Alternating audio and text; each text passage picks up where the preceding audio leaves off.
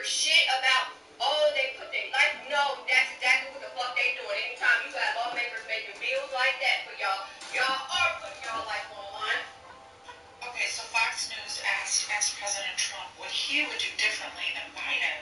Once you were old enough, what were the dark family secrets you were finally letting on? My grandfather killed his youngest brother to get out of going to Vietnam. He, his brother, and two of their... Hi there. Hello. Do you have a minute to save a child's life? Yeah, I guess. Got a minute. Tick. Tock. What are you doing? 30 seconds now. I'm listening. What am I even... Tell me why Smokey the Bear wears jeans but no shirt. Why don't they do that? This is all about. That's what this is all about. Hi there. Jesus, man.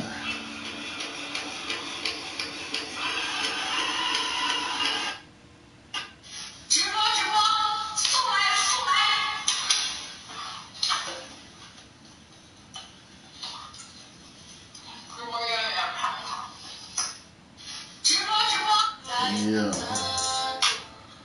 It's fucking my head even looking like that.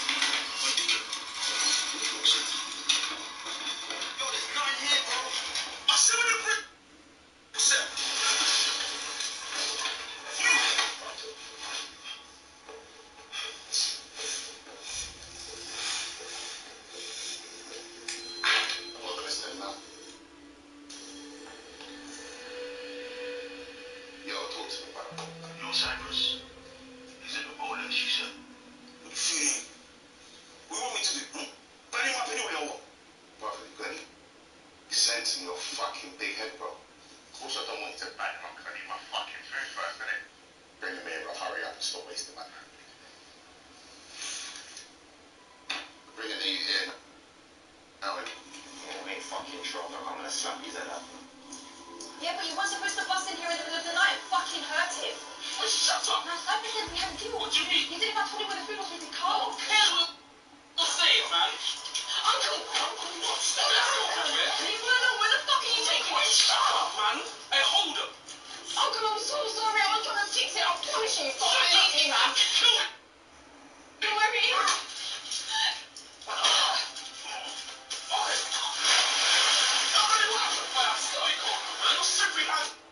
To the people that say we're the only living planet in the universe, explain this.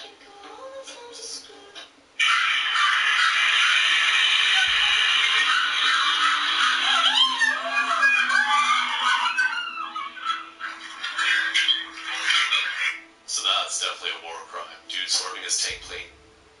GTA to try and crush Grandpa's Volvo. And I promise you, that's not the only cheap shot in this war. You gotta remember, Putin is an ex-KGB member. He is all about the psychological warfare. So believe me when I tell you that when Putin's trying to take over Kiev, that kids are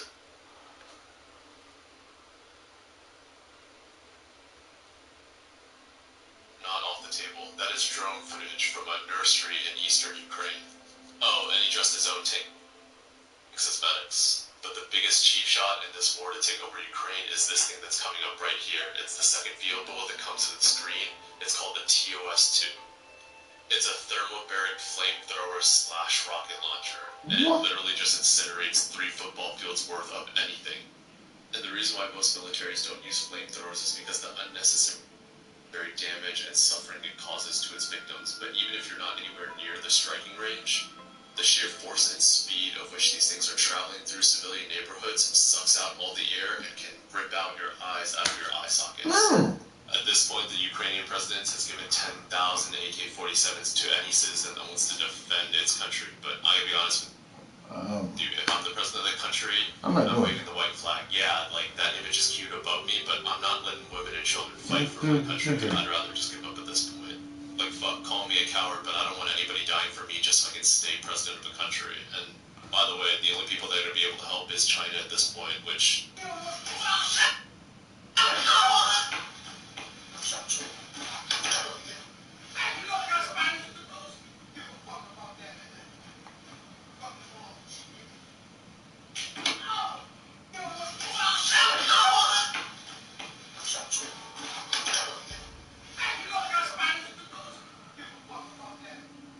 Shoot.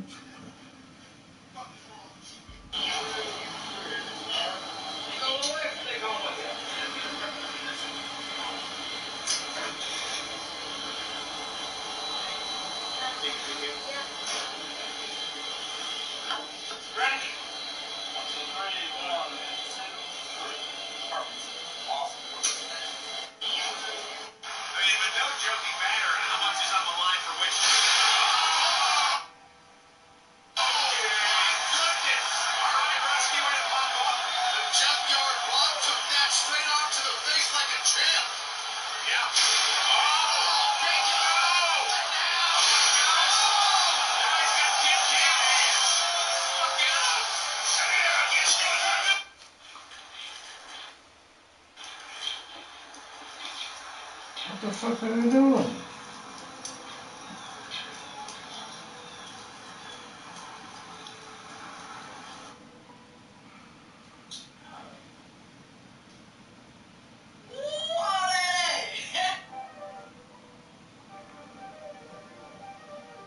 Benny?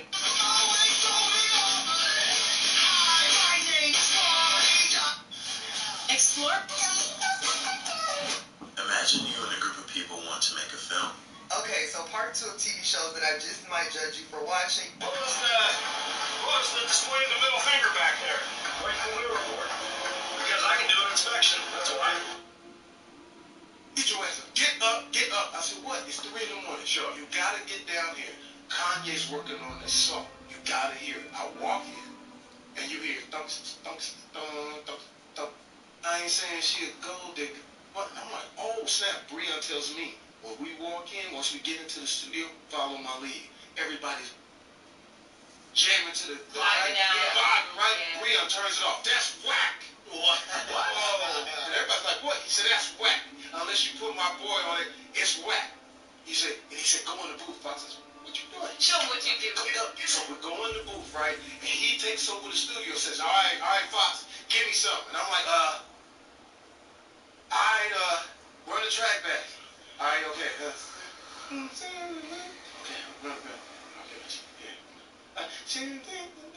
Okay, run it back.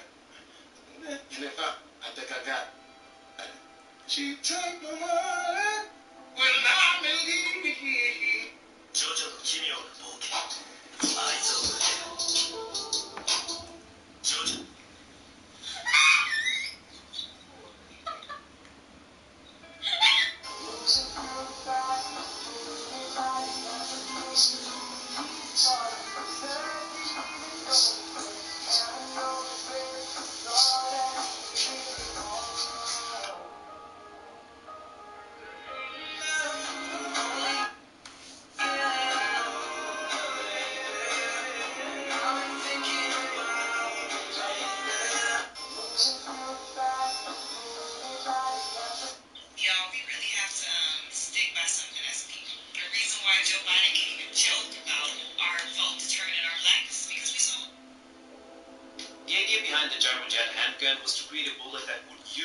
you. You're a Muslim or just somebody who cares about personal.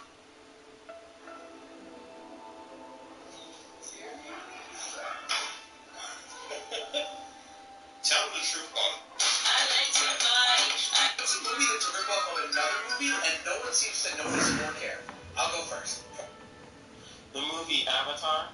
You must have never seen such a monster. The man kept struggling. Then spider-like tentacles grew out of his body. I counted them carefully. There were 4 of them before the terrified crowd could react. Has been mutated from ends with tentacle deathly top on the wall. At a critical moment, Ali shoots his mutant father dead. Only then did several people escape, but the sound of gunfire also drew other monsters. Having learned from the experience I just had, several people have taken out cold weapons to prepare for confrontation. Smart old man takes a taser and shoots it. After the screams, the monster was instantly shattered to pieces. But with all the noise and the hordes of chasing beetles, the men had to go into the shelter and make another plan after a long wait. Since they decided that rather than wait and see, better to fight for a chance of survival, armed with weapons and explosives, decided to head to the smoke of an area to see what would... Yeah, that's what I thought too. Alright, and that's fine, Danny, if you were taught that, because I don't...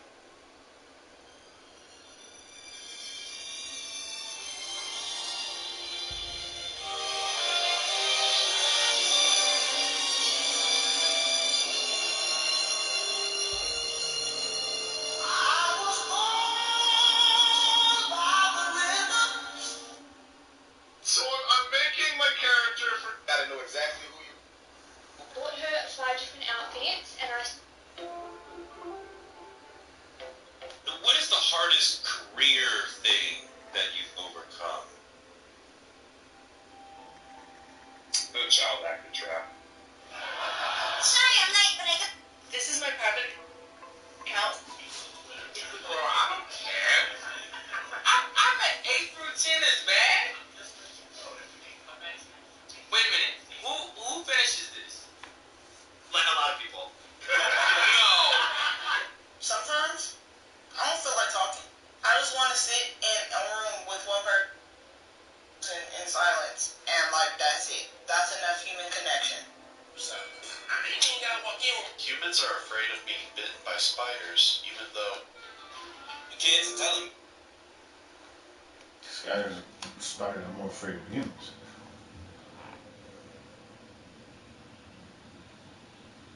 Tonight on the Black Channel.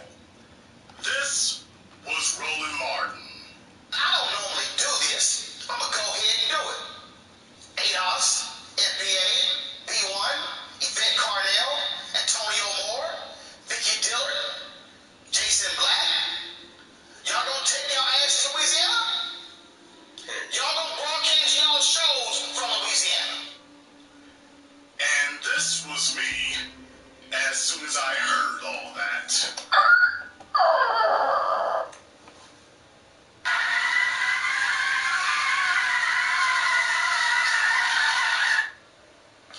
Yeah, let me go ahead and bust this U on Interstate 80.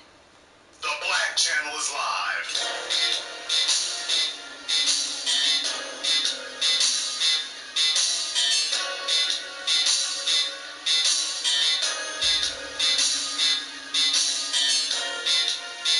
Unapologetic, unadulterated, and absolutely uncompromising.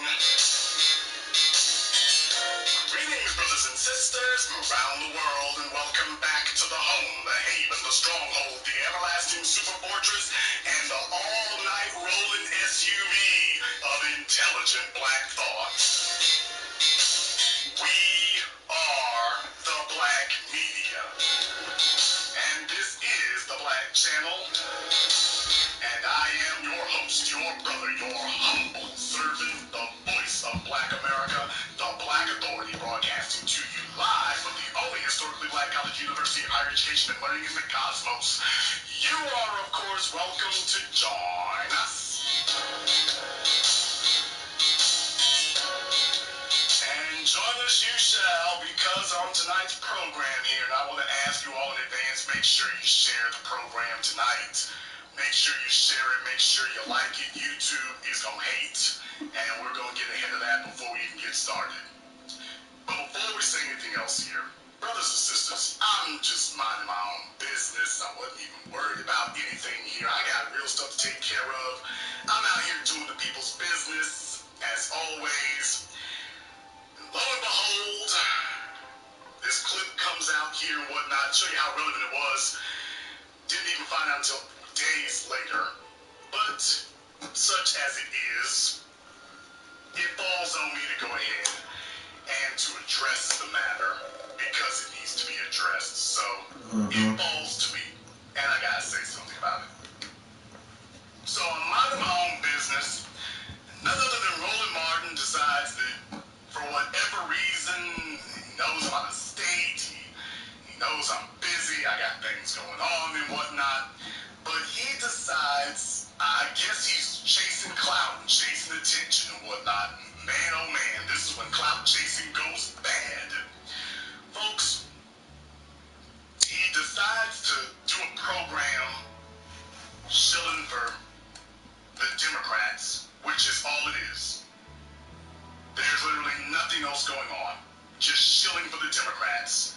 Desperate, desperate, desperate to shill for the Democrats. Because Roland is looking for a new gig. Ain't nothing coming through. Black News Channel shut down and they didn't want to hire him. He's salty about that, by the way. He's on a whole video where he's salty about that. So what he decides to do is he decides he's going to bring on Gary Chambers. Oh, Lord. Now, in Roland's world, this was a master stroke because I guess he figured he had something he could hide behind. I suppose. I don't know. I spoke to Gary, and I gotta tell you, it wasn't really as great of an appearance as they would have liked here. When you show up and there are holes all in your game, this is the way it happens. When there are holes all in your game. So he talks to Gary, and he's asking Gary questions, and otherwise things could have gone well. I don't know, it could have gone a hell of a lot better. But you didn't really give yourself an opportunity for that to happen because the problem in these situations is the truth has a nasty habit of rearing its head. And by the truth, I'm referring to mathematics. And that's where they ended up falling short. So he's talking to Gary about what Gary's going to do. Gary wants to run for the Senate in the state of Louisiana. Gary wants to run for the Senate in the state of Louisiana. And in between pumping weed, I suppose he's been a little bit of time for that to occur. I want to play for you some of what he said when he spoke to Gary. And I want you to understand, we're going to come back to the part about me in a moment, okay? We're going to come back to the part about me in just a moment. But let me go ahead and show you first what he thought he was supporting here. One. Number two, we know how to stimulate message in a language that connects with those people through our digital advertising, and that message is penetrating young people and old people alike in different demographics. And the third thing, Roland, is I do a ground game like nobody else. In our congressional race last year, you understand this because you understand advertising. We spent $33,000 on TV, $7,000 on radio, and not a dime of direct mail, and we got within 1,500 votes making it into a runoff for a congressional race, and that's the power of our ground game, that being that our digital presence, and what we want to do is activate our non-conventional stuff by raising these resources that we've been traveling around the country. Okay, so basically he's telling you here that they spent $30,000 to run for a congressional seat. $30,000 and the rest relying on, quote, ground game. All right, how'd that turn out? He didn't win. Thank you. I'm just saying, he didn't win there. He's trying to convince everybody that there's some hidden artifact in here that folks are not aware of. There's some hidden artifact in there that if only you were more aware, you'd be able to figure out what it is and see if there's a path to winning here. The only problem is Gary keeps talking. Ow. The only problem is Gary keeps talking. And the more that Gary talks, the worse it gets. And it starts sounding very, very familiar after a a short amount of time start sounding very familiar. He won. You say it was 500 and how many thousand? 536,000 votes is what he was elected by. And that was it. Now they're talking about Senator John Kennedy of Louisiana. So they're talking about Senator John Kennedy of Louisiana, and Gary wants to run against Senator John Kennedy of Louisiana. Because people need to understand the numbers. When Senator Kennedy won, you say it was 500 and how many thousand? 536,000 votes is what he was elected by. And that wasn't in a presidential year. That was in like a midterm, correct? I believe he was elected in 2016, but the caveat is he won in a runoff. So he got those 535,000 votes in a runoff. In a runoff. So there are 900. Go ahead. And there are 900,000 registered black voters in the state, 1.2 million eligible black voters, but the Democratic Party in the state of Louisiana has been cash-strapped, and the National Party does not support Deep South parties. I heard somebody brought up Mike Esty earlier. Mike Esty should be the U.S. Senator from Mississippi, but the Democratic Party does not invest in Mississippi and Louisiana. So you're saying that there are 300,000 eligible but unregistered African Americans in Louisiana? Yes, sir. So we attempt to get them registered. Yeah. There are 300,000 unregistered black voters in Louisiana, and Gary intends to be their mascot to get out the vote. And if that sounds familiar to all of you, if having a, no offense, large, rotund black person to go around and galvanize votes that they won't benefit themselves, by the way, if it sounds like Stacey Abrams reborn, you would be forgiven for thinking that. If you came to the conclusion that, by the way, yeah, this sounds a hell of a, this has the strange smacking of Stacey Abrams reborn. Yeah, you could be forgiven for thinking that, or for feeling that, because that's exactly what the hell it is. This is Stacey Abrams all over again. You send a black person into a deep south state.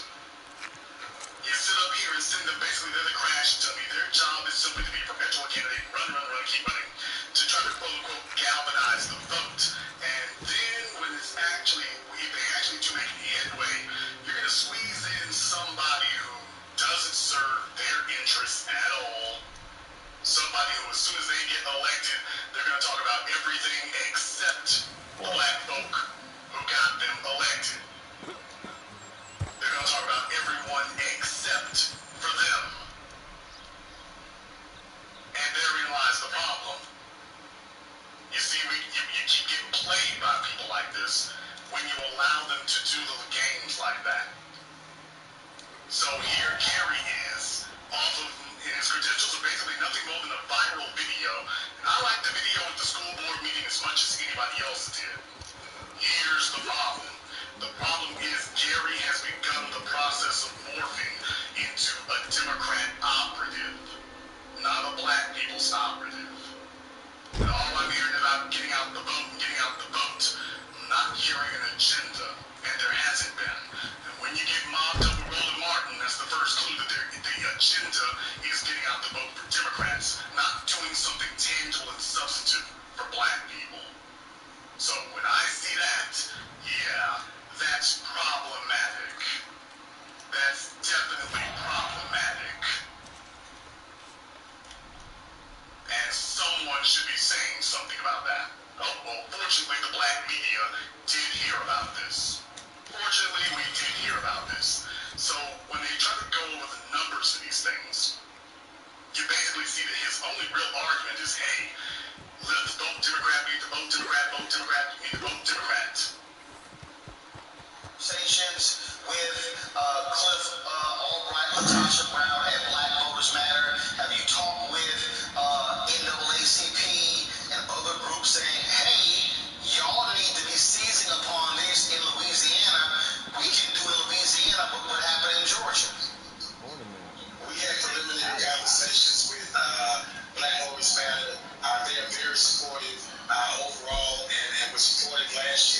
congressional race and anticipate that we will be able to get support from them as well. To your first point about the...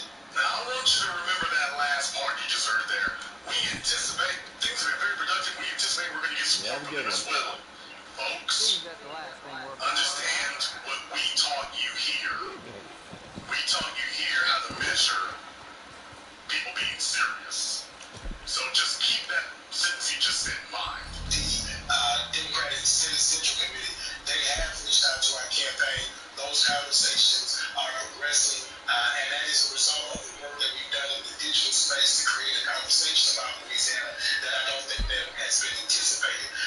In other words, because of his Twitter page, basically. So, because of what we've done on Twitter and Instagram, and by the way, when you take a look at those numbers, it's not very encouraging either. 1 or 2 viral videos can make you well known, but as far as propelling a campaign, we'll come back to that.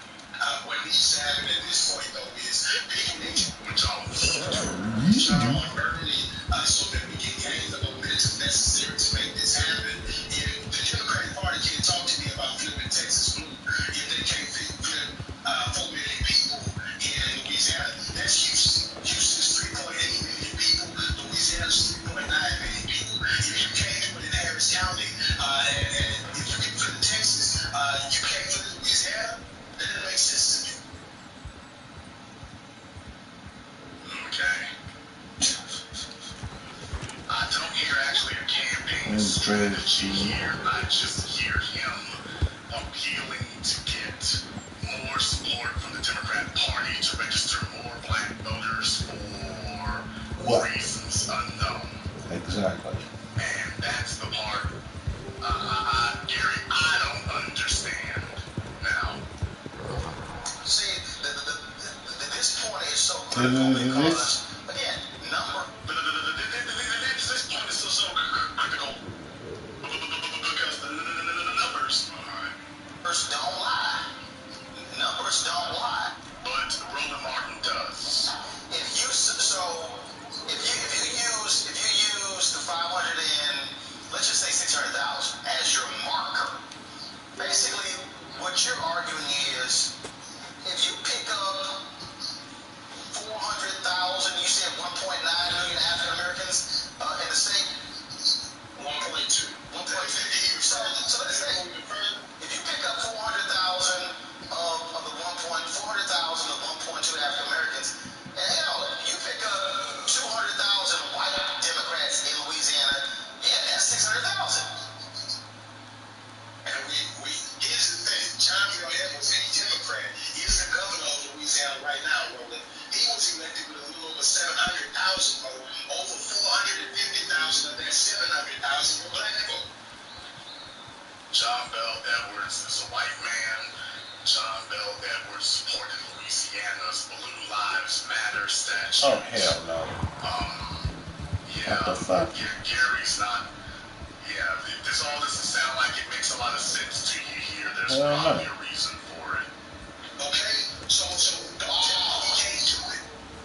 We know we can do it. We have elected a Democrat twice since 2015 in Louisiana. He was elected in 2015, re-elected in 2019. And if we are wise, we seize on this opportunity so that we can win not just the U.S. Senate race in 2022, but the governor's mansion again in 2023, hopefully with a black Democrat. So we can win again. So We can win. Who the fuck is with it? we won in 2015. We won again in 20. We won. You notice how he keeps using the words Democrats and we interchangeably. Is he promoting a black agenda or is he promoting a Democrat agenda? I'm playing his words. We think, boss. We think. We think. We stick? He's talking about the Democratic political machine. And quote, we as in black people, as if they are synonymous. Understand, you're dealing with political operatives and their job is to deliver the black vote. Remember, I've always told knife stayed on his neck perpetually like an everlasting guillotine. His job is to get out here and deliver the black vote. That's Roland's job. His function is to get out here, pretend pro-black issues, and then deliver the black vote to the Democrats. Doesn't matter what's on the ballot. His occupation is to solicit and deliver the black vote. And Gary is now lockstep in line with that. So very clearly Gary has decided that there's Stacey Abrams, and then dude who ran out there in South Carolina against Lindsey Graham. I can't even remember his damn name. Bald-headed little soft, affectionate dude. Y'all post his name here. Just Jamie, whatever his name was. Jamie, whatever. That's how relevant he is now. And now, here comes Gary. Stacey, Jamie, Gary, Jamie Harrison. Yeah. Stacey, Jamie, Gary. I don't know, is that naming convention a prerequisite to get their support? Just saying, you sounding real familiar. Something we've heard before here, Gary. This is not a good look, my man. So from an internal standpoint, so are you saying, is your target saying, hey, if we hit 500,000 African Americans and we turn out 250,000 white Louisiana Democratic voters, you can absolutely win the U.S. Senate seat? We can absolutely win the U.S. Senate seat, and it's doable. The Power Coalition with Ashley Shelton, they've been doing grassroots organizing, much like the New Georgia Project has been doing in Georgia.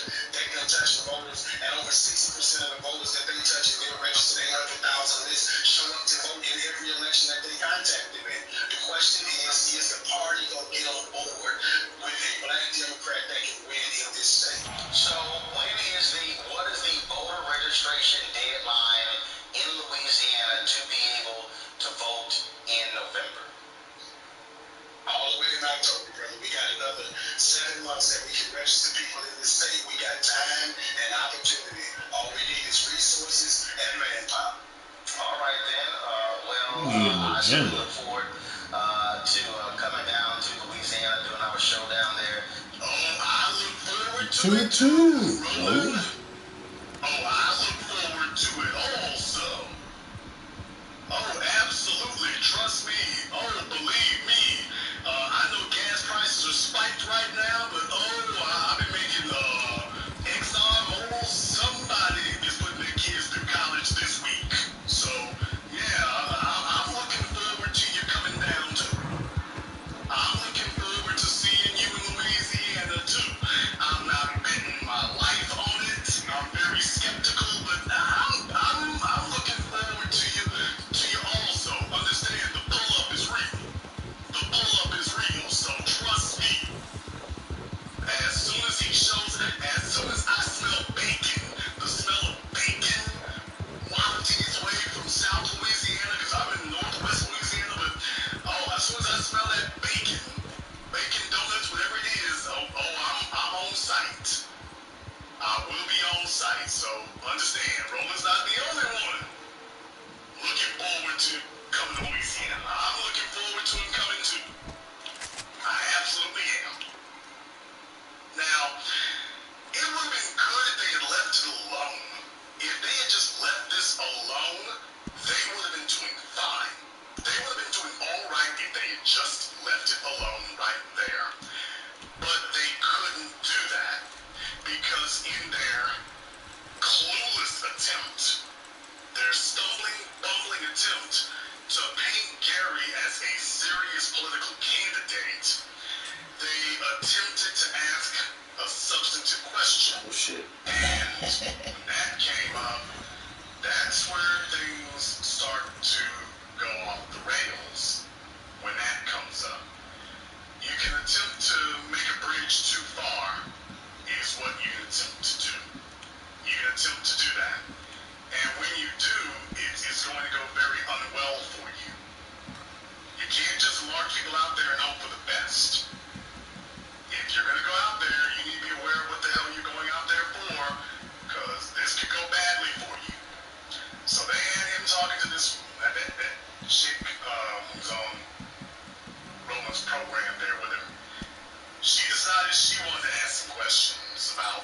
what Gary's economic plan is, basically. That's a good question, and I appreciate it. Number one, when we look at the economy, we got to raise the minimum wage. That's something that I think an additional vote in the U.S. Senate to see happen in this country. I think it's possible for us to do it. We got to figure out how do we make that happen. And it doesn't just happen by executive changes. It happens by paying attention to epidemics in Florida, paying attention to Mandela Barnes in Wisconsin, Charles Booker in Kentucky. All of these folks, if we get our margins larger, all of these policies that President Biden has proposed, like Build Back Better, are possible if more people are in the U.S. Senate. Well, every time he opens his mouth, does he sound like he's running in Louisiana, or does he sound like he's basically running as a proxy for the Democratic National Chair, Democratic National Committee? He went from talking about Louisiana with Valdez and Florida and Timbuktu and Mandela, Nelson, and Willie Mandela, and Winnie Mandela, and Alvin Mandela. Wow. He went from talking about Louisiana to becoming a national get out the vote sponsor here. Did you see how quickly that flipped? Did you see how quick that flipped? She asked him about his economic. Well, you know, we really need to get more voting. Really? Really? If we can get a few more voting in the Senate, that'd be great. That's really need to. Wow. And of course, you know, promoting Biden's agenda, because that's got black folk written all over it. Right. You all make sure you share a nice program. YouTube is trying to suppress it. It's not notifying people that we're on, but definitely make sure you get he's trying to get out the vote. You all get out the likes and get out the shares for me here. So understand, I'm just playing his words. This is how quickly he flipped and turned it into, we need to promote the Democratic agenda. We need to vote Democrat. We Democrats, we. And then it moved from Louisiana to, well, you know, we're going to need to get Democrats voting for everywhere. I mean, Louisiana, Florida, Michigan, Texas. Wow. Gary, you don't sound like a serious political candidate. You sound like a political organizer who is trying to demonstrate how valuable he can be to a political party. That's what you sound like. And by bringing up Joe Biden and Build Back Better, that kind of just seals the deal. But even worse, it seals your fate, is what it does. It seals your fate, Gary. Because you've made the calculus that black people of this generation look at the Democrats and identify that as a we. That's what you're doing. You're taking a look at the Democrats and thinking to yourself that young black people identify that as we, the way the old folks do. What you're going to find is it's not fertile ground. You're going to find it's not fertile soil. That's the problem you're going to run into, Gary. That's the issue you're going to have. Because right now you had an opportunity to articulate a black agenda if you actually could articulate one. You'd have done that by now, but you didn't. And you haven't.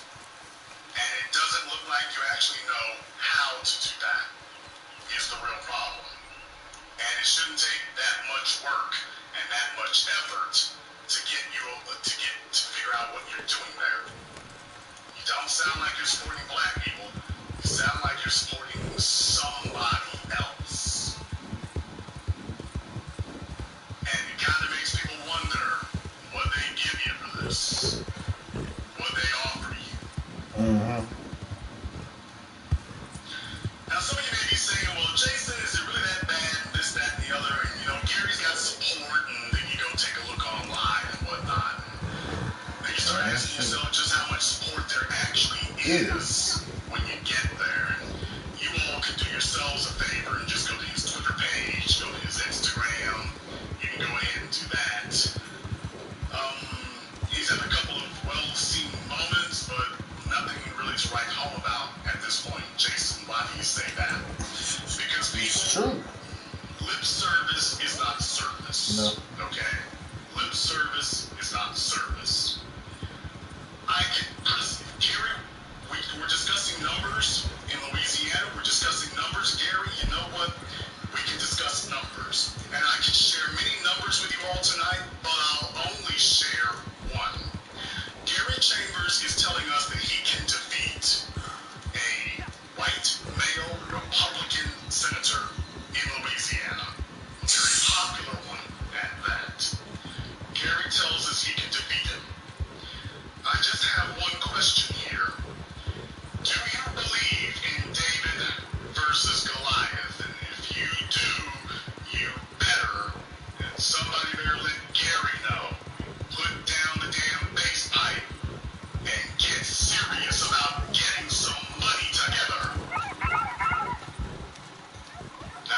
those of you who cannot make that out, although if you can't make it out, you need a new doctor. This is from the Federal Election Commission website. These are the numbers of the campaign funds raised by the individual candidates. And at the end of the reporting period here, last year I believe here, end of the reporting period,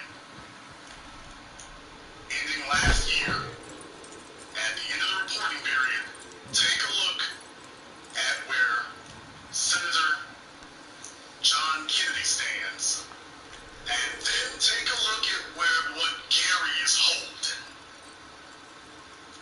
Over there on the right-hand side where it says cash on hand, the second to the last column where it says cash on hand, that's the column to look at.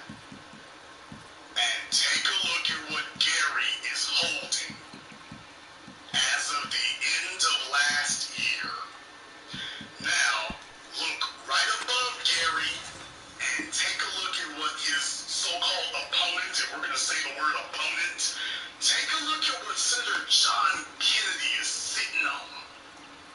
Damn. Now, they both raised some money. Gary raised $401,000. Senator Kennedy raised $18 million. Gary spent more money than he had taken in. Senator Kennedy spent $8 million and is still sitting on $11 million of them bangs.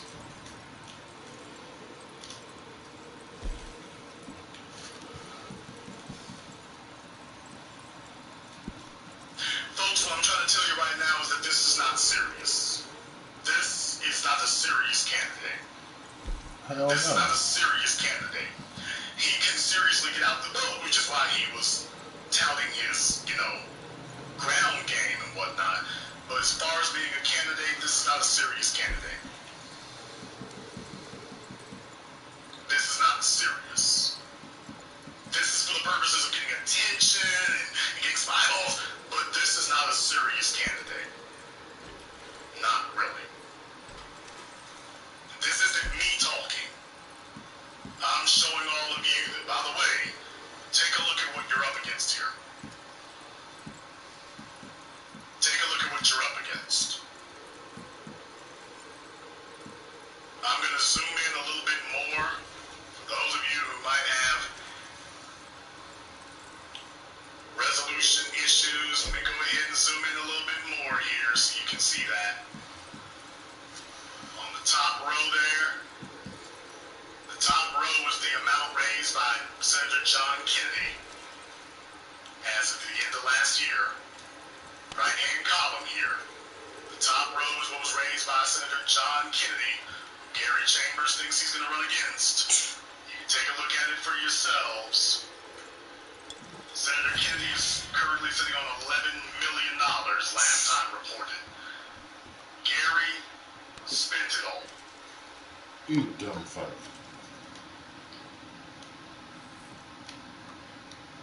Gary spent it all.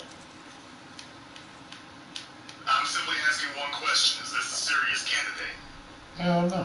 You tell me, taking a look at the math here, is this a serious candidate? He's not running against somebody who folks in Louisiana don't like. Louisiana likes Senator John Kennedy. He's not one of these mouth-frothing, white supremacist David Duke types. That ain't what John Kennedy is. He's like your boring college professor. Oh, wait a minute. I think he was a law professor. So, he's not one of them. He's not this firebrand. He's not this guy who goes around slinging right-wing invectives. He's not one of those people. You're not going to be able to attack him the way you do others. You're not going to be able to do that. So the only thing I'm telling you all right now is, contrary to what Roland wants you to believe, this is not a serious candidate. He is a serious organizer, which is what they use black people for. They use black people to organize. They use black people to get numbers. They use black people to get publicity. Because we're very good at getting publicity on very low amounts of money. They know that. Everything from music to movies. They know that black people are very good at being able to take a little bit of money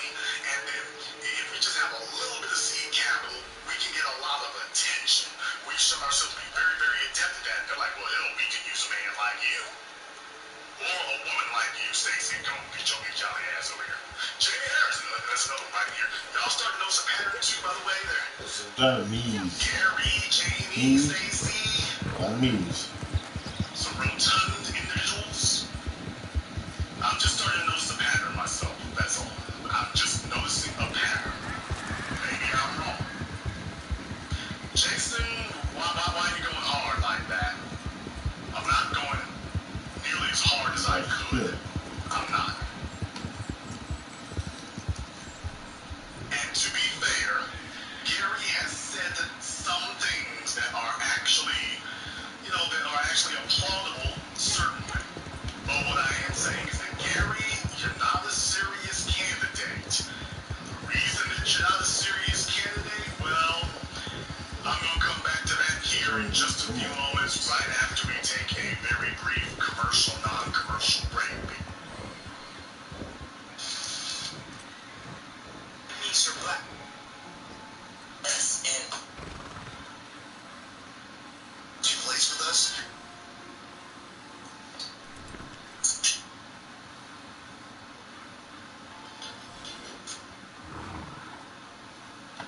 Situation where folks feel like they can do something, it's like, okay, go ahead and take your best shot on that if you think that's a good idea.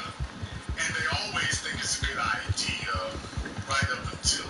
So, what I'm going to do here is I'm going to zoom in so you can see the whites of his beady little eyes. So you can go ahead and hear what Roland had to say about me in particular. You can go ahead and hear for yourselves here. And it dovetails beautifully with everything else that's been said. Because it all ties together. And I'm here to make sure you all see how it ties together. ADOS, FBA, and B1. And you know what? I'm going to go ahead, and I don't normally do this. I'm going to go ahead and do it. ADOS, even for ADOS, FBA, B1, ain't that your agenda? So, gonna put their money where their mouth is, or they gonna put their feet where their asses are. Here's what I want to know. If you look at what Gary's standing for, ADOS, FBA, B1, ain't that your agenda? So here's the question. ADOS, FBA, and B1. And you know what? I'm going to go ahead, and I don't normally do this. I'm going to go ahead and do it. ADOS, FBA, B1, Vic Carnell, Antonio Moore, Vicky Dillard, Jason Black. oh nigga, you fucked up doing that. You fucked up doing Y'all that. gonna broadcast y'all shows from Louisiana. Or y'all gonna go with Gary and register black people in Louisiana. No, we gonna go over there and warn black people about you and that little shifty motherfucker.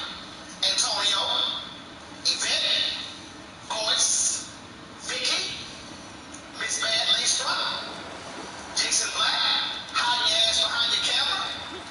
Walmart Unfiltered is going to be in Louisiana. We don't spend time on the ground in Louisiana broadcasting from those small towns talking to black people. Where y'all gonna be? Oh. I live in Louisiana, sir, so Louisiana's a place you probably went to Mardi Gras and overate at. And that's it. That's a place you gotta get to. That's a place I'm from and I live. So this kind of tough talking doesn't just sound insulting. It just sounds downright offensive. What y'all gonna do? Nigga, if you don't shut the fuck up. Gary back in the issues. No, he not. Are you going to go there to try to register those 300,000 unregistered African Americans in Louisiana? Are you going to go there to get them registered and turn them out? That's the challenge I'm putting out there for all y'all. Great over here. For you to challenge me to do anything. That's my first initial reflexive response. Olin Martin, who are you to challenge anybody to do Real shit. Who are you? Who do you think you are to do something like that? Who do you think you are? Because we take a look over your track record, we've been saying, where you at now? For the better part of a decade, we've been saying, where you at for a while now. And all of a sudden, you're going to try to pretend to the world like you're on deck, like you're getting something done. We've been looking for you for a minute now, Roland. Dude, where you been for a decade now? He just found Louisiana because he thinks there's a photo out there. He just found Louisiana because he thinks there might be a photo op of it. And that's the problem. We're not political grandstanders. We're not folks who do this because, oh, it's the flavor of the month or some Democratic Party told us to do something. That's not who we are. We're here because this is what we've been doing. We didn't just find Louisiana in 2022 because somebody told us that it was available there. We didn't just find it in 1 year because, oh, well, it might be useful to some people in some place. We didn't do that. That's not where we are. And to be clear, like I say, I've got other clips I can play where Roland suddenly we're talking about how he was campaigning for who is that chick? There's this real ratchet, the mayor of St. Louis, Missouri, this real ratchet chick, Tashara Jones. I mean, you go to her Twitter page, it's like Cardi B over there. She is just really low rent, low intellect, and Roland was bragging about that. That's interesting, Roland. You showed up to help Tashara Jones. You didn't go to Ferguson.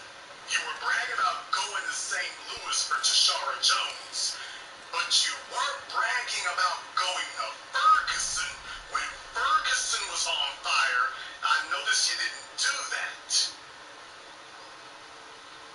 That's real interesting that when Ferguson was on fire, you didn't do that. Oh, I'm sorry here. Did I say that I didn't have that clip? Oh, correction. I do. Events, getting people out to register.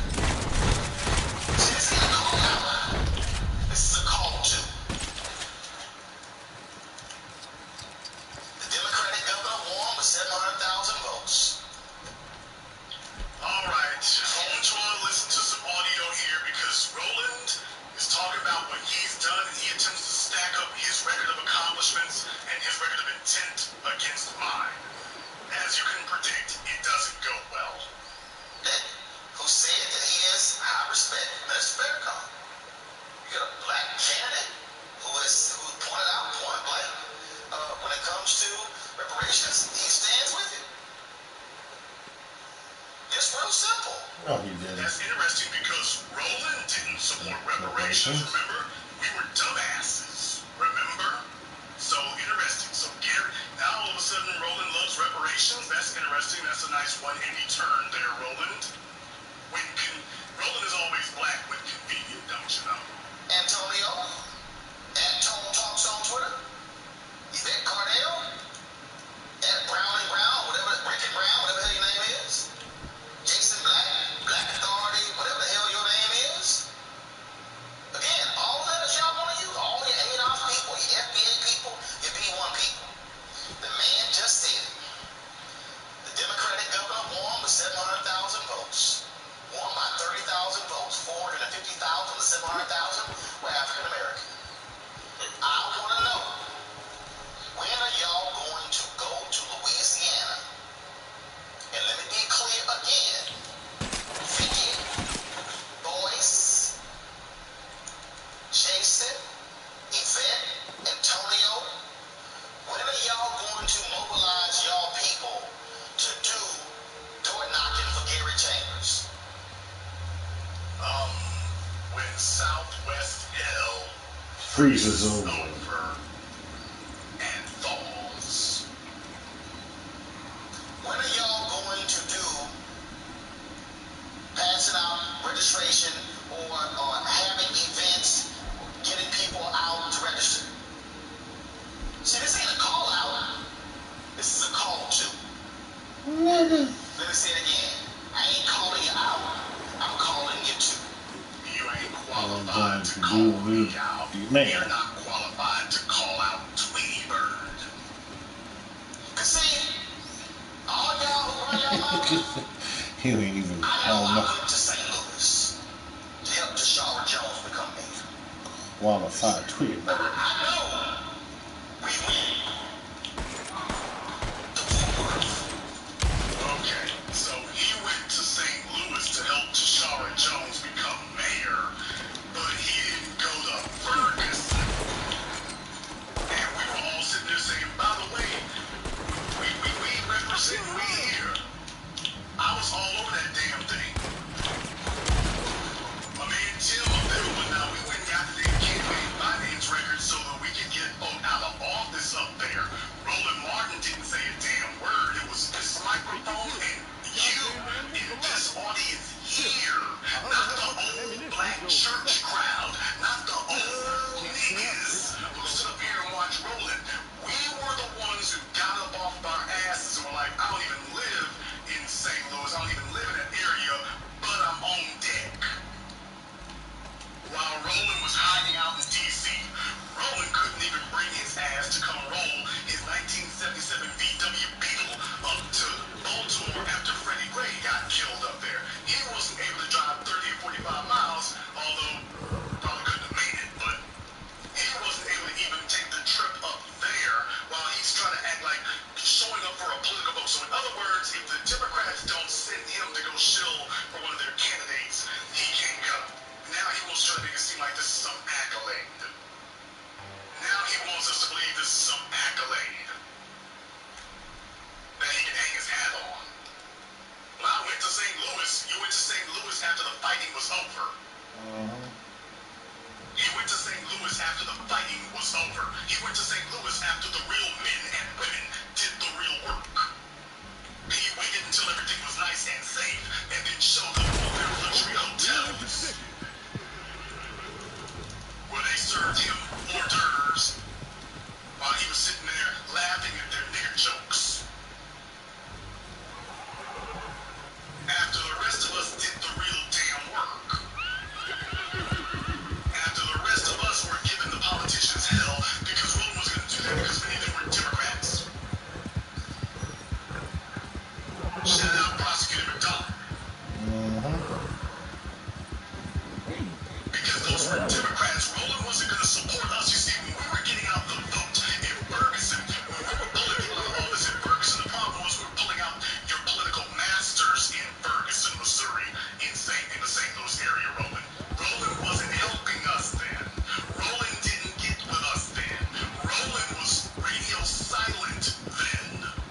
These are not black operatives or black representatives. These are Democrat operatives and Democrat representatives. They are representatives of a political party, not of our people.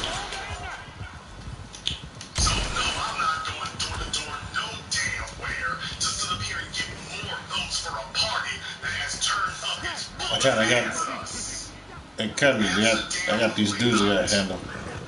Now, gonna get back to Roland here in just a moment, but I'm Could going you to put a hurry up, move, goddammit? an exclamation point. Shut up, just get on the damn horse, dude.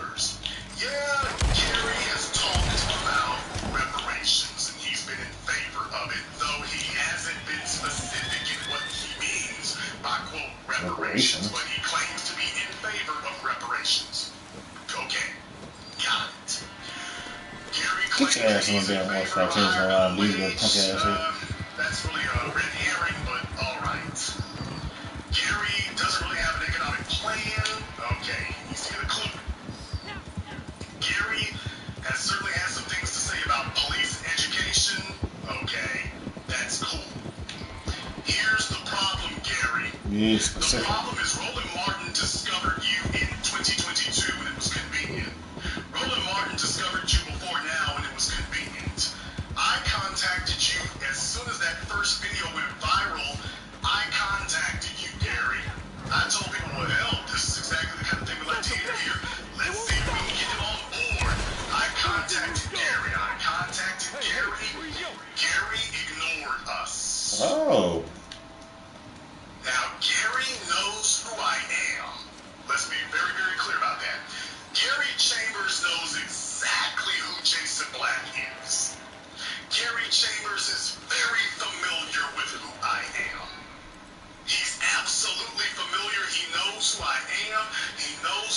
Black channel. He knows all of this. Gary had a choice to make. Gary could either align himself with black people and the black media, Man. or he could align himself with entertainers, political entertainers, and political commentators working for the Democratic Party. Gary made his choice, and his choice was to align himself with the entertainers in the Democratic Party. He turned his back on the black media. He turned his back on real black America, and now he's hard at work to see if he can stack up an extra large plate of butter biscuits, neck bones, and turkey drumsticks. But let's be very, very clear.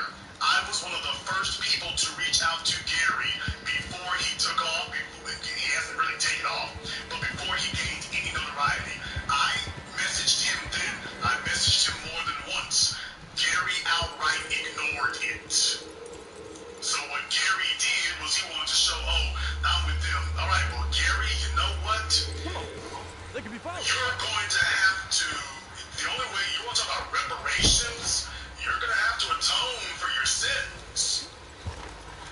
So if Gary wants to speak to us, Gary is going to have to show some obeisance, and Gary can go ahead and be humble, and he can come here with hat in hand, and he can request an audience with the black media. Don't know if it'll be approved or not, to be totally honest with you. But Gary, we're not here to do a damn thing for you, because you made it very, very clear you and we are not on the same side. So when you use those words, reparations, police reform, whatever the hell that means, education reform, whatever the hell that means, when you use those words, we might be using similar phrases, but very clearly I don't think you mean what we mean. Yeah. And certainly when you use the words we, I know for a fact you don't mean what we mean, Gary. You mean something else. You mean something else. So very clearly, we're not both backing the same priorities. We're not on the same mission. You had your chance to align yourself with us years ago. You showed us who you were then. So at this point, we ain't got nothing for you. If we do go door to door, it's going to be to warn people about you. Man. Now, if we do go door to door, it would only be to warn people about you, and boy, I damn sure hope Bowling Ball Martin is in tow. Let me tell y'all, you have never seen trolling like you will see that day. All I'm saying is look for the big black General Motors vehicle on 22s. That's me. Right there. Just look for that big jet black one. That'll be me.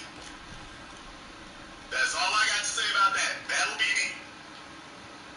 If you see somebody yelling at them from a big black SUV, that's me. Just thought you should know. But that's going to be the extent of the support that you're going to receive, Gary, because you and I aren't on the same side. And you're going to have to convince me that you are. And right now, my attitude about this is about as negative as it gets. So you got a lot of explaining to do. You got a lot of proving to do. And furthermore, let me be very, very clear about something else here, brother. You're supposed to be a political organizer who ain't very damn organized. Now, I'm just saying this here is not objective reality here. Buddy, you're a political organizer who ain't very damn organized. Dude, you spent $30,000 to run for a congressional seat? And you didn't win. Man, I could have put your entire campaign platform on one of my credit cards.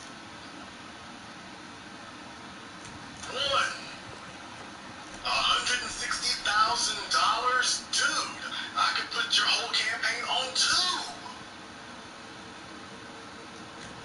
We've done more in crowdfunding than this guy has raised. Jesus. And they would have you believe that he's more significant than us. We've done more in crowdfunding with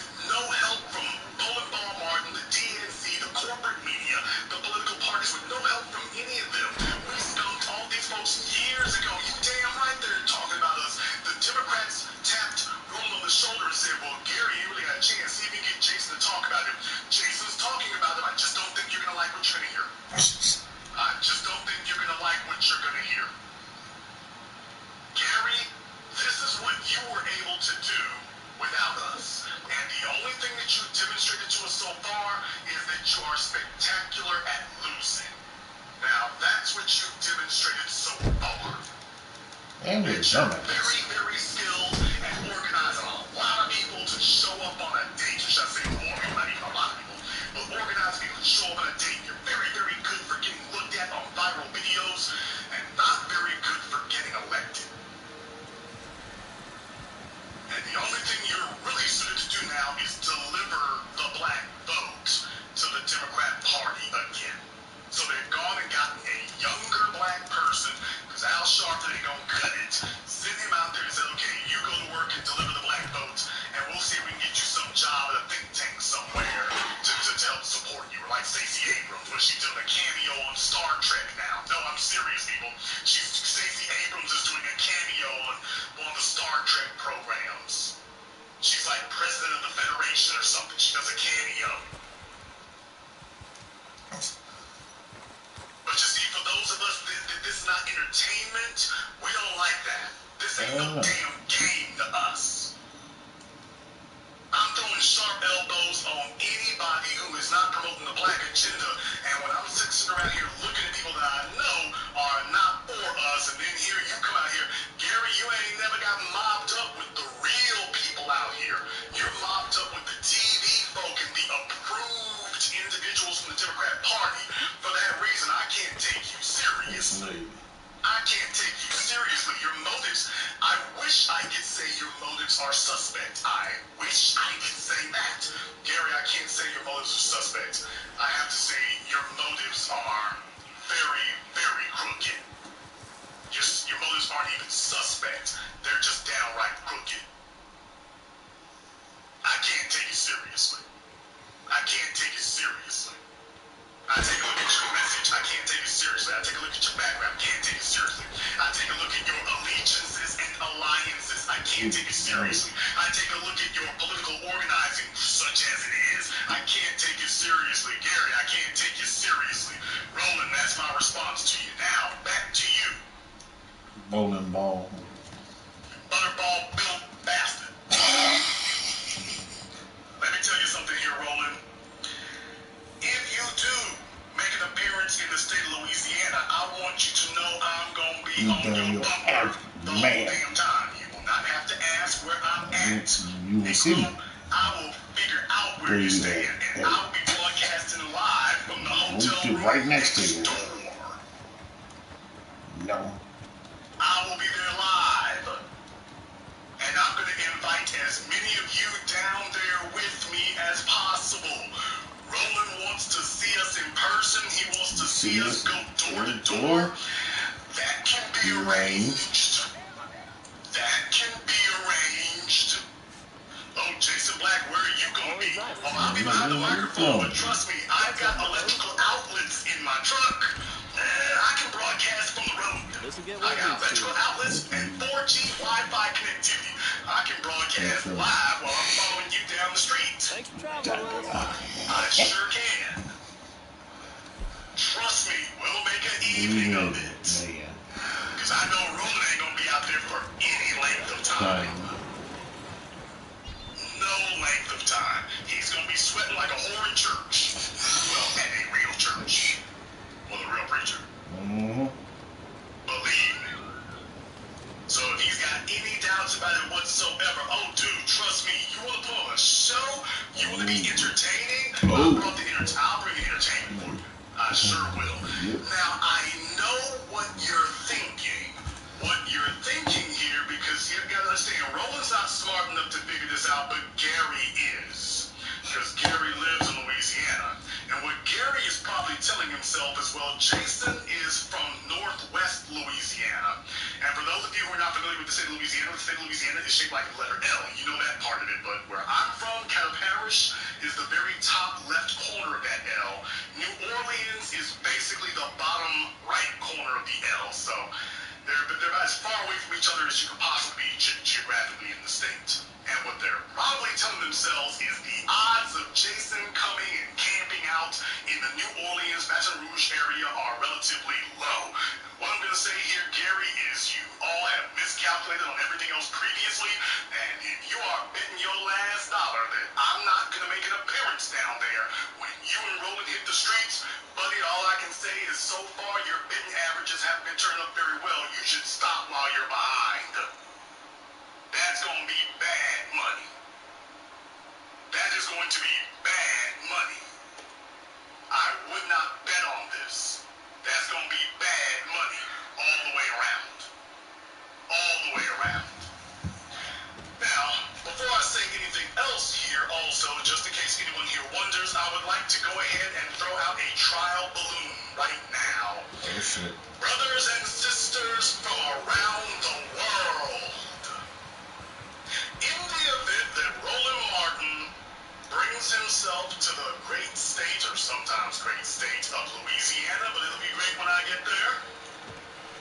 In the event that Roland Martin brings himself to the state of Louisiana, and he decides he wants to broadcast from my state, I am determined that I will set up shop as close to him as I can possibly be, and I will be his personal tour guide of Louisiana the entire time he is there, although I predict he's not going to go any further north than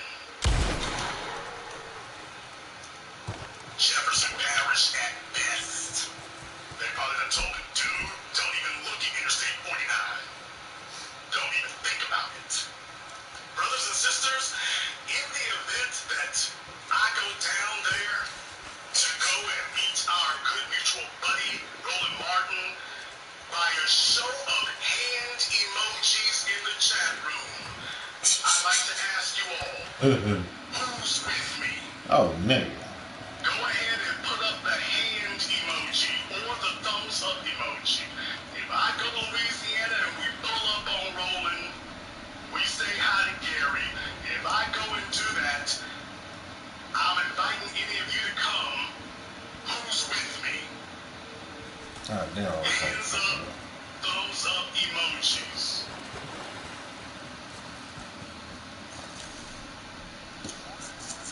Well, that didn't take very long.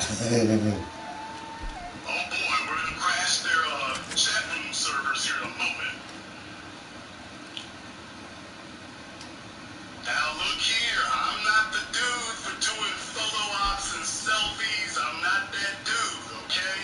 That's not it. But what I am saying is when them jet black 22-inch rims come rolling through, you don't ask, you know who it is. Don't ask, you know who it is. So all I'm saying is if I pull up, all I want to know is Who will? baby. Who ride? Because Roland doesn't believe this. He doesn't actually believe that would happen. Where my people from the boot at? I know some of y'all listen to Lil Wayne and you think you on it. Where my people from the boot at? You know, the folks who live in Louisiana don't just talk about it. Man, look here, I'm from the land of big wheels and big grills. We've been dealing with hard times. We've been dealing with it's tough. We've been dealing with Roland sitting up here in nice air-conditioned comfort while we're out here hitting the roads. We've been out here doing this. We've been out here doing this. Summers and winters. I'm out here for my people in the sweltering heat. I'm out there in snowstorms and the whole damn 9 yards. I see some of my folks, they throwing up the 318 and everything else. Like I say, this is real ass talk, so I'm just letting y'all know if I pull up, I'm gonna call y'all. I'm just letting you know if I pull up. 225-337, y'all got it. About 318. I'm just letting y'all know if I sprinkle down and if I pull up, I'm gonna send the word. I'm just letting you know right now. If I pull up, I'm gonna send the word. Roland wants to go viral. Okay. Make him go viral. Okay. And by the way, y'all will get to meet Roland in person. Because Roland claims he speaks for you and claims he represents all of us. We'll get a chance to meet Roland in person. St. James Parish, you got it. Baton Rouge, you got it. 504, they don't know. But they're about to learn. Man. 318, set them straight. Oh shit. You know what it is. Alright, y'all, we're gonna see how it goes. We're gonna see how it goes. I'm just letting you all know shit. What is Jason on? Oh, I'm just saying, if Roland wants to make this a thing about getting called out, I don't have any problem with that at all. Let me show him where we at. I just want to show him where we at.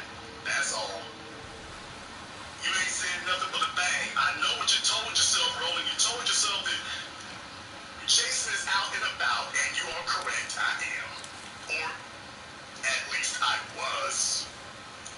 But somebody sent the word, a little bird told me. So, I mean, let me tell you right here, I was screeching on the freeway. I'm like, oh, I can't wait for an off-ramp. I got to do it right here. I got to do it right here. Let me just postpone everything else going on, and let me make my way back down there. Just in case. I don't want to miss this for nothing. So, Roland, anytime. All you got to do is set the date. Set the date, drop the address, anytime. Anytime. I know you're thinking to yourself, he wouldn't possibly show up in person. Oh shit. Let me remind you of something, Roland. Let me remind you of something. I remember a bald-headed chick named Cynthia G. Oh God. She thought to herself about what Jason wouldn't do either. Does anybody remember that? Oh yeah, I do. Yeah, she thought she was going to challenge me too. And you know what? When she finally did get her chance to take a shot at the title and she figured she was going to shut things down, that didn't end very well. So, Roland, if you think I haven't been preparing for that showing up in person thing, if you think that scares me, bothers me, worries me, intimidates me, dude, you're looking at the world through your cowardly eyes, not mine. And don't be surprised if I got surprises.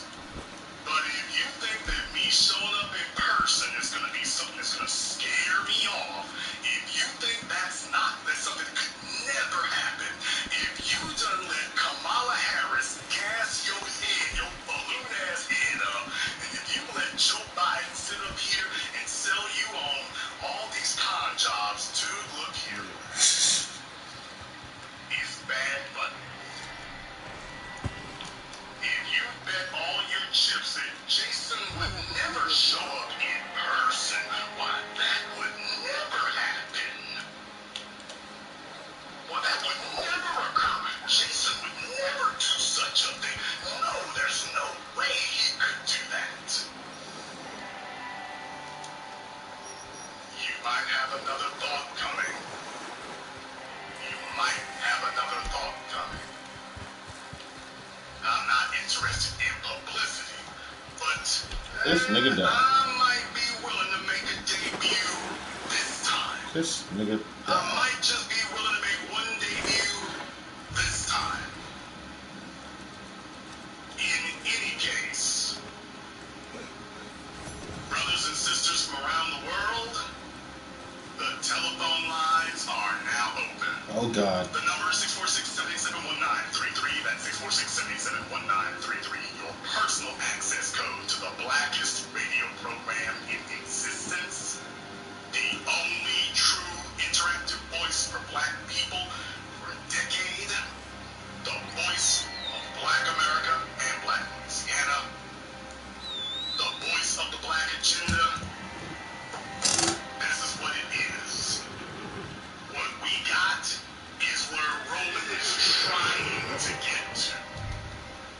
What we are to the people is what he's wishing he could be. Because let's be very, very clear.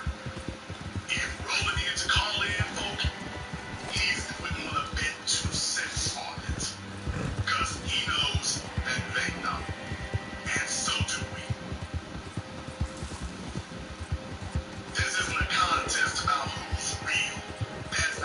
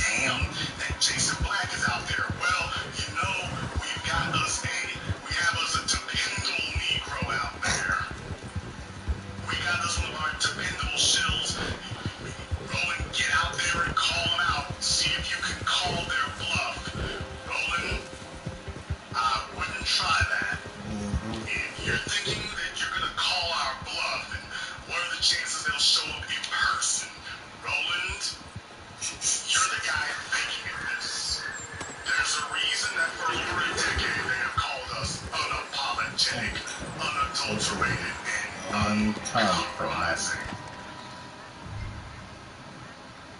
So tell yourself that those thousands of people that you've seen us organize across the country, tell yourself that that's not real. Tell yourself we can't do that. By the way, ain't no COVID restrictions now. Oh hell, just in time for the COVID mandates and everything else to fall off. Just in time. Just in time. Let's go ahead and light it up here. Let me get caller from area code 646. You're on live with the Black Channel. What's your name? Where you calling from? Oh, and from Queens. What's on your mind? Yes, I'm glad that the downfall of Roly-Poly and the BNC, rather, I'm glad that it's happening. You know, these movements like Buffalo Mont Hill and Charles Blow, and, you know, they're just being exposed for the shit that they are. They're just tools of the Democratic Party that's going to push through an agenda. And I'm glad that they're around with Sean Khan. Ran a failure. He threw bad money after good. And it's finally being exposed for fraudulent fees and this. I know everybody wants to hear about the demise of Black News Channel, the convoy. I know folk want to hear about that. By the way, you remember from the early days, I was like, okay, y'all want to start a stopwatch on how long this is going to last? But I want you all to understand, was it a failure? Yes, in all the ways that really matter, yes. But I will tell you that there was more to that agenda than meets the eye. I hadn't decided what I was going to talk about tonight. I'm going to be discussing about that tomorrow because there are some elements in there you all need to be aware of. Thank you very much for giving us a call. Now we get call from code 601. You're on live with the Black Channel. What's your name? Where you calling from?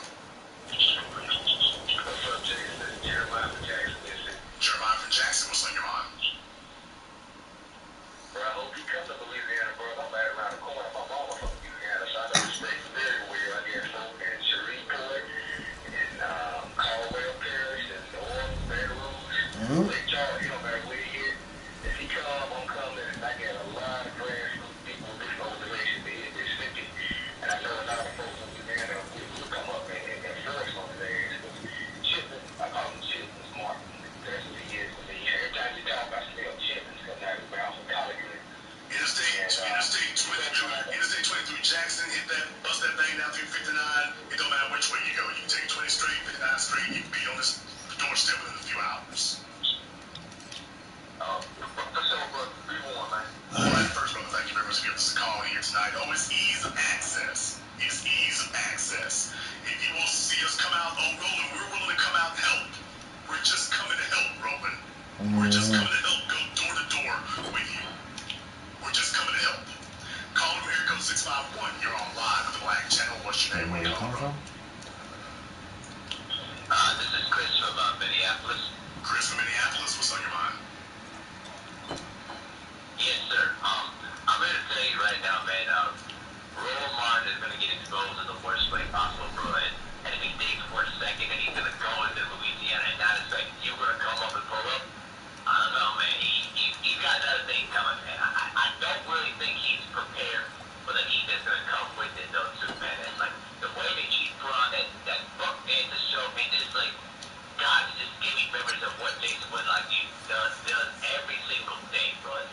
It's just ridiculous, man. But I just wanted to call on here and just show you some support, man, and, you know, keep doing what you're doing, bro. Be one. Thank you very much for giving us a call here tonight. And for Roland trying to call out anybody, let's be very, very clear, Roland. You had your opportunity and your chance to represent Black people at a critical moment. You had your chance, and when things were on fire around this country, when there were real consequences, you sat there in front of Richard Spencer. You declared to the world what you weren't. You didn't tell people what you were. You declared to the world what you were not when that mattered. So let's be very, very clear here, Roland. You can't jump up in 2022 and act like people don't remember what you were doing.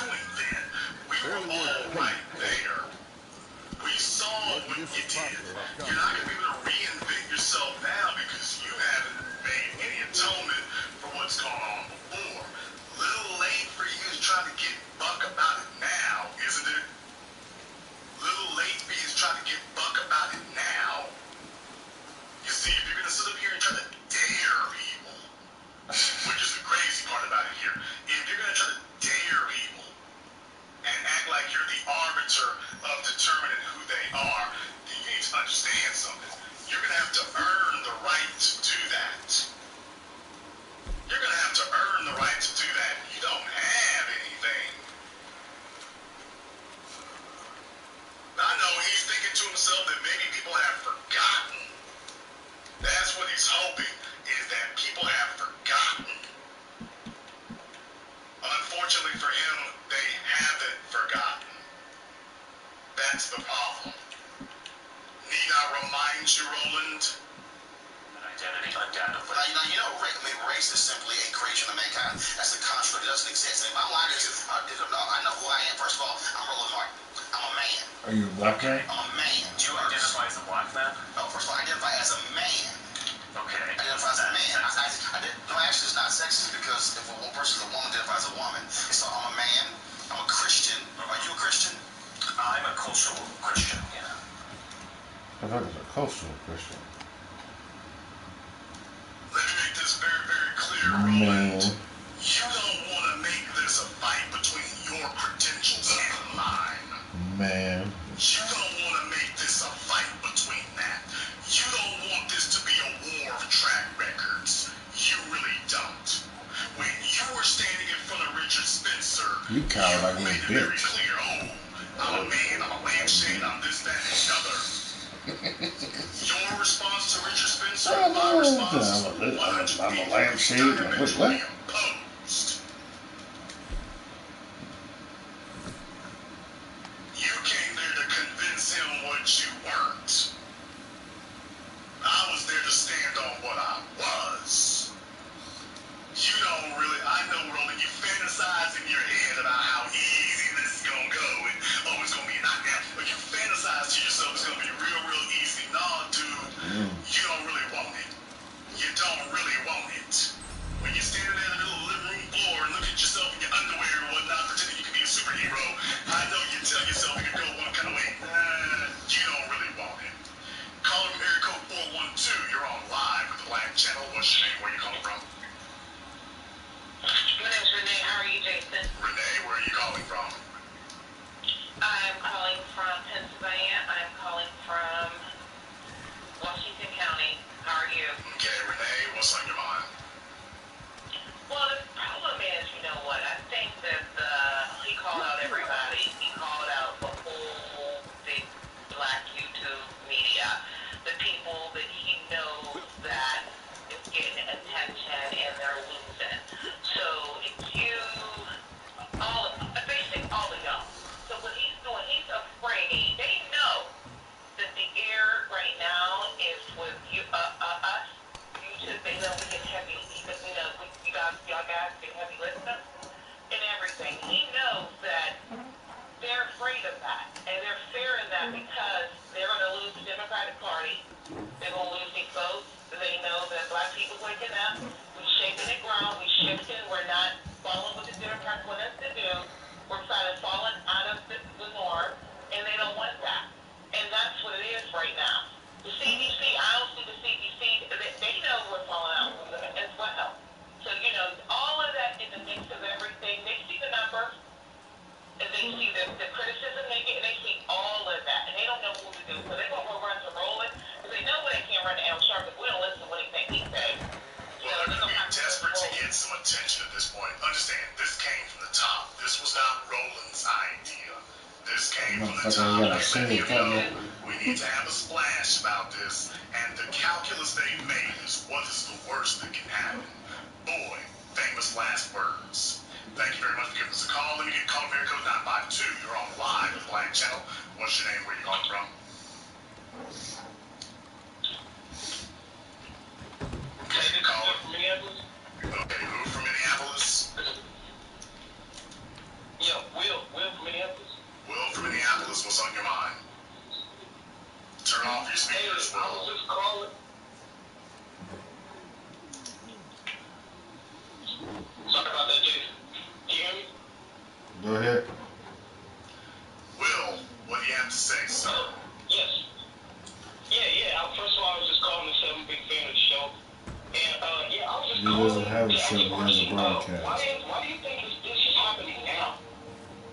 I think there's a parallel between, you know, that whole DMC shutting down, and like you said, it was coming from the top.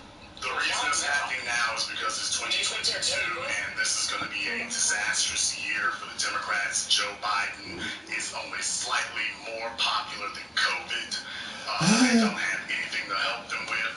He got elected to office, and basically his opinion polls are about as low as you can be right now. So basically this is a desperation strategy to try to shore up the numbers so they understand the elections are going to go against them at the very least if you can turn out the vote. The real problem is you don't have a galvanizing force with which to do that.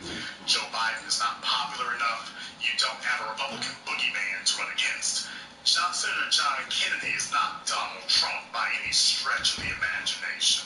So without those kind of things, this is just a desperation ploy to help the white Democrats to get more folk registered so the white Democrats can protect their power base. That's all it is. But 2022 is going to be a disastrous election year. They're just hoping that something can amass to have a silver lining. Thank you very much for giving us a call. Let me get caller America 202. You're on live with the Black Channel. What's your name? Where you calling from? Hello, Jason. Yes, you're on What's your name? Where'd you come from? Hi, it's me from DC. How are you doing? Okay, Dini from DC. What's on your mind? Here's hold on. I wasn't sure I was online. Okay, so, yeah. I canvassed for Obama in the first term. I was a believer. That has changed. And I think that people have to go in, they don't get the fight that black people evolved. It's evolved to a place where they're not really comfortable going at. But you have to actually speak to black people, not come at them. And unfortunately, he didn't get that yet. But I'm glad that you got that. And you feel like you are actually speaking to the black vote and actually discussing who we are. Because they're going to put it into a female box. Well, I mean, the lessons need to be learned at this point right now, because after all this time here, they haven't delivered on anything. And that's why Gary's trying, he's been the Trojan horse to them now to pull the trick bag. They don't have an elected official because they can't get them elected. Now they're saying Gary's up here and throw the trick bag to just keep making this, so that we keep making the assumption. He keeps saying we, our. And every time he says we, he's referring to the Democrats. You're supposed to sit there and make this assumption that that's the only option you have. And in reality, what do we have to show for all this Democrat voting in the last 8 years? Thank you very much for giving us a call. Let me get call America 708. You're on live with the Black Channel. What's your name? Where you calling from? Caller from 708 has been abducted. Caller from area code 415. You're on live with the Black Channel. What's your name? Where you calling from? Hello.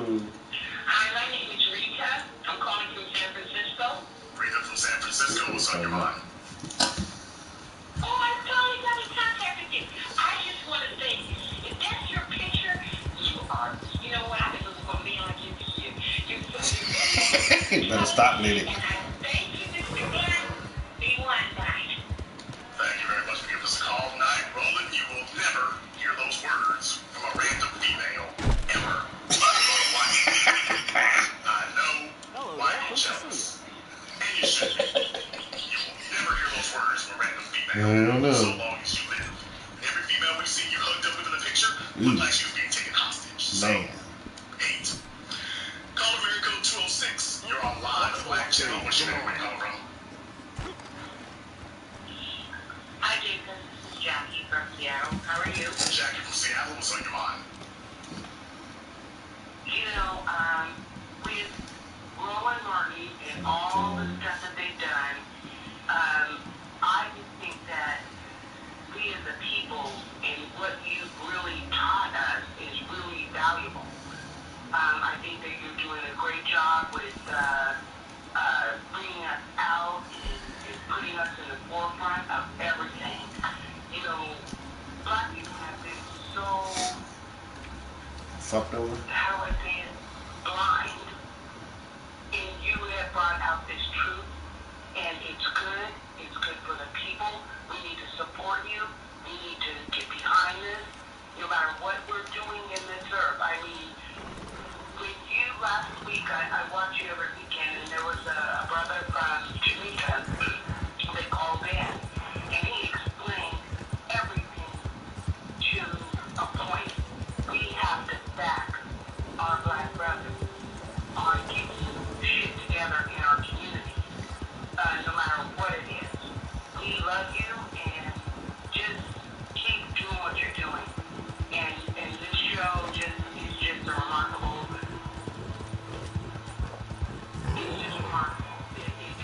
feel more Black people need to stick together. Thank you so much. Thank you very much for giving us a call tonight here. Let me get call America 415. You're on live with the Black Channel. What's your name? Where you calling from? This is Don calling from San Francisco.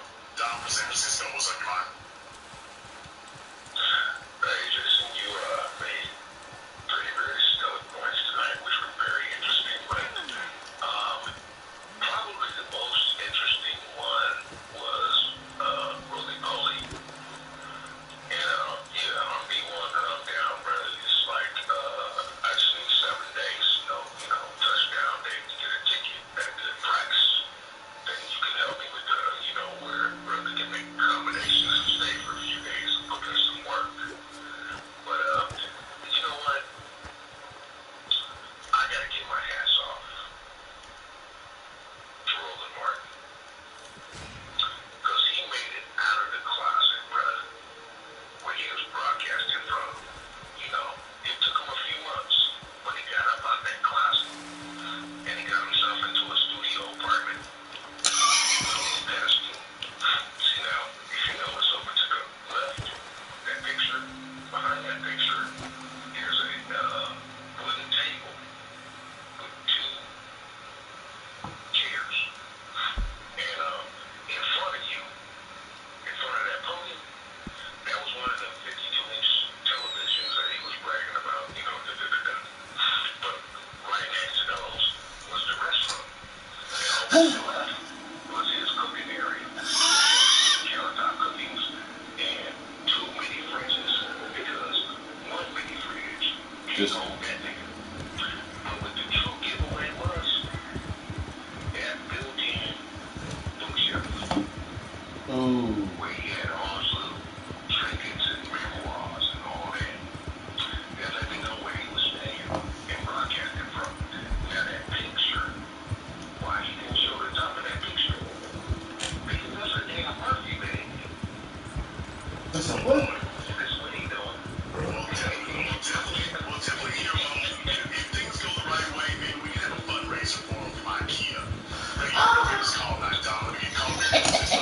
You're on live with the Black Channel. What's your name? Get you something from IKEA. God damn. This is Marcus calling from St. Paul, Minnesota.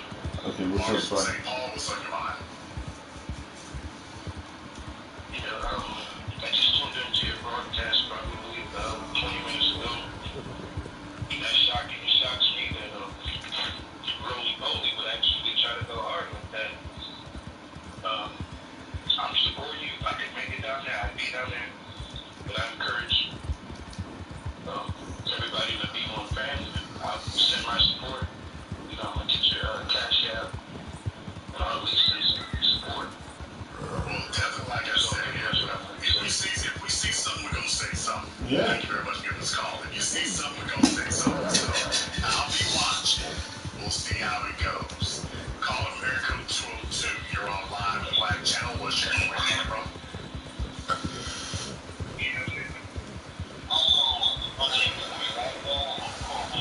Okay, brother, it sounds like you're calling us from the bottom of a soup can. I'm going to give you 5 seconds to see if you can upgrade that 1996 flip phone here, but it sounds like you're calling us from the bottom of a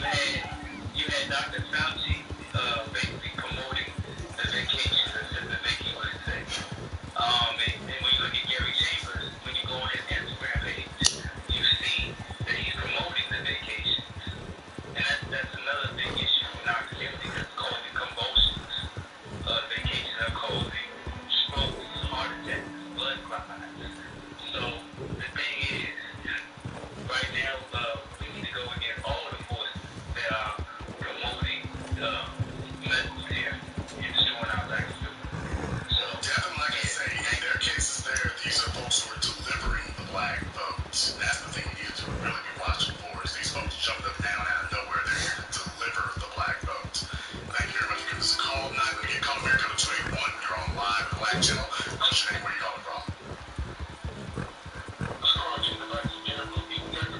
Alright, Gerald. Well, Roland is representing y'all here tonight. Oh my What's on your God. mind?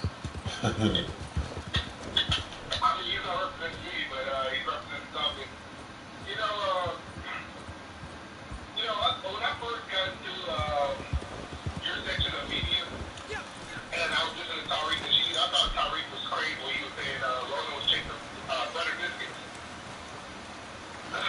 But over the time, I found out that Roland Martin is literally like just tap dancing for the Democratic Party. And everything I've seen from the tweet, from him crying about Biden not giving him money, and all that, I'm just like, bruh, this is sad. Yeah, I mean, like I said, I was telling you all about this last year and stuff when Roland was complaining about Amazon. If Amazon would just give him $10 million a year. So certainly we can see what that's doing. Here's the real problem. Remember I told you all, Roland is only going to be viable if he can deliver the goods. And basically what they've done is they've sent him out into the wilderness. And they made it clear to him that he's not really going to be allowed back in the big house until he can deliver. God damn. And that means he needs to deliver the vote. What that means, however, is he needs to deliver the next generation of gullible black people. Not the last one. They're telling him you need to deliver the next generation. And you sitting up here running around and whatnot and yanking out all these old fossils and the little church ladies and stuff. We're running out of those.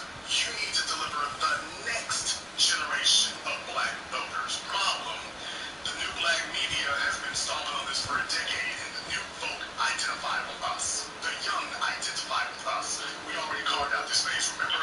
I already did my program here a couple years back where Roland was talking about we didn't need young black people to vote for Biden and Harris because the old black folk are going to vote, so you young black folk can sit up here and decide not to vote. Roland already staked out his claim, but just understand this is a fight for his very survival at this point. He's been trying to get back on cable TV. He's been trying to get a White House press secretary gig. He's been trying to get out of the media, as he sees it, the media ghetto. Now, for folk like me, I'm used to being posted up on the block. I live and die here. I'm cool right where I'm at. Roland, this has been a huge embarrassment for him. A huge fall from grace for him. Talking about seeing it as a sore subject for him. For me, I'm fine right where I'm at. I can do this rest of my life and I'm cool because as long as I've got influence at grassroots level, I'm fine with that. But in Roland's case, make no mistake about it, this is a fight for life and death. Thank you very much for giving us a call tonight. And furthermore, where are his results? After all this time and all this hammering and whatnot, where are Roland's results? Because the Democrats are looking at him to see where are the results, where are the young people who rock with you, where are the young people who are looking up to you, who are the young people who see Roland Martin as the media image and mentor that they want to pattern themselves after. Why don't you all go get your tap dance shoes and dance for Hillary Clinton? Let me get called from Area Code 704. You're on live at the Black Channel. What's your name? Where you calling from? Like you're here. Hmm? Okay. Call from Area Code 702. You're on live at the Black What the Channel. fuck What's is your name? wrong? Where you calling from? Hey, how you doing, Jason? Yeah, Jason, this is Les calling from Las Vegas, man. Les from Las Vegas. You don't like the smoke? Hey, Jason, man, did you see Roland's last little program when he was talking about, we can't see news and go, right? They out of here. The Black News Channel, they found that they no longer on the air. Marco Moricino and his crew.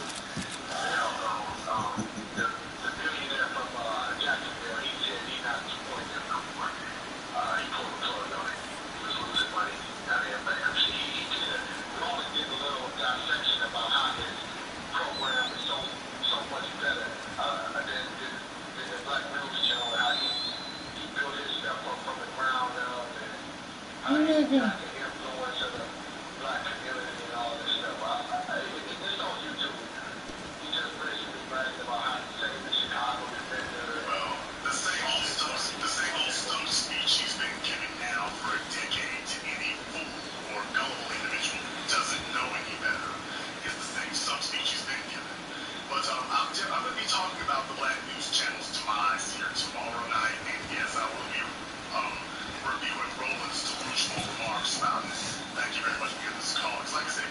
levels to this. So, yes, I'm not doing it tonight. I'm thinking tonight we're going to just stick on the one part where Roland wants to attack me. Okay, we can go ahead and do that. But as far as the Black News channel and whatnot, yeah, I'm aware of that. I'm aware of Roland's remarks about it. Yeah, he's been waiting for a minute there to go ahead and get somebody. Basically, he's been complaining that nobody wants to pick him up out of that Roland or not. Because what you've been doing is you've been a mercenary. And you've been a very reliable mercenary. But when white supremacy is done with its tools, it breaks its tools. You're not useful. That's the problem. For those of you who missed it here earlier, Roland Martin has some specific comments about yours truly. Apparently thinking that he's going to either shame or reverse psychology me into supporting the Democratic Party. I guess he wants to see if he can do that nationally and get attention for it. Well, he got attention for it, just not the kind he's looking for. Gonna put their money where their mouth is, or they gonna put their feet where their asses are. Here's what I want to know. If you look at what Gary's standing for, ADOS, FBA, P1, ain't that your agenda? Fuck no. So here's the question.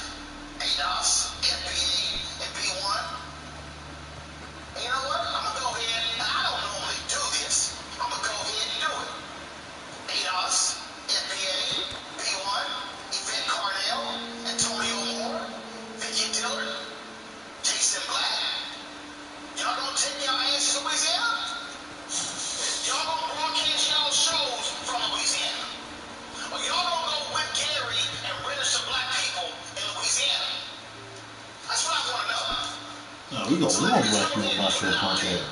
Antonio, Yvette, Boyce, Vicky, Miss Bad Lace Front, Jason Black, hide your ass behind your camera. Well, Roland Martin Unfiltered is going to be in Louisiana. We gonna spend time on the ground in Louisiana, broadcasting from those small towns, talking to black people.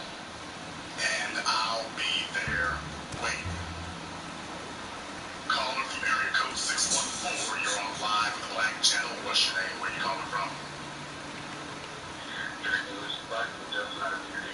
Okay, take your phone off the speaker or wherever it is, folks, on the line tonight. Take your phones off the speaker and off those AirPods. Nobody can hear you. Okay, your audio quality is terrible there. Give us a call back later here. Let me get called here. Code 773. You're on live with the Black Channel. What's your name? Where you calling from? Alan from Chicago. What's on your mind?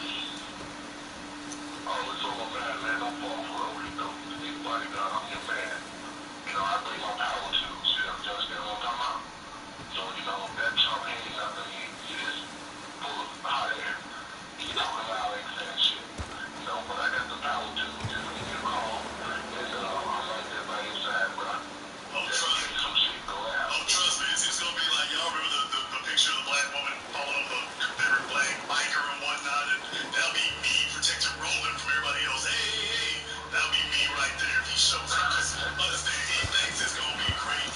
He tells himself he's a celebrity figure, and what they're gonna do is they're gonna tell him, okay, you got to test it. You'll also notice that this is something that comes up during campaign years for Roland. Roland knows that they've said to him the same thing I've said. Roland, you have failed to demonstrate that you have any support at the grassroots level, that you have any support among the rank and file.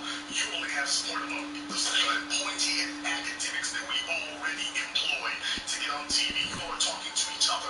What you all have not demonstrated is that you have any influence whatsoever among what we really need is which is the electorate. You don't have any influence among the black population. So what's he going to try to do? He's going to try to get out there. Now remember when he tried to hit the block before, he went out by himself.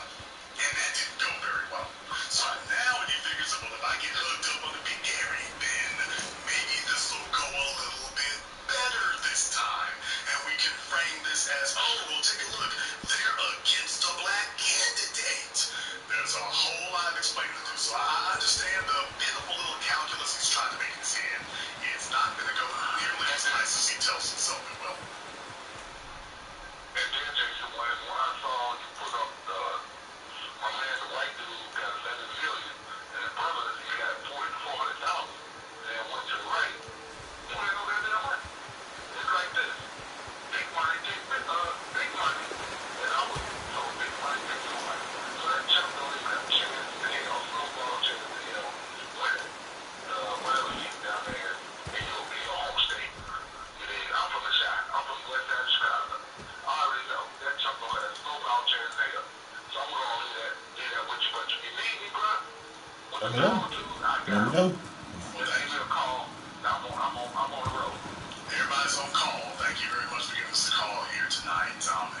say, definitely Gary can win if you believe in political long shots.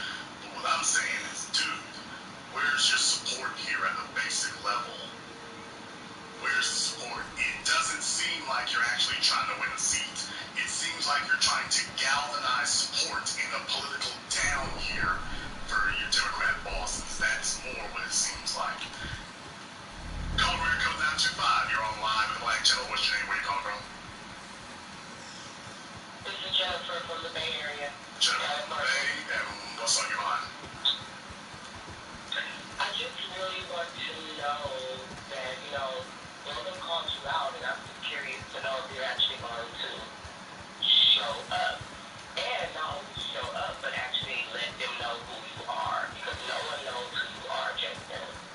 So you have these people who are volunteering their services to you, and are you going to actually, look for these guys and, contact these men who are willing and ready to, have your back? I mean, you have the bodyguards. I have, ma'am, Jennifer, you are salty, drunk, and intoxicated. Man. As you usually are. What am I drunk on?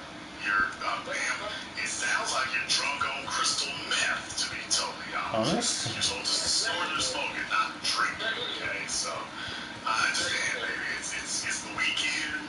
She done got a hold of some of that fentanyl, and she's just out here. Jennifer's doing what she does. Just understand, folks. She usually calls me drunk and everything else. You know who's not going to be there, Jennifer? You won't. You won't be there. Because your ankle bracelet and your parole officer are not going to allow you to. So don't worry about what everybody else is doing. What you need to worry about is paying your probation officer. Call me here, code 510. You're on live at Black Channel. What's your name? Where you calling from?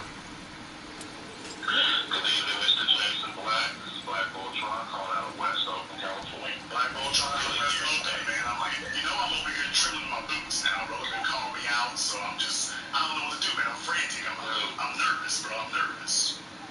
Bullshit. I've been waiting 4 years for this. But on a side note, that biatch out there in fucking Pleasanton named Jennifer, or Concord, or Clayton, or motherfucking, out there in the Tri-Valley area, bitch, shut the fuck up. Bitch, you ain't from the Bay. Take your punk ass, dusty ass, ashy ass, back to where the fuck you came from. Keep on swimming with the white boys out there in the Tri-Valley area. Shut the fuck up, biatch. Anyway, as far as Roman Hart, man, I've been waiting 4 fucking years for this. I've been watching you since 2017, and you've been hammering on Roman Hart, bringing the receipts, and now he got the nerve to call your ass out. Oh, what the fuck? Oh my god, what one he want, man? Ain't about shit. He's a failed fucking media personality, whatever the fuck that is. They couldn't cut him on the big stage. Him and that dried up ass girl, that tetrified ass girl, that's clearly dehydrated, needs to be in ICU, with some motherfucking IV of space off from for the curls and shit. Thinking he can inflate that shit with the quickness. He needs an AEP to pump that shit back up like in 1989 and shit.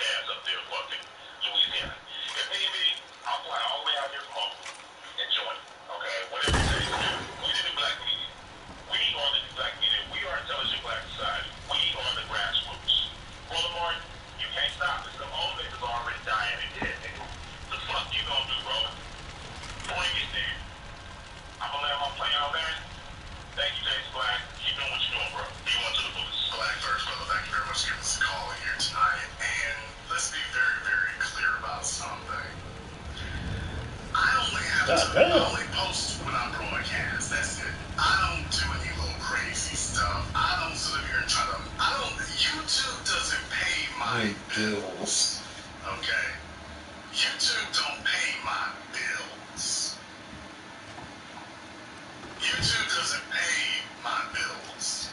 So you see, I don't sit up here and post. This Negro, Roland posts the same damn program 2 and 3 times a day. Let's just call it what it is here. The same 3 hours, he'll go back, he'll do a slight edit on it, and then repost it just so he can get a few thousand more views, hoping that he can get some more money out of it. I would never do anything so desperate, so trifling. I ain't got the time to do it. Even if I did have the time, I wouldn't make the effort to do so. But compare his views to mine if you can. Only when YouTube tries to boost him in the algorithm, that's the only time he ever actually shows up and needs some type of significance. Other than that, no. You can't compare his views to mine. When he goes live, you can't compare his live audience to mine. You can't compare his audience, you can't compare his engagement, you can't compare return on investment, you can't compare anything. Because you see, people are not looking for a set. They're not looking to be for some makeshift CNN. That's not what they're looking for. What good does it do for you to sit up here? And in his case, this is a set that costs him a few $1,000s. Well, that's perfectly fine. It doesn't matter whether it costs a few thousand or a few million. Black folk ain't rocking with Roland or CNN. That's the problem. The people ain't rocking with Roland or CNN. This isn't a matter of how much did you pay for your set. This is about who in the hell do you represent, man? Who the hell are you representing? Because so far, all you're bringing are some folk who represent the Democrat Party, but you try to tell us, well, that's black folks' interests. You don't represent us. So go ahead and keep posting 15 videos a day, getting 2,000 and 3,000 views, hoping for the best. We can all see through the smoke screen there. Call America 513, you're on live with the Black Channel. What's your name? Where you calling from? Hello, it's Jonathan, calling from Cincinnati. Jonathan from Cincinnati, what's on your mind? Hey, yeah, well, it's happened, you know, it needed us, like Joe Biden raised his little proxy war, you know, he eliminated in this election, so they're coming to us. Like, it comes so big.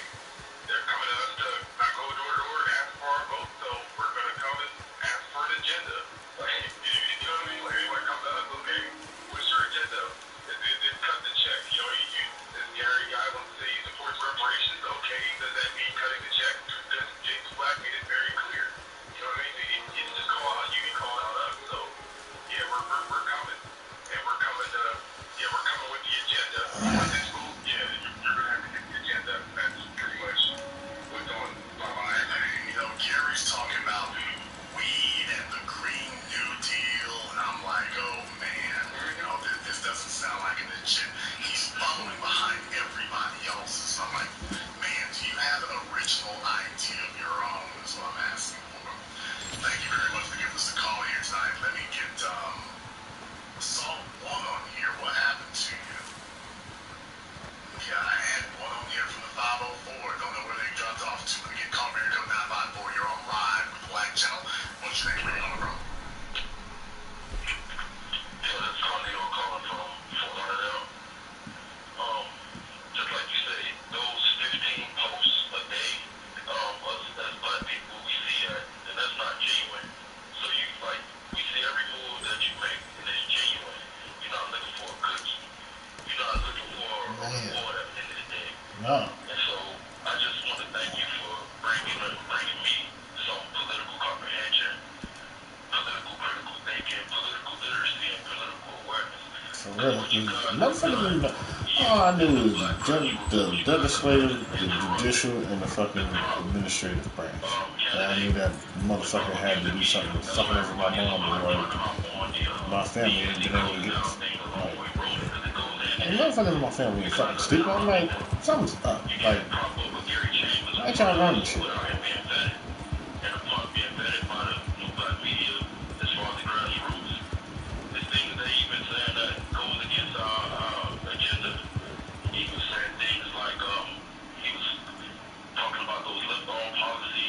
Fuck that shit. Every group in this country is an immigrant in the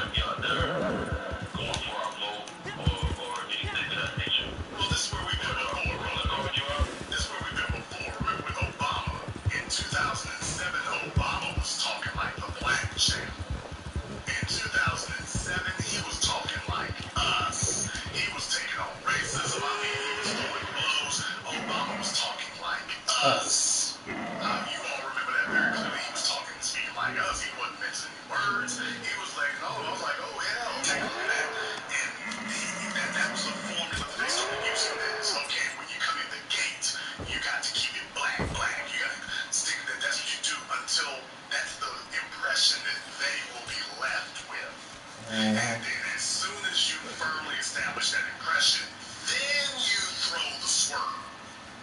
When you get from the white audiences, then you drop all that, and then black folks start making the old civil rights assumption. Well, you know, he got to play the game now. You know, we heard it when he told us, so don't worry, he gonna be back now. Don't worry, your daddy gonna be back now. And it turns into that. So what they've done is now several candidates, they've marched them out to try to do that. Kamala Harris, Cory Booker, every time you turn around, Stacey Abrams, every time you turn around, they do that. When they're in front of us and they can get some traction, it's all black, black, black. As soon as they get back in D.C. or back around their white little bastards, all of a sudden, what are you guys talking about racial? All of a sudden, we stop talking about black, and it's Build Back Better, Green New Deal, and all this other stuff that we as black people did not originate. Thank you very much. Give us a call now. Let me get call America 704. You're on live with the Black Channel. What's your name? Where you calling from? Bobby, Charlotte, North Carolina. Hi, Bobby from Charlotte. What's on your mind? Well, I'm thinking that Will Martin is doing one of the Neely Buller's plans as far as playing both sides. He says white supremacy plays both sides, and by corralling the B1 community to come out and say the things that he can't say to the Democratic Party for not allowing people to leave the money, that would be one way to do it. You know, just come out and have the B1 community come out and say what he can't say, but he, you know, sending a message to the Democrats. It's not giving him the money that he, or at least he feels like he owes. Well, I will just simply say this.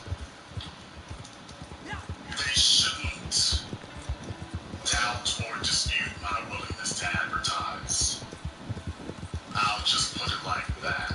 So as far as making sure my message is loud and clear and is completely unobstructed and it's not going to be open to interpretation, I'm like, don't really take this to that level. I don't think you all really want that during the election. Billboards aren't as expensive in Louisiana as they are in New York. Thank you very much for giving us a call. Let me get a caller from area code 267. You're on live with the Black Channel. What's your name? Where you calling from? Hi, yes, good evening, Decent Black. I just wanted to say, my name is Penny. I'm calling from PA, Newport, and I just wanted to congratulate you, and I hope everything goes well. I also wanted to go back, and I loved how you challenged that one, I guess, half Asian, half white guy in that one broadcast that we did last night regarding racism, and the people speaking out, and that's important. Thank you very much. Thank you for giving us a call here tonight. Let me get a caller from area code 223. You're on live with the Black Channel. What's your name? Where you calling from?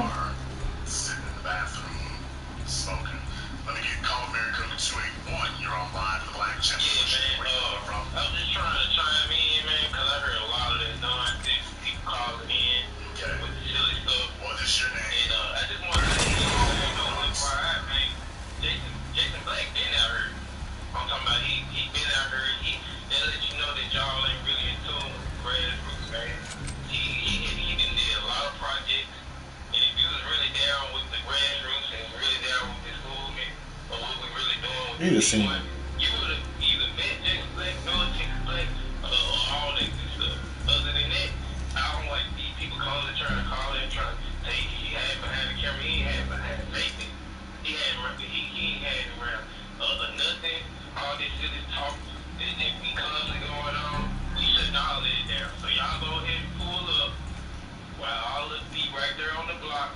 We gonna be holding it up while everybody else trying to talk all this stuff and having it profile.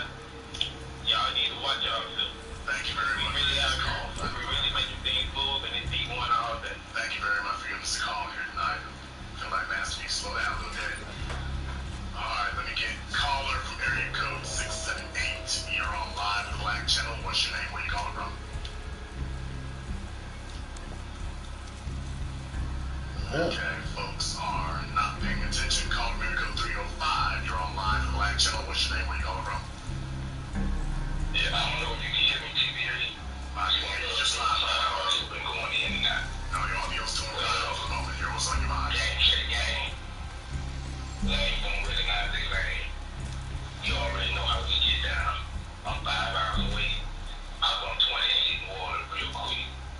But the real thing is, well, when you're big time, you don't worry about the DNRs like that. You let the goon squad deal with them. So everybody on the brigade, just understand. He ain't just called out TBA. He called out FBA. He called out P1.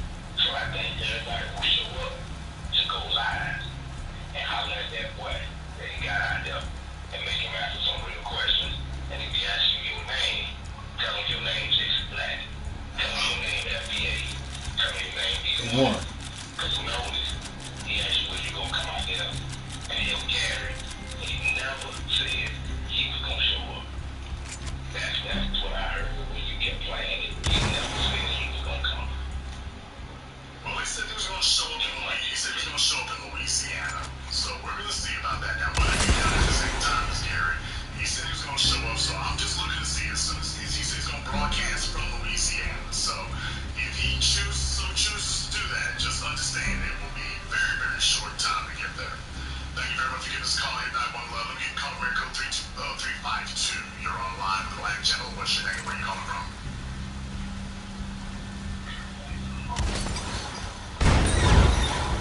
Okay, caller from 352 is talking to the authorities. Let me get caller America 412. You're on live with the Black Channel. What's your name? Where are you calling from? What the fuck? Caller from 412. Last try. You're on live. 352. You're on live with the Black Channel. Yeah, take the motherfucking. They're listening to everybody except themselves tonight here, so we're going to go ahead and wrap things up in that regard. Folks start getting their drink a little bit. It's like, yeah, take one more thing.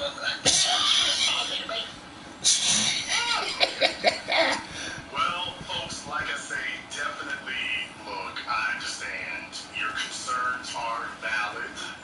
The concerns are valid. Jason, they could be trying to use this for a photo op, put you in a trick bag, and this, that, and the other. Yeah, I'm aware. I understand. I want you all to understand, however, we're playing chess, not checkers. Not at all. So just understand, he didn't say this because he expects me to do something.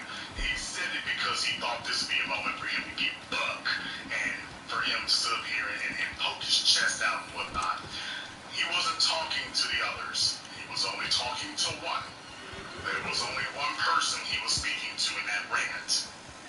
That's the reason why he didn't name anybody else beyond that. There was only one person he was speaking to. He was speaking to me. Therefore, if he's under the impression that we're going to back down, absolutely not. We're going to double down. So, Roland will be watching. I will not be giving a weekly update. We'll be watching. And if you so happen to show up in our neck of the woods boot, just understand you'll have audience. I want to thank everyone who as featured in tonight's program on PayPal or Cash App. Thank you all for holding it down here. We definitely do appreciate that. And if you are new here to the Black Channel, welcome to the Haven of Intelligent Black Thought. We do this every weekend. We don't have to post the same damn videos over and over again, trying to get minor views. Over 137,000 subscribers and rising. We are not a little thing. That's why they're calling us out, name dropping us, because we move the grassroots. We are the black media, and we are the voice of Black America. Hit that red subscribe button, click that yellow notification bell, join us every weekend. Add it to our website, blackchannelfilms.com. You want to go there and check out our groundbreaking best-selling documentary work, 7 a.m. Gentrified Race War. Carefree name.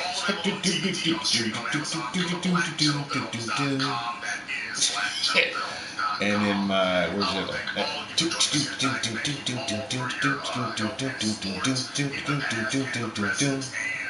Have a good one, Vamp Lady. Oh, you're sweet. Thank you, lady. Keep kicking ass, Vamp girl. I will say, keep your oil changed, keep your gas tanks full, and be ready to ride. And this concludes tonight's broadcast of the Black Channel. I am your host, your brother, your humble servant, the Black Authority. And until next time, my brothers and my sisters from around the world, remember, black is the future. And the future is uncompromising and heading your way.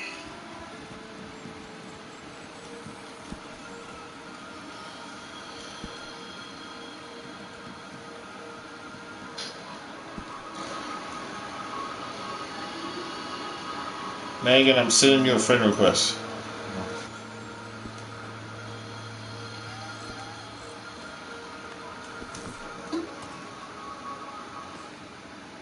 Family and fellow soldiers, I'm the Professor, and this is the moment of truth. You know, Neely Fuller said it best. White supremacy believes in taking both sides of the conversation. And we're seeing this principle on grand display as it relates to Ukraine. The same Biden administration who sent white men on horseback with whips to beat the Haitians, well, they're now throwing their arms open for the Ukrainians, sight unseen.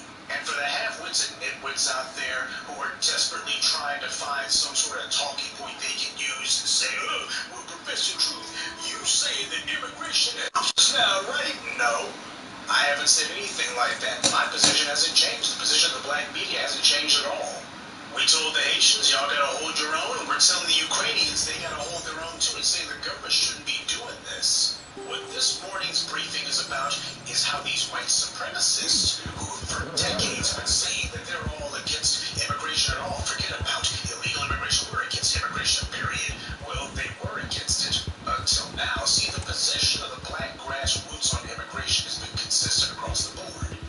That's because we speak the truth. Black media don't tell no lies.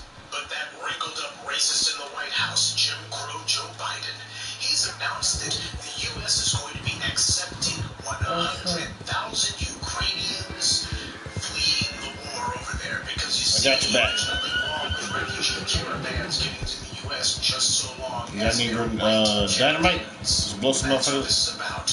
And where the fuck they go? Black immigrants who are caping for Joe Biden. Where the fuck they go? Protect him and defend him. Oh, what the hell? Their feelings when okay, that was weird. Was whipping their in-laws. These are the same ones who now they're feeling extra sore about this. Okay, I don't see that. Is this right? And the white media has not been raising any sort of disparaging comments about them. Okay, so where the fuck did the bootleg go? No stories whatsoever about the criminal elements in Ukrainian society. The hell? Ah, damn! Ah, damn!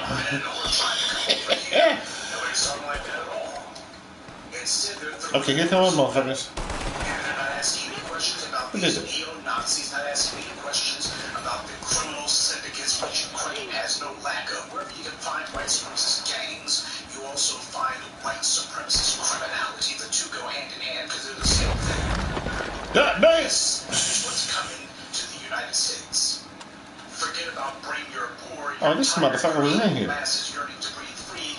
Now it's bring your neo-Nazis, your drug dealers, and gun runners yearning to what's What you want? Now, for decades, these white supremacists... Take them out of your head, bitch. They have said that their objection to immigration of any sort, they were not just... They try to hide behind the talking point, well, it's not just... So where these motherfuckers coming from? Do you want this ass whooping? Oh, what are you doing? Hold on. Motherfuckers coming up behind you.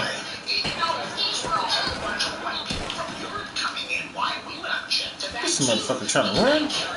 Come here, little bitch. Give me your head, motherfucker. Okay, what about 100,000 white people from Ukraine? Well, you know, that rough situation over there. That's what they were saying for the longest time. Why, if there was massive influxes of white people, they would be objecting to it. Well, here you got a massive influx of white people coming, and they ain't saying squat. A large number of commentators have been asking where these white nativists' red line is at. Is there a limit to their nativism? Well, looks like we found it. Their objections are literally skin deep. Oh, you see how quiet they're being about this now. Okay, did we win or what the fuck? I'm confused as hell. And you don't see the Republicans I don't see the other motherfuckers like. Oh, they're not doing it on this one. Fox News isn't saying anything about stopping the Ukrainians. Nobody's holding up any signs or posters saying that America is full. No vacancies in the USA. No, they're not talking like that at all. Nothing about how all these white Eastern Europeans are going to be bringing their family members over too. Why?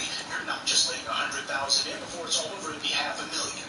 No talk about how culturally these people are not in step with the United States. Why, this is a former Soviet bloc country. Nobody's talking about assimilation. How long is it going to take them to learn the English language? What kind of religious or cultural or social differences with the U.S. that they have that would make it where they simply wouldn't be compatible with U.S. Western democracy? None of that at all. None of the racial or ethnic code words being dropped because this is something they want. All the typical screaming and yelling and the usual screeching that they do, it's not happening this time.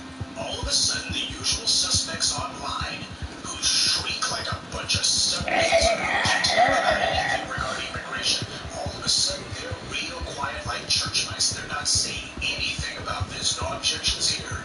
When it comes to immigration, their minds are suddenly open and their mouths are suddenly shut. Now, according to Reuters, the talking point that's being kicked about by the Biden administration is we recognize that some number of Ukrainians who have fled may wish to come to the United States temporarily. This from a Biden administration official who spoke on condition of anonymity. Hell, it was probably Kamala Harris. Now, why would they be speaking on condition of anonymity? Isn't this supposed to be a mission of mercy? Isn't this something that they should be beating their chest about and yelling it from the rooftops, saying, look what we're doing with these Ukrainians? Instead, they don't want to attach their name to their advocacy of this. Oh, this is so great, so moral. This is just so compassionate and kind. Please don't tell anyone that I told you this, that I said anything about it. We don't want anyone to tell nobody that I'm the reason that motherfucker is coming. Now, we also know that there's not going to be anything temporary about this at all. The Reuters piece says that over 350,000 Ukrainian immigrants already live in the United States now. And this since the 2014 uprising. All of those Ukrainians who came to the United States, they didn't decide as soon as Vladimir Putin's puppet got overthrown 8 years ago that they were suddenly going to decide to go back home. Hey, no, it's good over here. Okay, it's not so cold as in Eastern Europe. They were just fine right here. Nothing temporary about it.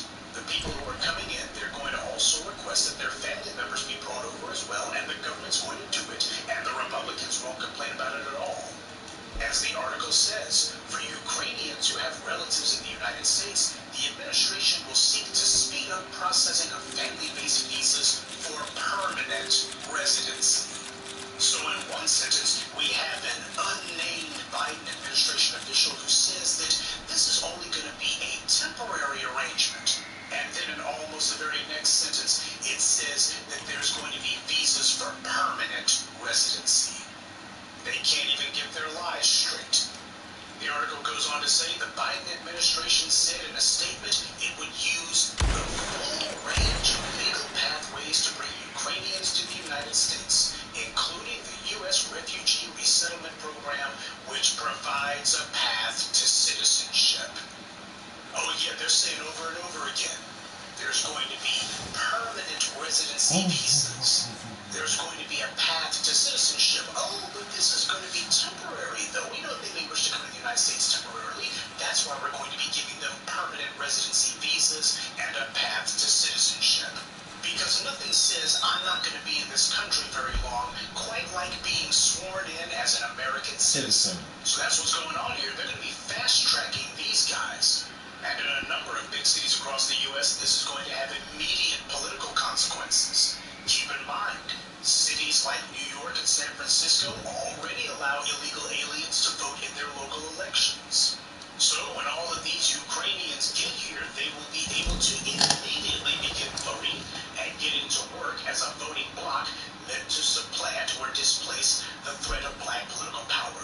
If there's anything the United States excels at, it is being able to take certain groups of immigrants and get them on the white supremacist code. Hell, they've been doing it for hundreds of years.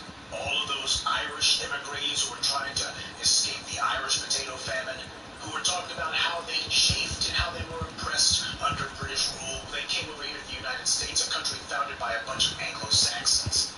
And instead of them deciding that they would make common cause with black people against Anglo-Saxon oppression, they immediately began doing things like telling black dock workers, you can't work here because you're black. They made common cause with the Anglo-Saxons of the U.S. first chance they got. They began the draft riots where they were literally killing black people in the streets, and they've been racist towards black people ever since. And the same thing goes for the Italians and the Greeks and so on and so forth. The United States already has it down to a science, getting these immigrants in here on the white supremacist code. And letting them know that if you really want to prove that you want to be down with the dominant society, you make sure that you show us how much you hate black people. And it doesn't take long. The late Zbigniew Brzezinski was from Poland. And you see how racist his daughter Mika Brzezinski is. That stuff is taught in the home. So for all of you Biden butt kissers out there, especially the fools who are saying Biden knows he knows what the black vote expects from him. He knows the consequences will be if he don't do right by us. Yeah, well, Biden's kicking black people in the teeth every chance he gets. Since apparently the Democrats have realized that they're not going to be able to cultivate all of those Biden Republicans anywhere near as quickly as they had hoped. Now, as far as they're concerned, well, hell, we already know how to use immigration as a means to get new groups of people into the country who we can turn against black people. The United States excels at that. That's the American way. Literally, the very foundation of the United States is based on anti-black racism. It's in the Constitution. That's part of the country's DNA.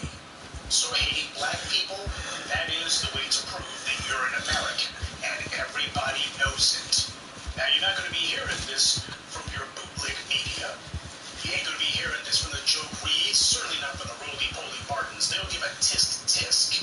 But what they're not going to be saying is that this is definitely not something that's going to be benefiting black people. They're not going to be telling you about, okay, here we go again, the same playbook that got ran 120 years ago with the massive influx of Europeans. They're running it all over again. You think the same Joe Reed who was saying that African students in Ukraine needed to stay put, you know, all those white Ukrainians were leaving and now coming to the United States. You think she's going to be sitting here saying, wait a minute here, it's one thing to be getting out of the country, it's another thing for you to be coming over here. No, of course not. This is exactly what the format's been from the very beginning. This is going to be understood by both the white political left and the white political right as a means of having a demographic and political counter-lever against black political influence. That's what it's going to be seen as. That's how it's going to be treated, and that's how it's going to be worked. So we have yet another example now of Democrats and Republicans proving that they can indeed agree on policies. Oh, all of a sudden they're going to be finding massive headway on immigration now. And the same way that Biden and his pals have proven over the last few weeks that they have absolutely no problem finding hundreds of millions, if not billions of dollars to give to Ukrainians on the other side of the world, they're also going to be mirroring that exact same policy here in the United States. Clipper Dipper. All of a sudden it's going to be no Is there one here? Sure there's money for communities and all the rest of it for all of these Ukrainian immigrants. Meanwhile, they'll be telling black people, Clipper Dipper. well, we just ain't got it. Is there any things in here? We can do. See, when it comes to black people, Biden says, well, how about a day off for federal workers, Juneteenth? gift to themselves. But when it comes to these other groups, it ain't nothing but tangibles. And this is the reason why we have to accept the fact that we don't have any political friends and stop talking that dumb stuff about how you're going to rehabilitate these doggone white supremacists on the left or the right. They cannot be rehabilitated. They can only have their power broken. Can you imagine how difficult it would be for, say, a President Trump to do a 180 on immigration? He ran on a ticket of, we need to stop immigration. It would be very difficult for him to bust a 180 and say, after some thought, I spoke to my wife, spoke to Melania, very Melania, talked to her a lot, very, very nice person. And she has told me that some of her in-laws need to come over, about 100,000. I had an epiphany on immigration. I'm cool with it for now. No. You would already have people who would be wrapping him up in knots. It would be something that politically would be very difficult for him to do because he handcuffed himself to being an anti-immigrant zealot. At the very least, it would not be something he would be able to do without being politically lambasted. Especially when you consider how Trump treated the Ukrainian government when it came to military aid. And no, this is not some roundabout way of saying that Trump should be in there boosting Trump. I could give less than a rip about him any more than I could Biden. But the point that I do want to make, however, is policies are made based on what a politician thinks he can get away with. And this kind of maneuver would have been substantively more difficult for Trump to do. Not to say that he wouldn't have attempted it, but as sure as hell would have been a lot more difficult for him to do. Because the blatant hypocrisy would have been so glaring. Hell, you would have had people on his side. You would have had the Ann Coulters and others who would have been forced to say, well, pretend anyway, to pretend as if they're standing up. Well, Trump, we don't know, all these people in. But this is what's coming down the pike now. This is what's on its way. And let's be bluntly honest. Somebody might want to go back and find out of those 350,000 Ukrainian immigrants in the U.S., how many of them are eligible to vote. And of those who are eligible to vote, how many of them voted for Donald Trump? We already know exactly what forces are at work here. All of those racists and neo-Nazis are over there. More than a few of them are all going to be on their way here. And even if they're not, that's okay. Their family members and relatives and associates are going to be here, and a number of them will be showing up in short order thereafter. So I guess that's why both the Democrats and Republicans aren't expressing any misgivings about this move. It seems both parties have already decided that when it comes to supporting the racial status quo, these newcomers are going to fit right in. Good day, and be one.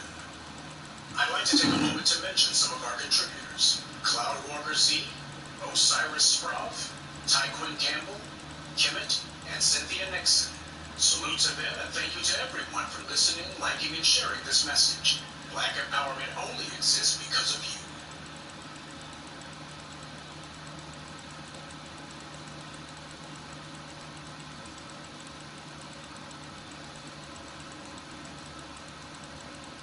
It's often been observed that young men are willing to adapt to a changing landscape in order to adjust to a world that never remains the same, while old men waste what little time and strength they thought they had trying to force the world to remain the way that it was. And so we come to the curious case of Jerry the Jackass Jones.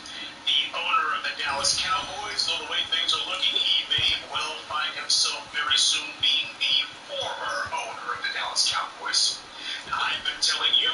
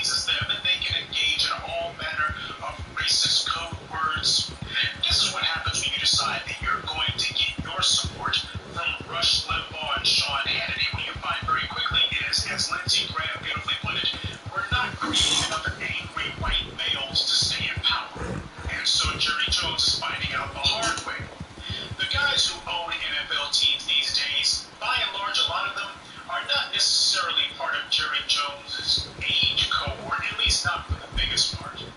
There are a lot of younger guys in there. But more importantly than that, there are a lot of guys who understand that the country is changing, and indeed the world is changing. And as astute businessmen, they understand when you need to be prepared to die on a hill and when you need to see, or at least to try to appear as if you're making some sort of change when in fact you're changing nothing at all. The NFL understands that any effort at trying to suppress the protest would be more trouble than it's worth. As I pointed out, they've been through this before. This is not the first time they've done something that fans didn't like, and it's not going to be the last time. So what you do is you keep on delivering the goods until things get back to normal, until the fans who are bitching and whining get over their childish petulance, and we get back to business as usual. But Jerry Jones has decided that he wants to be the darling of the right wing. I suppose that's what happens when you live in Texas. You somehow imagine yourself to be something that you're not.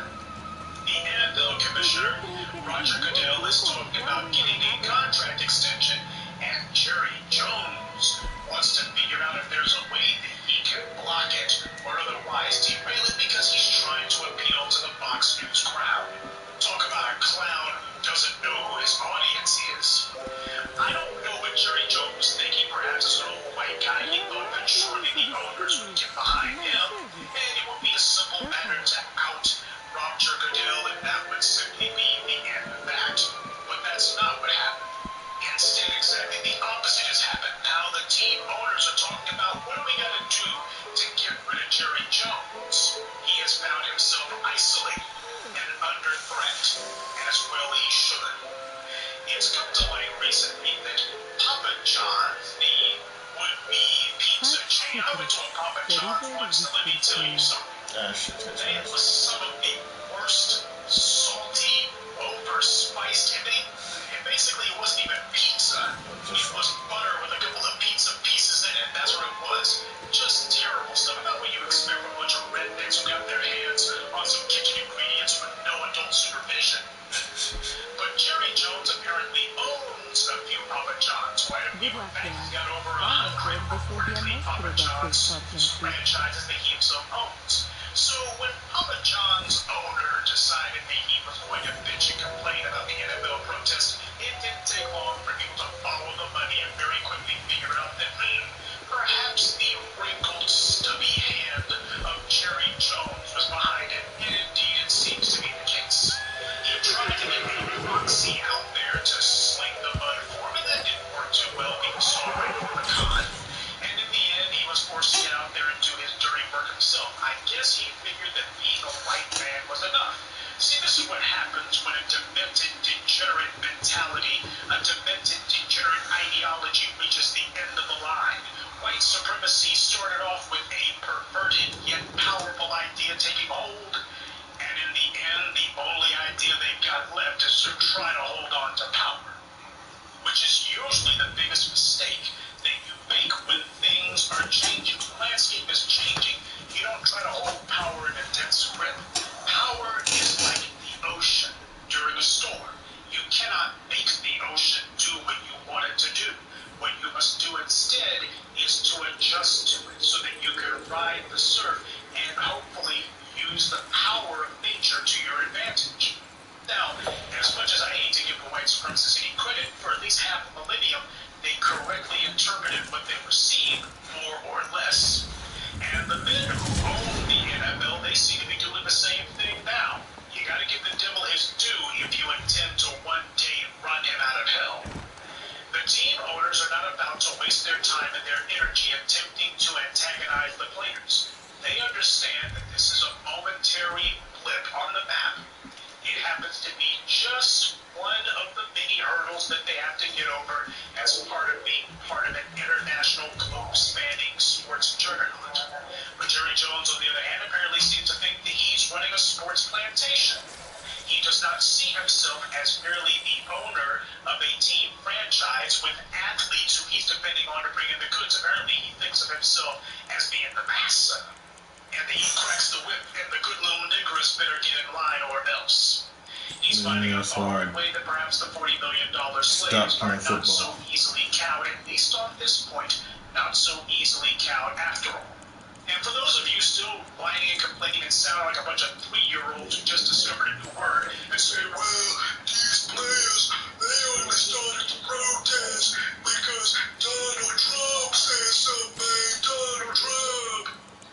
While I would never ascribe black pride to major pro sports athletes, you also cannot deny the fact that they have maintained their protests. Many of them have. Now, some of them have not, and I told you this was going to happen. But many of them have continued their protest regardless. So you need to give credit where it's due and see this as it truly is. It won't last forever, nor should it.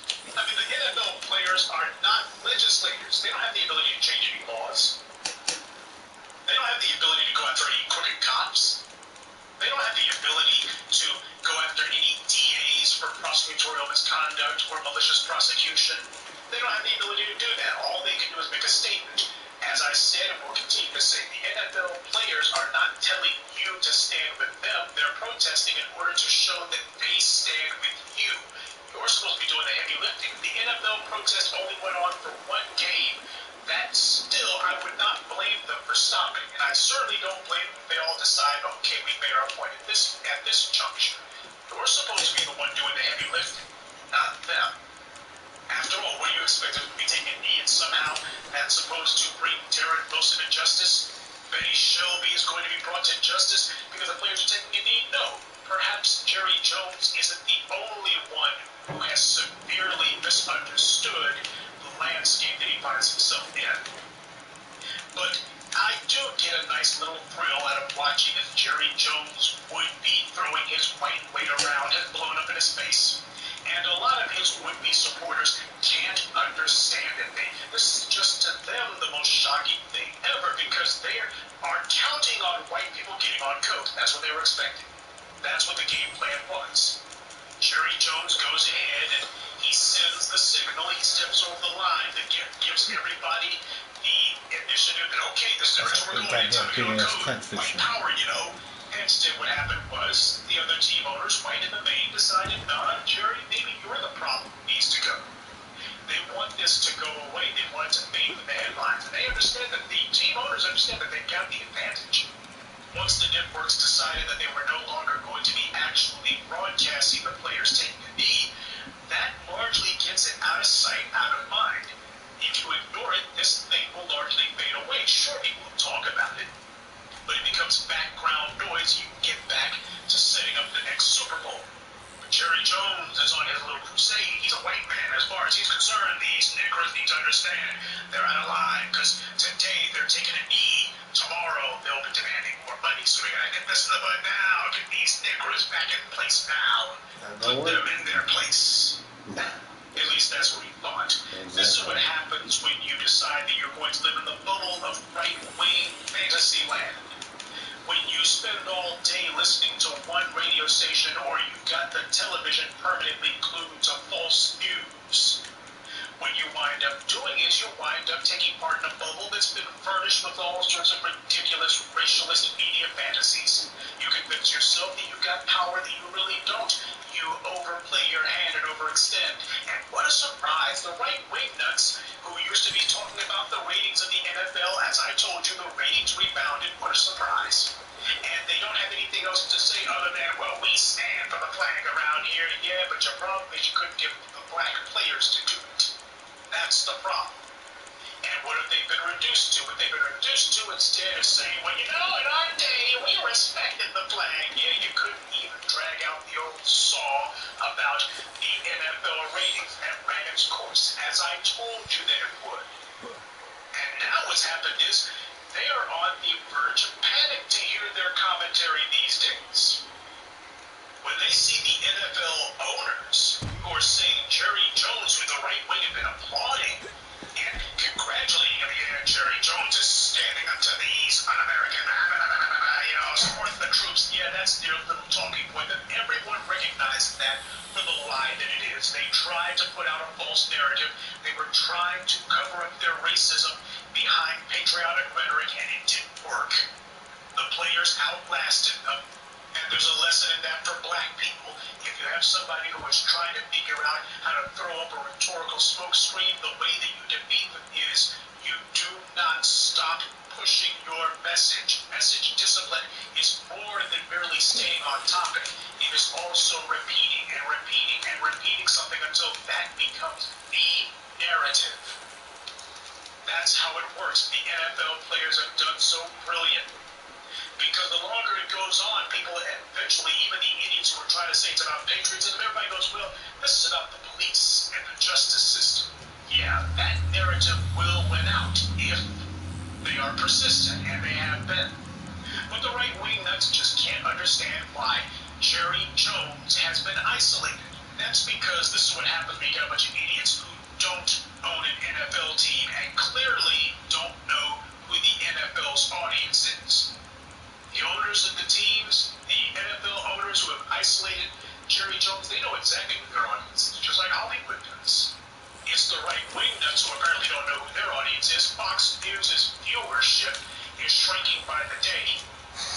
Their key demo, the 50 to dead demo, is dying out. Even Steve Bannon pointed that out. Fox News is your father or your grandfather's right-wing hate outlet. We need something that's going to appeal to younger people so we can bring in more hate mongers.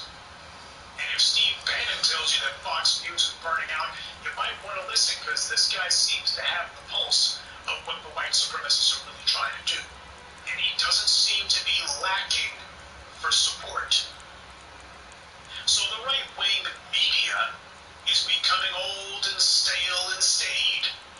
They're so busy repeating the same old mantras, sticking to the same old formula of hate, the same old formula of rhetoric, telling themselves that they're winning when, truth be told, they're in a holding pattern. You know who these right-wing nuts really remind me of? And I guess it's because I'm old enough to remember. They remind me of the Soviet Union. The Soviet Union was still talking the claptrap about communism or socialism becoming the world standard all the way up to the fall of the Berlin Wall. They were still talking about true communism in our time all the way up until the Berlin Wall was brought down. They were still talking it. Now, some of them were talking it after the Berlin Wall fell. It was Prime Minister Yeltsin who had to launch an assault on the Russian Federation Congress in order to get rid of the last of the Soviet hardliners. And this after the fall of communism. It's because there were just some clowns who simply couldn't let it go. They had spent so long hearing their own rhetoric, so long repeating their own slogans and talking points, Dallas Cowboys so long just endlessly Oh, you got kicked out? how brilliant they thought they were. They just formed this mutual admiration society, this circle of people patting themselves on the back for how smart they thought they were and how clever they thought their ideology was. That when reality unkindly intruded on their self-referential fantasy, they simply couldn't believe it. They refused to believe it. See, in the real world, you have to understand that you're not always going to be as Charlie Sheen likes to say. Circumstances will change. The landscape will change. The metamorphosis of the environment is the only constant. Nothing stays the same. Now, those people who understand that reality and make the adjustments, they're the ones who tend to stay on top. Because the truth of the matter is, anything that is so hard and so rigid that it cannot bend is also so hard and rigid that it will shatter as the ground beneath it moves. Because nothing is more powerful than the ground that you stand on. The ground that you stand on is where you get your food from. The ground that you stand on is where you build your home. The ground that you stand on is how you get around. If that ground remains stable, you're fine. But when it starts moving, ain't nothing you can do except for hope that it stops moving before it tears you apart. You have to stand in appropriate humility of this reality. This is how the world is. Now, businessmen who plan for the long haul, the ones who understand that, they thrive. Rest of them, well, they try to impress some right-wing nutbags. Nutbags? Yeah. Okay, you come up with some names, you know that? The ball of Roseanne Barr. And before I go ahead and throw in Professor Truth's 2 cents, I do feel obligated to say from the outset a hearty congratulations Mr. Superboy. And for those of you who don't know, Mr. Superboy 223. Whatever, you know, he goes by myriad names. He has been keeping the home fires burning as far as keeping the spotlight on Roseanne Barr and her racist. Superboy. And who's Superboy? this is the That's one of the new black comedians. patience and diligence. Nigga! Shit! Get the fuck out of here, damn thing! What you doing water for? No damn what the alligators in there. Huh? Because I'm trying to get this thing over here. This. What thing? Where's it? Where's it? Where's it? The alligator like that shit sucker. Don't you even think about it. It's not so much that ABC took so long to You don't skin them, I don't know. First thing on my mind is whatever happened to your good white liberals like Sarah Gilbert? Oh yeah, Sarah Gilbert. The best that Sarah Gilbert was willing to do was to just give a lukewarm Roseanne's recent comments do not reflect the beliefs of our cast and crew or anyone associated with our show. Yeah, I hear somebody growling. They're gonna get shot. Wanda Sykes did. Can you imagine that? So you got two crocodiles? Lesbian quit.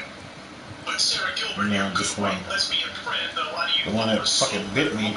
thought that she was so open-minded and open-hearted. When push came to shove, she didn't say, "I'm quitting this show." You would think that she'd be the first one to jump ship. Hell no. Instead, she tried to deflect. She tried to minimize it.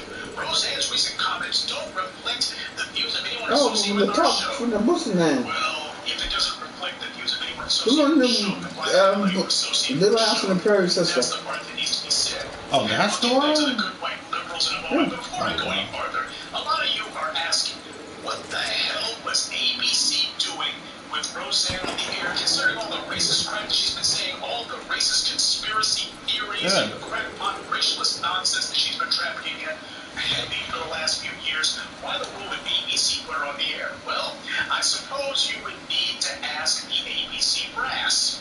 Well, speak of the devil, the walking, talentless dumpster fire known as Agent DuVernay, Ava DuVernay, she decided that she was going to do the bidding of her white corporate masters and run interference for the woman who, to hear her tell it, is running ABC Entertainment, an empty suit named Channing Dungey.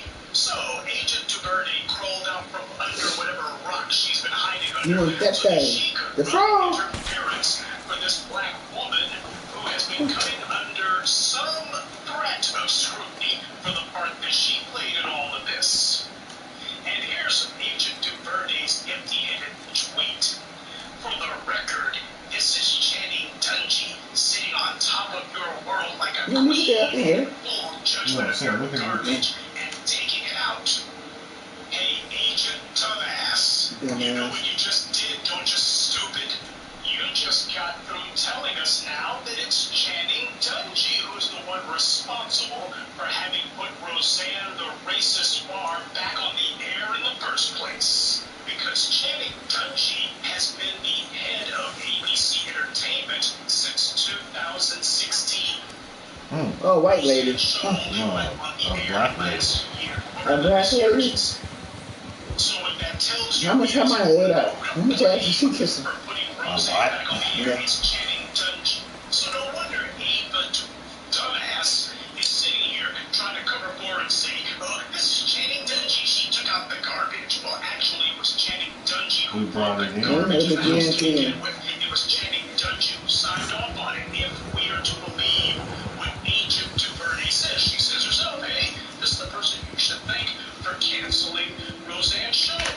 Actually, she's the one that brought Roseanne's show back. It was alright little, you know, we had nothing else to look at, but No. Now that we have to ask a question like, who owns and who controls this program? Why are you so worried about that? Yep, you just told her yourself. Called Valerie Sheridan, leveled his apologies as such. Though I do think it bears noting that if you look at the stark difference between the comment that Channing Empty Suit Dungey gave and what Bob Iger, the guy who actually runs things, gave, they're very, very different. In fact, practically opposites. Channing You gonna shoot him? said, Roseanne's Twitter statement is abhorrent, repugnant, and inconsistent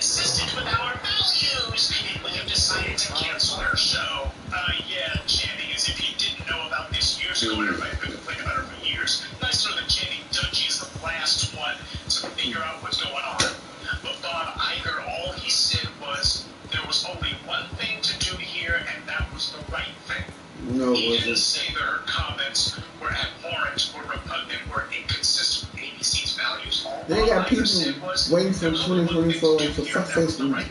He gonna be in. They got constituents. You got white supremacists. You got to support the fuckface Trump.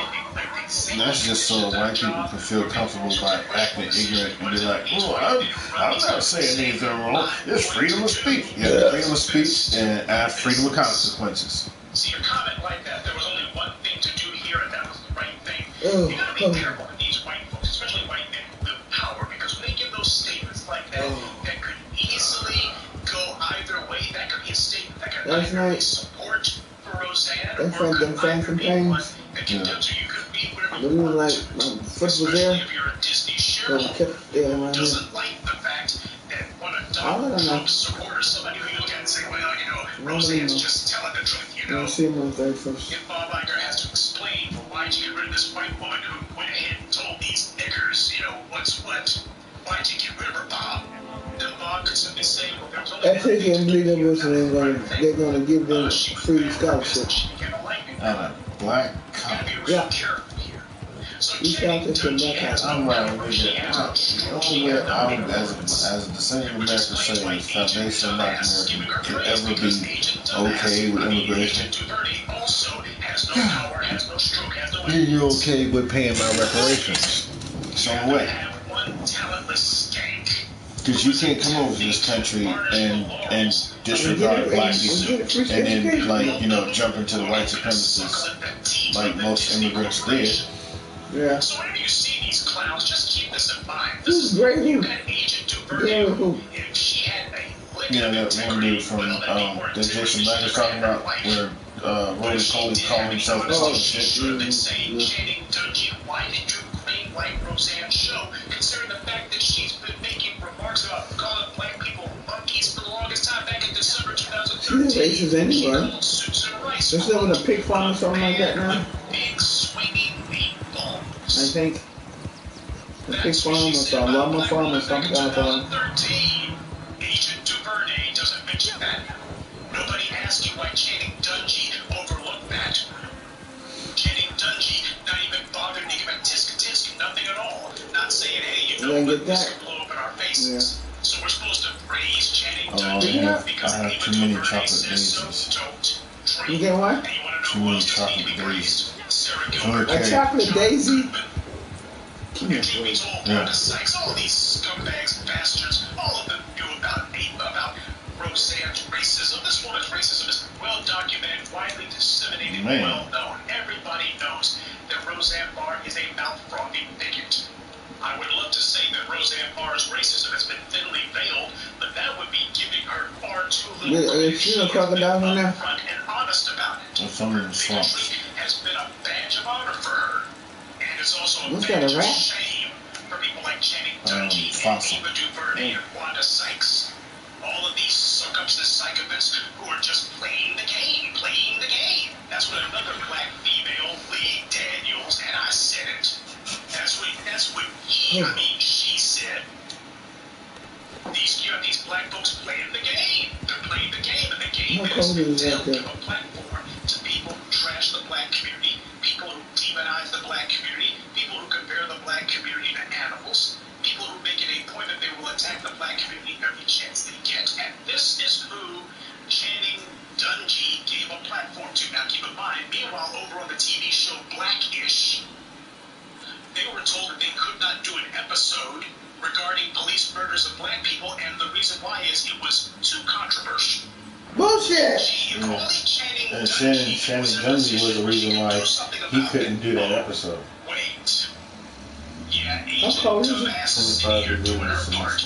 Always gonna have some 45? some 25. some bootlick. Somebody who's sold their soul to the devil is going to get out there and tell us that one of white supremacy's tools is somehow standing up for us. See, it matters who you get your information from. You're one of the morons who actually listens to Ava DuVernay, Agent Dumbass, and actually believes the crap that comes out of her mouth. Get the hell away from me. We got a lot of He's out there. The stakes are too high. The odds too great for us to still be tripping over our shoelaces and believing liars and fools at this point. We're supposed to be able to readily identify lies, especially when they're this blatant. My problem is not so much that Roseanne Barr was out here being a racist as usual. My problem is that you got too many black people who are now hiding and screaming for cover and refusing to own up to the work that they played in all this. Roseanne Barr did not get herself on the air. And you didn't have Channing Dungey even on background slipping the word. Someone going, saying that some unnamed ABC executive did to prove Roseanne. There was no attempt to keep her off the air. Playing the game. My people. And meanwhile, Donald Trump says that Roseanne represents him and his supporters, that she represents us. Damn right, he knew exactly what the hell she stands for. You see it back. And Channing Dungey knew it too. And Agent DuVernay knew it too. And Wanda Sykes knew it too. And Sarah Gilbert knew it too. And John Goodman, all the rest of them. There's nobody on the staff, nobody on the cast, nobody in the executive boardroom of ABC who did not know what Roseanne Barr is. If you said I'm going to go on the show with her, you did that in spite of the fact that you know her to be a racist, in spite of her bigotry. That's what that bit was. Half paycheck. I got no respect for any of them. So next time you see Sarah Gilbert, next time you see her on TV, or if you get a chance to see her in public, you make sure to throw that in her face. She did not quit the show. She was willing to go down with the ship, and indeed she has.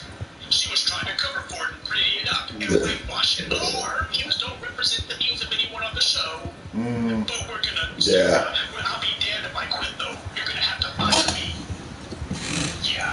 This is what counts as your good white. I don't know about that. I know. This is what counts as your gay support. Yeah, because gays understand so much what it's like being black.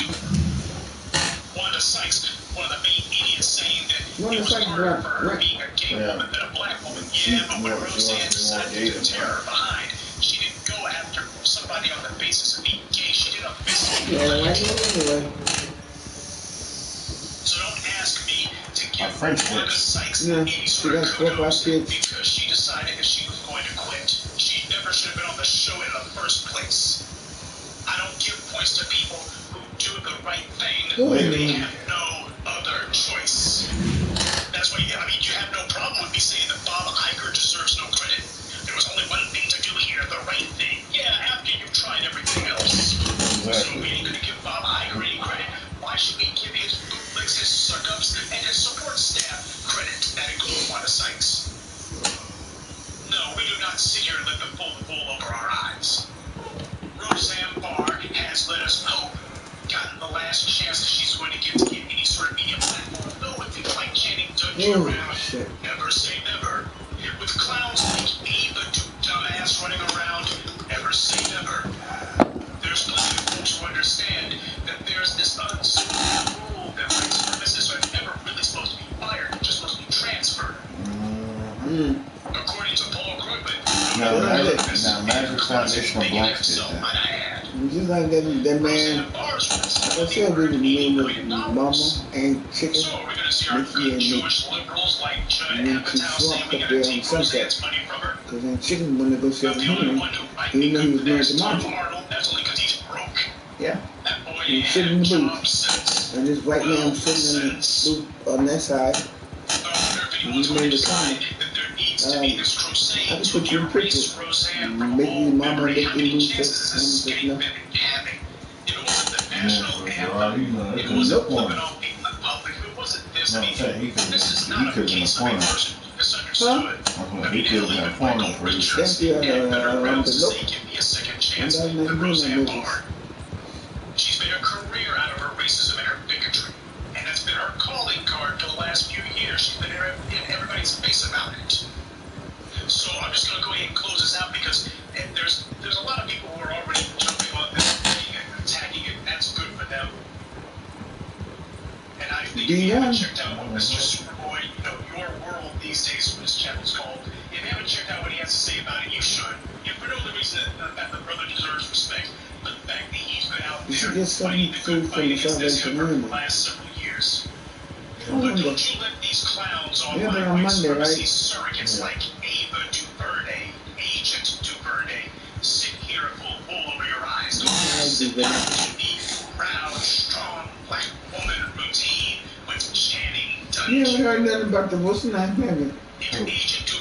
The youngest executive who owns the black in her shit. Yeah, I told you, that's what I'm like. I always worried about that shit. And they're like, quote unquote, this black person, this person, and I'm like, ask questions. Are they immigrant?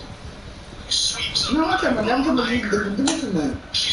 When they did the movie about she got spanked. No. That's what I'm talking about. So if the maid wants credit What? for being in the room when Bob Iger made the call to get rid of Roseanne, do you make sure that heifer takes the blame for having been in the room when the show was greenlit in the first place and not saying a damn thing about it? Channing Dutch. There's some unnamed ABC executives No, it's a black woman who literally went to bat for a racist white woman.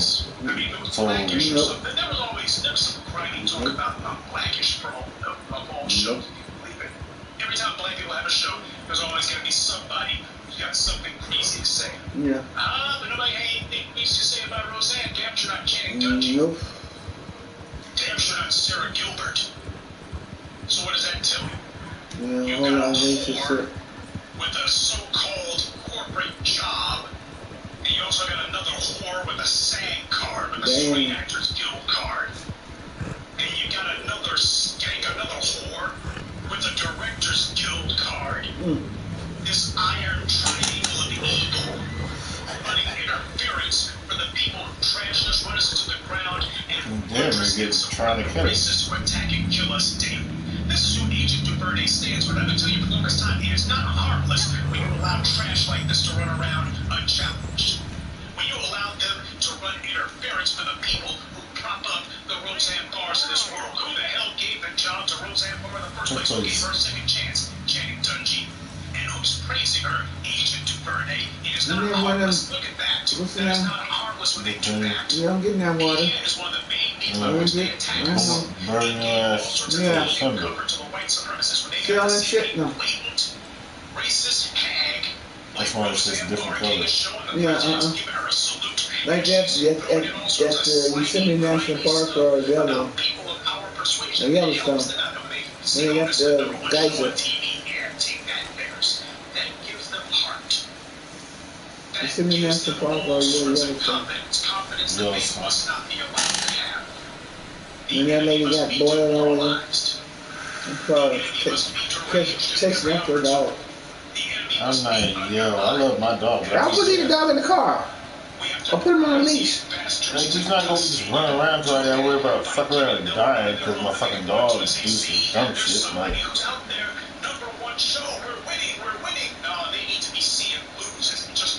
I thought ABC and CBS were losing constituents. not constituents, they're losing viewers. Yeah, that's what I'm talking about. Yeah, but that still doesn't. If you're a corporation like that, you know, you have others that still, like, you know, house, not Cinemax, but what's that other one? CGR or some shit like that? That's owned by Disney. Yeah. But that's like where you would get motherfuckers doing like some gay and shit, or like making black people look like they, oh yes, we want to be doing. We don't want, you know, popular.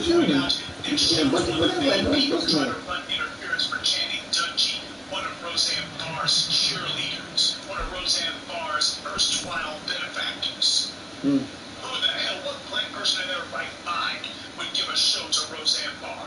A black person who's under a white man's rule.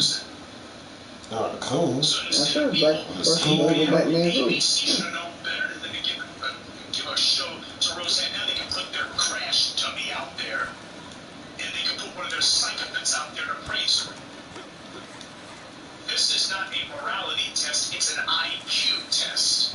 A lot of black folks would have failed this one. I bet they probably did fail it. You make sure that you stay at the higher end of the IQ scale. You see these clowns, you keep an eye on them. This tells you a lot whenever you have these people who are being this bold about how they try to cover up for the white supremacists and the racists who are fighting against us in media. It says a lot that they are willing to do this. They're waiting to see is anyone going to call them out. They're waiting to see is anyone going to call bullcrap on them. You putting him to sleep? Point I'm killing it. You were gonna point it out. Getting the hair down. Skin. Skin it. Will point it out. Because we're not on the payroll of ABC. We ain't trying to get a job from ABC. As Brother Khalid Muhammad, the great warrior scholar himself said, I don't want a job from you. I don't want money from you. I don't want a contract from you. I don't even want contact with you. A voice that is completely and thoroughly autonomous. Somebody who's not hoping that Channing Dungey will greenlight my so-called TV spec script. That's what we can do to asses over. That's right, honey. Anybody watches ABC, CBS movies? They're all on YouTube or whatever.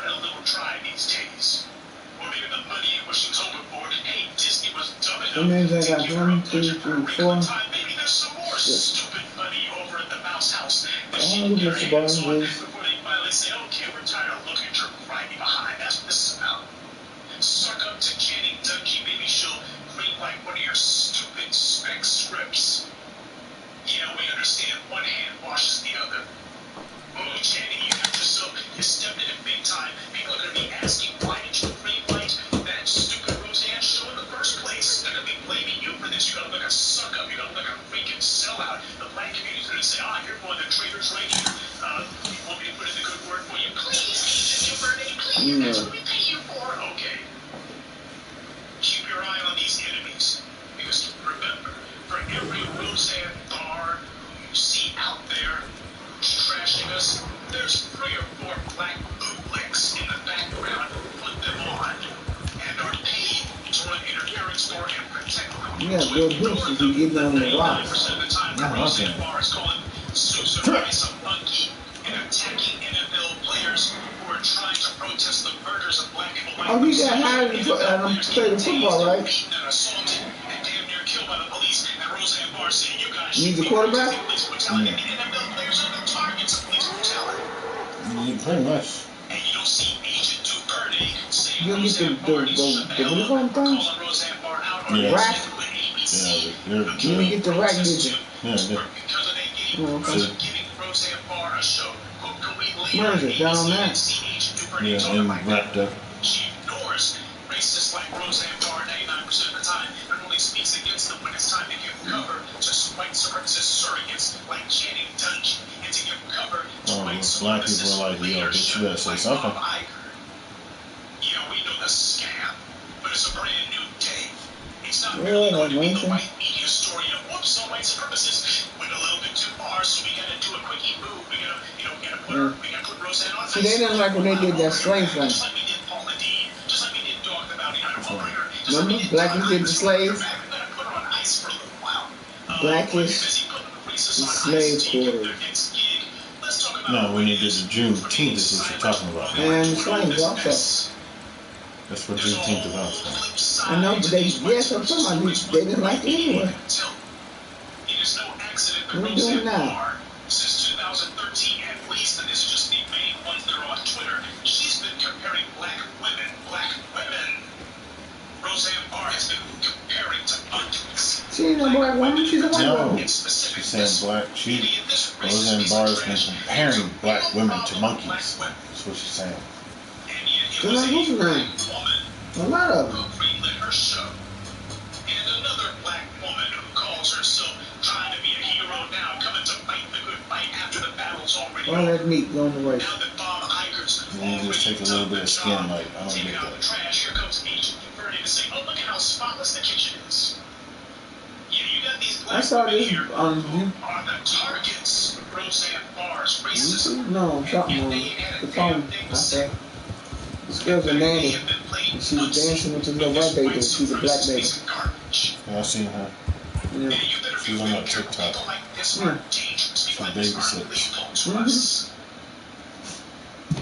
It goes way beyond a TV show. Got it? Imagine the headscarf of the slaves. That's why I'm gonna change it, but it won't, I can't get rid of it. It's a friend of mine, the headscarf of the slaves.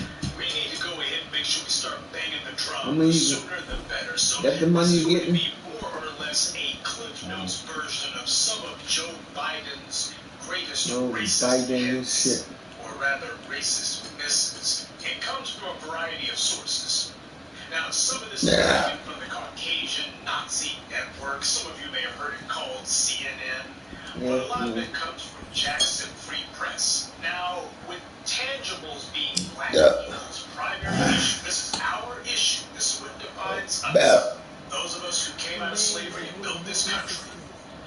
The first question that will make or break Biden's suitability to be president is specifically reparations. Where does Joe Biden stand on reparations? Well, has he said anything? Further than a recently rediscovered 1975 interview that Biden gave to a newspaper called The People Paper. Now, 1975 is only a couple of years after Biden had made it to the Senate. During his interview, he said, and I quote, "I do not buy the concept popular in the 60s which said, we have suppressed the black man for 300 years, and the white man is now far ahead in the race for everything our society offers. In order to even the score, we must now give the black man a head start, or even hold the white man back to even the race. I don't buy that. I don't feel responsible for the sins of my father and grandfather. I feel responsible for what the situation is today, for the sins of my own generation, and I'll be damned if I feel responsible to pay for what happened 300 years ago." Now, isn't that something? This guy is being all loud about it, ain't he? He called himself later on in the article a true liberal. Well, at least we can agree on that. Joe Biden is a white liberal. But you notice the fact that he was being all loud and vulgar and profane about it. He wanted to make sure that even if you read this interview, you would know that this was something that he was furious about. Yeah, this is what Joe Biden gets angry about. He doesn't get angry about the lynchings. He doesn't mention anything about the firebombing of black churches. He doesn't mention anything about the historical repression and subjugation and abuse that black people have suffered.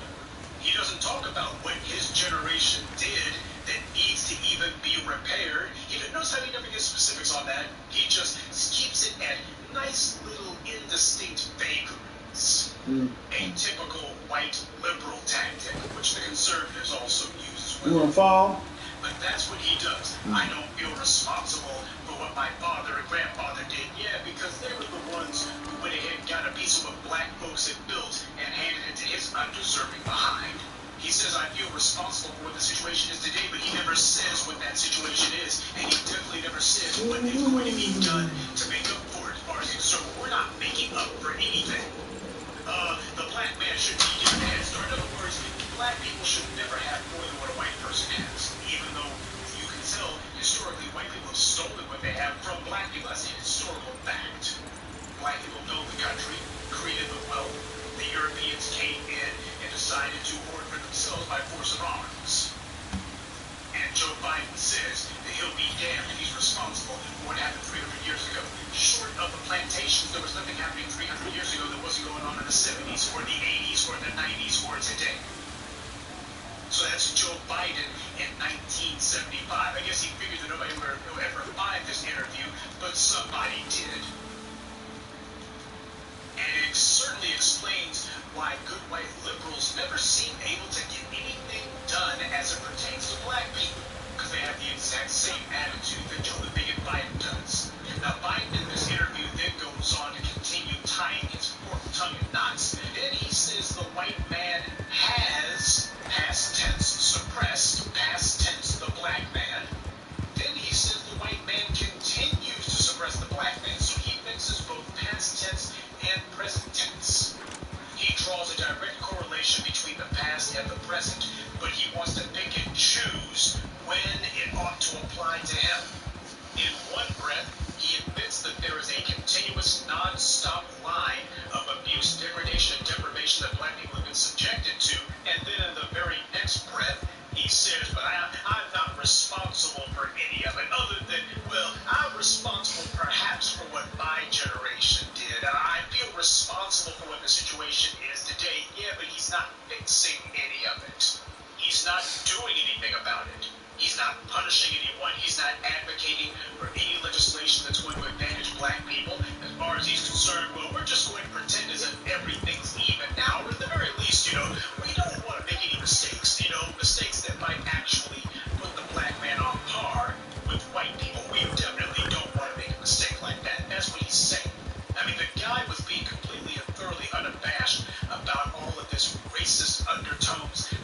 putting out there. This is Joe Biden in the 1970s, folks. He was a young man back then, hard to believe. But it just goes to show that just because you're an old fool doesn't mean that you weren't a young fool. Those are usually the ones who become old fools. After saying that you don't hold society back to let one segment catch up, he then says you put more money into black schools, though only for reading programs and facilities, minor trivial things, vague white-splaining babbling. Well, which one is it? Do you not hold society back, or do you put more money into black schools? Because these two statements cancel each other out. That is, unless you buy more, Once you're 18 and 69, yeah, there's millions in town. To be in good health.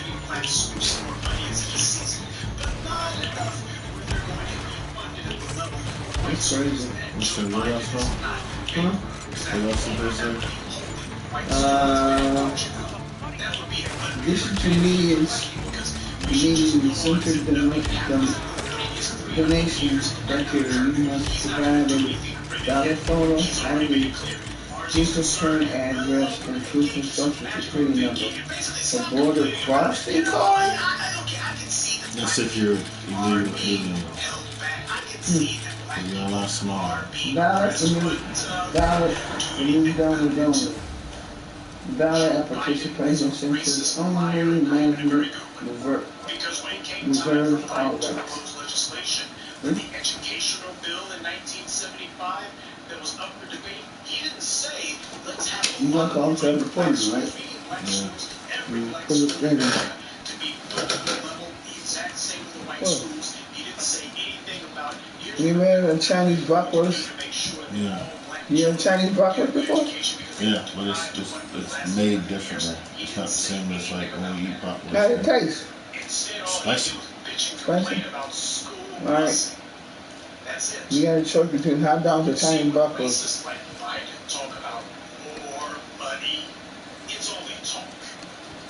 It's the same game the Republicans do. Well, you know, there should be more funding. Yeah, but you're not about to put out any legislation with that, though. Which, well, you know, the federal budget's too big as it is. You know, there's too much money going to waste. You said what? The money for these black schools. 9 cents? 45 cents. Yeah, it's just a talking point that they use. So 9 cents. Chewing tobacco. That was this man that lived down the street from Mr. Porter. The black man. That was Kim that got his chewing tobacco. Oh, from Walmart? Mm-hmm. 4 or 5 was it. Oh, that's in his mind, he's not trying to smoke cigarettes. No, I'm saying put it up in there, I mean, go. Yeah. I'm just having a football, baseball player, dude. You know, when I was in freaking, I could never do that. I was like, that shit was nasty as hell. I'm like, then you got spit in the cup. If you're on the field, you just spit it wherever. Yeah. I'm like, if you're in the dugout, like, you have to spit it somewhere.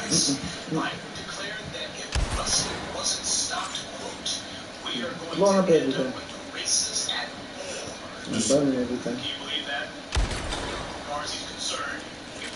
Children at my white kids' school, why, that's going to lead to a race war. Okay, so what that means is, as far as he's concerned, the destruction of the black Wall Streets in Oklahoma and I remember my classmates voted for Trump. I got a better question. For all the Ukrainians and the Russians that lived here before Russia and Ukraine had issues, how many of them voted for Trump? Yeah. That's not a race war. Oh, but busing, that's going to result in a race war. Biden went on to say, because your children, he's talking to the interviewer here, who was white, your children and my children are not going to stand up for having their civil rights violated in order to give some other group. I said to myself when I went down this morning, I said, what did this man say now? Notice that. Joe Biden freely I'm tracks in the othering of black people. He makes it clear. He's talking it's not about him, it's about somebody else. Your and my children. What about black children? Well, that That's them, those, this other group. They're aliens from another world, don't you know? Aliens. That is blatant, open. That's an unusual name, aliens. The real Americans and those Negroes over there. They're just people that stay here. Aliens. Like aliens out of space. Yeah, but there's no spaceship. You know what's that said? He says, why the men come down here? You see how this fucked up planet is already anyway? And that's why motherfuckers like, oh, I've seen it, alien. Yeah, he didn't stop by that dinner. My children and your children. And then we're talking about black children, he just says some other group. What do you think you know? Shut up. Blow the brains out. Black people are talking about our right to a quality education and our right to share the nation that we built. What are you going to do with him? On the other hand, is talking about Throw him away. rights to subjugate black. He can drown. He ain't got no head. If he drowns with no head, that's weird. Yeah. He's so down the river. Peaceful education. They don't want black people having an education. Anyone that's to read. So that's what they didn't want no black person learning how to read. Yeah, because they're like, well, what happens if they read? Well, books that we pretty much wrote about their asses, they'll literally be able to look at them books and be like, That's why Dr. Henry Clark, Dr. John Henry Clark, did what he did.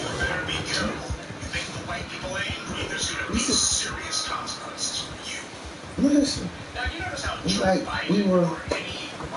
That's the same. You notice how whenever talking about population or a particular demographic segment of the population becoming angry and That's he went into a tree. nobody ever says Yeah, he did. He's dragging. That man. Black people's rights. You better not do anything that makes black people's civil rights are infringed upon or that they feel they're at a disadvantage or their children are being curtailed in order to advantage white children. You better not do anything that disadvantages white black children so that you can continue to give an unfair advantage to white ones. Otherwise, black people who are look at that big Indian book. American Indians. I know they got here before your ass got here. You guys stole it. STOLED. Stole it. Like genocide people.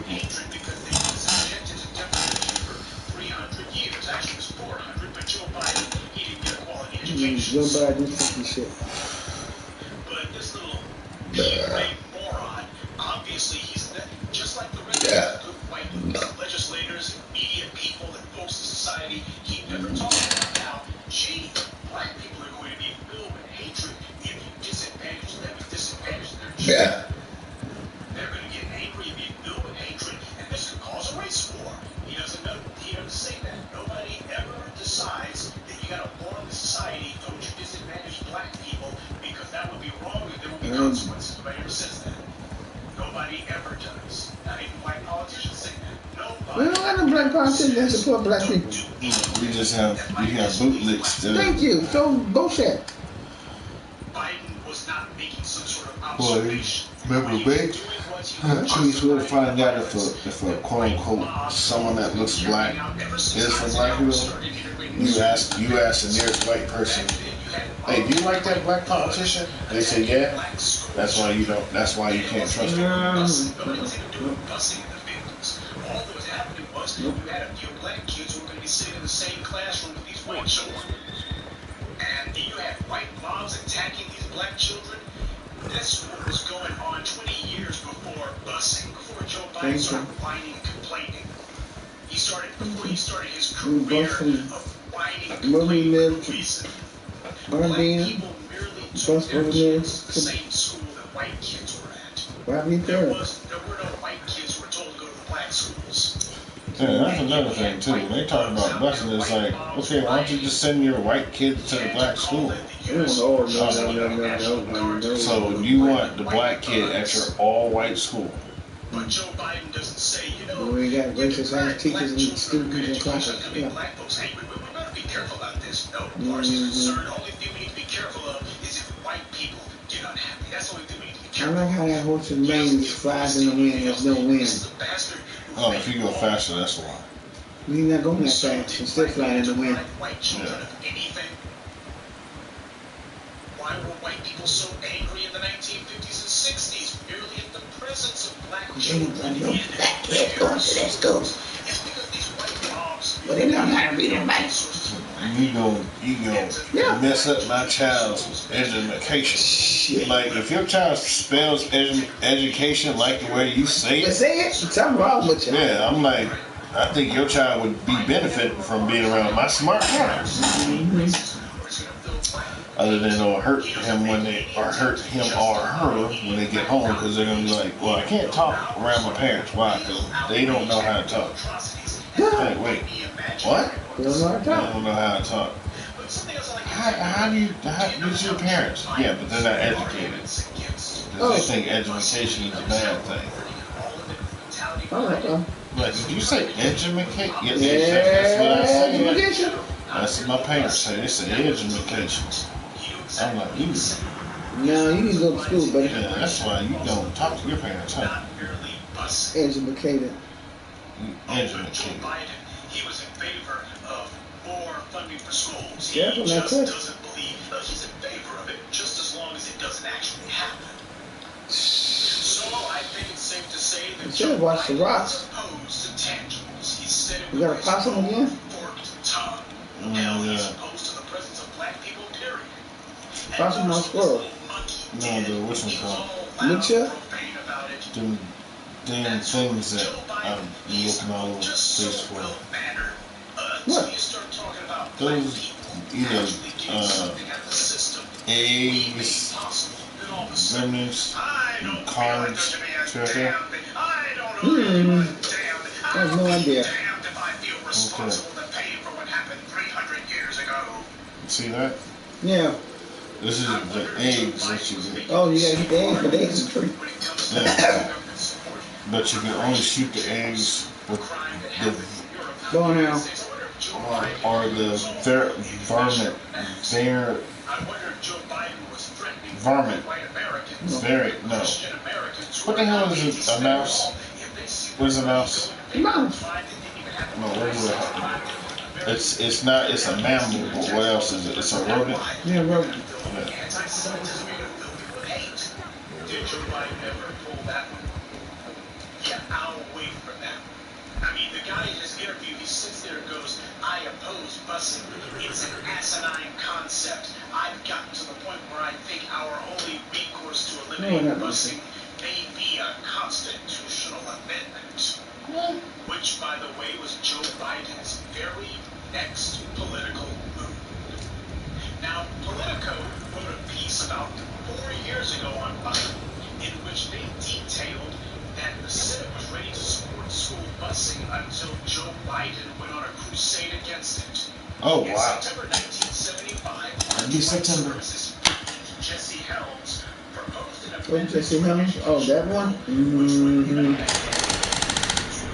I know what he looks like. That's okay.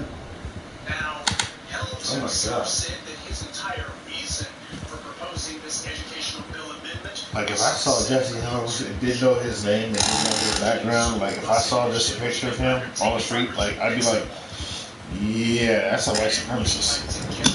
eagerly supported Helms' amendment. Joe Biden, who at the age of 32, this was like only his third year. You 78 now? Helms proposed his amendment to the in that amendment. I want to ask one of the girl at the bank, if I was to, if you were to, like, because I want to run out, how much interest do you put on untaxed labor? Untaxed labor? Untaxed labor. I said untaxed labor. Yeah, free labor. Yeah. How much interest would you put for owing? That's what I'm saying. Because you remember, you got banks that do 14% interest rate, Yeah, I know. 20% interest rate, 14%. I'm like, how much? That's a lot of interest rates. That's a lot of That's what I'm saying.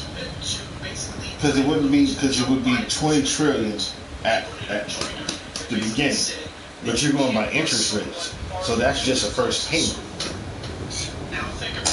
You see what I'm saying? Yeah.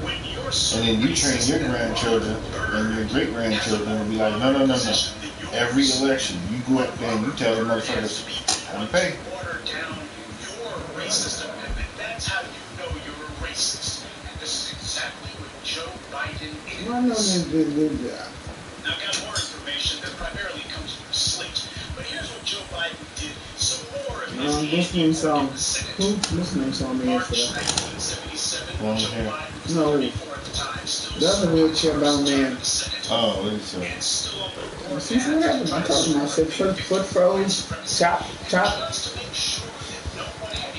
I said, just keep me in prayer. That's all I got to say. He said, I will. I said, I know.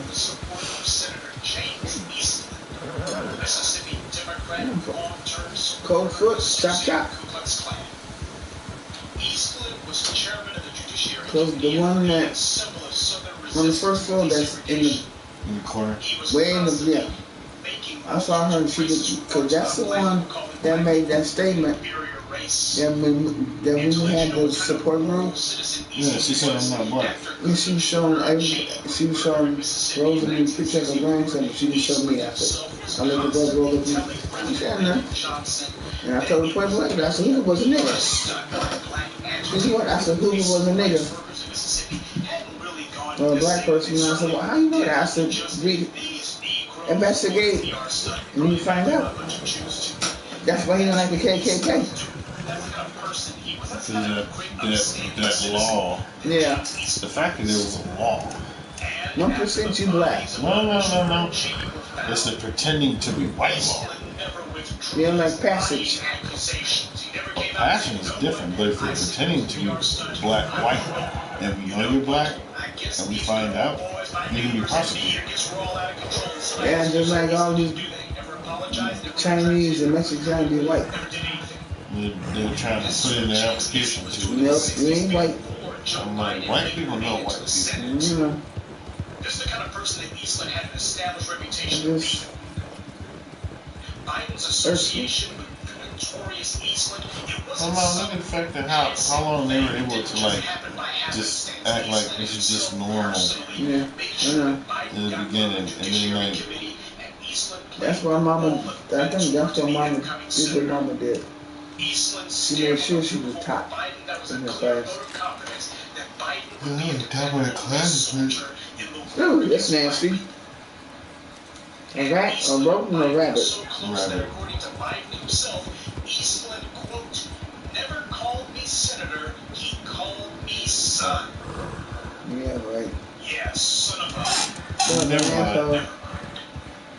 Son of a dickwad. I know it's Sunday, guys. But keep the 7 day holy. That means I consider holy is telling the truth. And the truth is coming out. And the truth ain't never been pretty most of the time. Yeah. I ain't got no love for that dick shit. I love my family. Relatives. That dickwad that's sitting in that house that black people built? No. I personally reported on how Doug Jones didn't say one piddling word about what he was going to do for black people when he was campaigning. What the fuck is that? He gave a blank turtle? What's that? Chocolate? Oh, eggs again. Oh, don't crack them. Alligator eggs. No. Bird eggs. On the ground? They're duck eggs. What the hell is going to do for them? See, this is the danger in voting for somebody when they haven't made any specific promises to you. They haven't taken any pledges to you. They are not telling you That's a beautiful river, but then again, Biden definitely knew what kind of I ain't trying to do that. Never mind, I'll keep it. Joe Biden back in the 70s when he was no, I ain't gonna say it. I ain't gonna say it. And that's what they did when all that land was taken. Remember? Yeah. and how they made that look like, oh, see, I'm happy. Business correspondence of government. Biden's letters were dripping with praise for Eastland, like he served the second course of the Last Supper.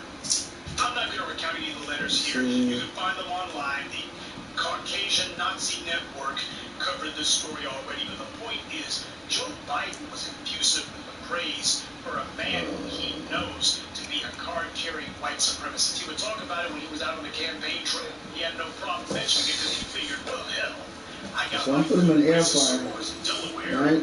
They're going to vote for me. You want the Chinese sausage? We got a hot dog. So I'm free to say what I think. The regular hot dog. I mean, didn't we get sausages or something? No, I thought they were Chinese sausage. I put that in first. I can say what I think about black people. The rest of them, they gotta sugarcoat it and be all phony about it. I'm a true liberal. I can say what I think about these black people. That's what Joe Biden actually meant. And that's what he's actually done.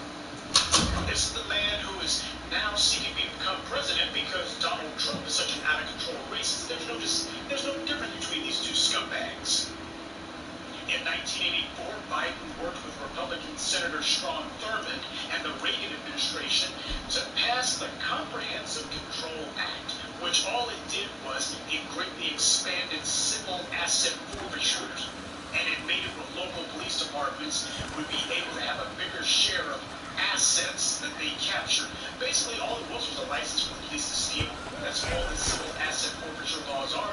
The cops can come up to you, they can take everything out of your pockets, they can claim civil asset forfeiture, and you have no means to get your property back. They take people's cars, they take people's money, they take anything that you got on you, and they don't arrest you, by the way. They just come up to you, empty your pockets, all right, sucker, goodbye. Joe Biden wrote legislation 30 plus, almost 40 years ago to make it where the police can get away with that. That's what Joe Biden was doing back in the 1980s. He wasn't trying to rein in the police. He was trying to give the police carte blanche, and he did.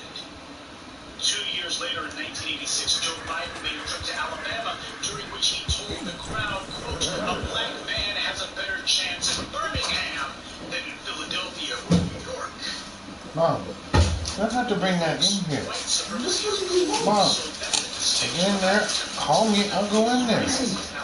Saying, Mom. But for him to say something like that, to tell such a bald-faced lie, something that he knows how that would be received, it speaks volumes about what a creep that bastard is. But, of course, the crowning achievement of Joe Biden's career as a white supremacist race soldier in the Congress would be the 1994 crime bill, which Biden prefers to call the Biden bill. Now, its proper name is the Violent Crime Control and Law Enforcement Act, which Biden wrote himself and was signed by President Super Predators Bill Clinton. What the Violent Crime Control and Law Enforcement Act did was it greatly increased funds for police and prisons, and it turbocharged a huge expansion of the federal prison population. And it also contributed to the rapid growth of police militarization, because now the police were being given tons of federal funding to purchase hundreds of thousands of pieces of military equipment. So you had a direct pipeline from the Pentagon straight to the police, courtesy of Joe Biden. Oh, those local and county law enforcement organizations, very few of them could afford the military's equipment. In most cases, it was kind of illegal for them to have it. There wasn't really a direct line, but thanks to Joe Biden, there would be. They had everything from flak jackets to automatic rifles to armored vehicles and grenade launchers. Think about that, grenade launchers for the police. So if you ever wondered how the hell a podunk, know-nothing puddle of spit and grit like Ferguson could get their hands on military-grade equipment, armored personnel, vehicles, and weapons, you can thank Joe Biden. He's the one who forced the taxpayers to support this ridiculous weaponization of law enforcement. So this animal, he thought that busing was asinine, but decking the police out like they're invading Baghdad, that's A-okay in Joe's book. Busing black kids to white schools, that's bad. That's dangerous. That'll cause a race war. But giving police, armored carriers, and military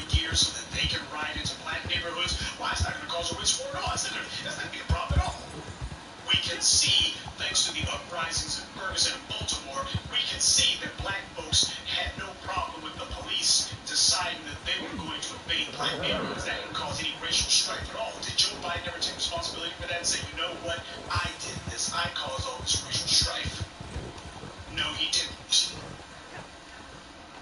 And of course, Biden was one of the main defenders of the horrendous sentencing disparity between powdered and rock cocaine. Because when black people do it, it's worse. It doesn't matter what it is. If a white person is smoking 5 joints and a black person smoking 1, well, the black person doing it, that's much worse. Okay, so if you have one black person who allegedly shoots somebody in Chicago, that's worse than 9 white and black people, or people of any race, being killed by a white person. A white guy shoots up an entire school full of kids in Sandy Hook. Well, that's not as bad as a black person who is walking down the street in Sanford, Florida, minding his own business. That's the world according to Biden. Well, of course, as Biden tried to claim then and will continue to try to claim until he started having aspirations for high office and realized that the political winds had changed, Biden's story up until now for the last 20 years has been, well, we had to do the 94 Biden bill. We had to do that because the nation was in the grip of a crack epidemic. Well, the nation's in the grip of a meth epidemic that is far larger and far worse than the so-called crack epidemic ever was. And yet, Joe Biden, in all these years, when he was in the Senate and when he was vice president and now on the campaign trail, he's not proposing any tough-on-crime measures for meth. No meth-type Rockefeller laws, no mandatory sentencing guidelines, no 3 strikes, no federal sentencing guidelines, no anything. No war on meth, none at all. It's a public health concern. Well, wait a minute. These meth addicts, they're violent. They kill people. They fight over turf. They're doing their drugs in the freaking McDonald's and parks where children play. Aren't you going to get tough about that? It's endangering children. Don't you care? The answer is he doesn't. Joe Biden doesn't care at all because it's white people who do that. Oh, if only black people were the ones doing meth, then Joe would be on the warpath again. Why, he have a 2019 anti-meth bill faster than you can blink. So when you see the white media trying to claim that Joe Biden has been a friend of civil rights, the hell he has. Joe Biden gave pathetic lip service to civil rights. You just remember that when it came down to the wire, a dyed-in-the-wool card-carrying Klansman, Robert Byrd, turned out to be more moderate on race than Joe Biden. That lets you know exactly what kind of person Joe Biden is. A Klansman was able to moderate his racism slightly. The Klansman was less virulent against black people than Joe Biden was. It is not a joke what these bastards attempting to do. Nearly 50% of black women who responded to that recent Morning Consult poll said that they were going to vote for Biden, and this is what they intend to vote for. They intend to vote for a man who made it clear, as far as he's concerned, the wealth gap, the justice gap, the asset gap, and any other gap that you want to call for between white people and black people must be maintained at all costs. He is against anything that advantages black people in any shape, form, or fashion. If it's something that's going to do black people some good, Joe Biden's against it. Joe Biden is a more strident racist than a card-carrying Klansman. You got nearly half of black women who are actually contemplating voting for this guy. No black people should be thinking about voting for Joe Biden. This is serious, folks. Joe Biden, do you truly believe that he's turned over a new leaf? Do you think he's discovered religion? He has not. Has he made any amends for any of the mountain of sins that he's committed against black people? No, he has not. Has he undone any of the legislation that he put on the books? He has not undone so much as one word of it, none of it. Oh, he says that, well, some of it I do a little bit differently. So the hell what? Everybody said that's more than Hillary Clinton crap. Oh, she doesn't say that stop and frisk is wrong, we should take off the book. She says that it's not effective. There goes more of that weasel word stuff, where you can interpret it any way you want, depending on the listener. Joe Biden is an out-of-control racist, and now he's seeking the presidency. See, with Donald Trump wears his racism as a a badge of honor, so you know to be on guard against him. That's the reason why you got people on battle stations about Donald Trump. And the thing is, you better be on Red Alert DEFCON 1 when it comes to Joe Biden. Joe Biden's an old man. And when these old white supremacist males get to be in their golden years, they start wanting to find shortcuts to that white ethno-state that they've been dreaming about for the longest time. They keep trying to find shortcuts. I suppose this will do. Black people need to speak in one strong voice. That brings us to the final point.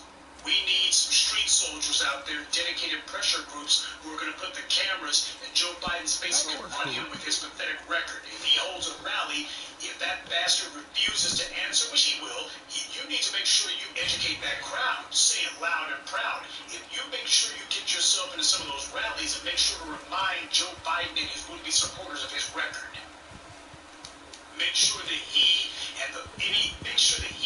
and Simone Sanders are called on the carpet for this, because Simone Sanders is trying to help this animal become president. He has done nothing to show that he has changed. So why the hell should I be silly enough to think that he has? If anything, what's going to happen is you're going to have more anti-black legislation on the books, and the difference is you're going to have Joe Biden with a smile saying, hey, I was Barack Obama's vice president. Yeah, how clean Barack Obama is. And that's the reason why we need to get tough on crime. Well, there's a meth epidemic. Well, meth is a public health concern. Now, you see what's happening in Chicago, all this black-on-black crime. You know, you guys need to straighten yourselves out. The out-of-wedlock birth rate for white females is approaching the same level it is for black ones. So I wonder why Joe Biden doesn't have any lectures for all of these white single moms and all of these white deadbeat dads. Joe Biden has no lectures for white America telling them, you know what, you guys need to lay off the freaking meth. It's a lack of character that leads you to drug abuse. And you do it in front of kids and in the McDonald's, you know, have you no shame? He doesn't lecture white people about their drug abuse. He doesn't lecture white America about its obsession with guns. He doesn't lecture white parents on what they're teaching their kids that makes it when they go to homeroom with an AR-15 and light the place up. He doesn't lecture white people about anything. He doesn't lecture them about their racism. He doesn't lecture them about anything. But he will go to black people, and here comes Joe Biden to tell black folks off. See, that's part of why we can't have any gender warring going on here. White power has always played divide and conquer. They know that there's this recalcitrant group of black females who have refused to take responsibility for who they choose to have children by, who they choose to date and mate with. And they've also thought to themselves that maybe they were going to become some sort of appendage or apparatchik of white supremacy, and it didn't go through. So a lot of them have been bitter with black men. Black men denied them their chance to be honorary members of the oppressor class. So Joe Biden knows that he's got the golden blackjack that never misses. Go ahead and bring black men in for some abuse. Go ahead and take some cheap shots at black men. Doesn't matter if it's true or not. As long as you're downing black men, there's going to be this contingent of black women who will go, oh, I love every word of it. I don't even know what this guy's about. Yeah, I know. He's been against black people for the longest time. He just got them telling us how evil black men are, and he should be president. Yeah, he'll deny your children an education, and then he'll lock them up afterwards when you want him to be president because he takes some shots at black men. Meanwhile, Joe Biden's playing the game of appealing to the casual white supremacists, otherwise known as white moderates. Joe Biden knows, just like everybody else, that a majority of white female voters voted for Donald Trump, even though the man is an admitted sexual predator who assaults women. But white females were like, hey, this guy's on code for us. He's already told us what we as white people are going to get, so we're fine with that. Hey, as long as I'm not within arm's reach of Donald Trump, I'll be fine. Joe Biden saw that, and Hillary Clinton saw it too, and Bernie Sanders saw it too. I'm planning a Sunday evening address where we go into that, how a lot of these, how it's been known at least since 2018, that the white media, some of them, one or two of their outlets, reported on the fact that black people had noticed that the Democrats were trying to use some sort of political triangulation to circumvent the black vote. They were trying to figure out, how do we win the election? Now that black people are demanding tangibles, what we've been out here in the vineyards doing for over a decade, This is when the message caught on after 2016. When people saw what happened in 2016, that black folks stayed home. I'm planning a Sunday evening address where we go deep on that one, because the white media did do a couple of articles, but it was some of that, you better be careful, these niggers are waking up. It was that kind of tone to it, where black folks were pointing out, hey, these Democrats are not bringing us these sort of tangibles, and it's obvious that they're trying to pursue white moderates because they're trying to figure out how to circumvent the black vote. Now that black people are getting organized around tangibles, now that we're making it clear that our issue is going to be, what are you going to do for us, or we're not going to vote for you. Now that black folks are getting an organized vote, and not just voting out of habit or instinct, now the Democrats are like, time to find a new constituency. Oh, that Obama coalition? Oh, it's all good except for the black part. We gotta find some white moderates, or if we can appeal to some of those white red staters, you know, something to substitute for the black vote. Because that black vote, those niggers are starting to demand too much. You see, Joe Biden, he's not using a new playbook. He's appealing to a very old one. And this is the guy who wants to be president. So that's just a quick primer on some of the lowlights of Joe Biden's career as a political white supremacist race soldier. Anyone who even thinks about voting for this bastard, that is an open declaration of treason against black people. If you're black and you're trying to vote for Joe Biden, that is treason. If you're not black, well, it is what it is. But Joe Biden is no friend of us, never has been, never will be. He associates freely with Klansmen and anti-black racists and segregationists. But have you noticed how he never went in on those anti-black forces and said, you know what, you guys have got too freaking much. We know where you stole it from. We're going to make sure that it's going to be our mission, that black people are going to be on par with white ones, and we're going to put the power of the state behind it. He didn't say that. Never said it, never did it. No, he's not going to call himself cursing about, I'll be damned if we're going to have white supremacists able to attack black people. I'll be damned if black schools don't get the same funding as white ones. I'll be damned if black people are going to be just shoveled into prison wholesale because white people are afraid to punish powder cocaine. I'll be damned. He didn't say none of that. He don't get profane when it comes time to talk about white supremacy. When it comes time to talk about anti-black racism, Joe Biden keeps a simple tongue. He's pretty as you please, polite as a petunia. But when it comes time to anything that he thinks might advantage black people, all of a sudden, Joe Biden's all off the chains about it. You better watch out, folks. Joe Biden is dangerous because you got a lot of black folks who feel because he's a Democrat, or because he stood beside Obama for a few years, or because of the fact that he'll have a couple of Negroes who are on his payroll, or the white media will claim, oh, he's got a good civil rights record. Well, except for the interview that he gave to the People's Paper, and except for that amendment that he tried to do to the 1975 educational bill, and except for his opposition to school busing, and except for the fact that he was out there with no less than Strom Thurmond expanding the government's ability to rob people, and except for the Biden bill, otherwise known as the 94 crime bill, all of that with turbocharging the prison industrial complex, and the overcharging of black people. He's alright. Altogether, if you count all of that and try to deny black children a good education, if you don't add all of that, then Joe Biden's record on civil rights is excellent.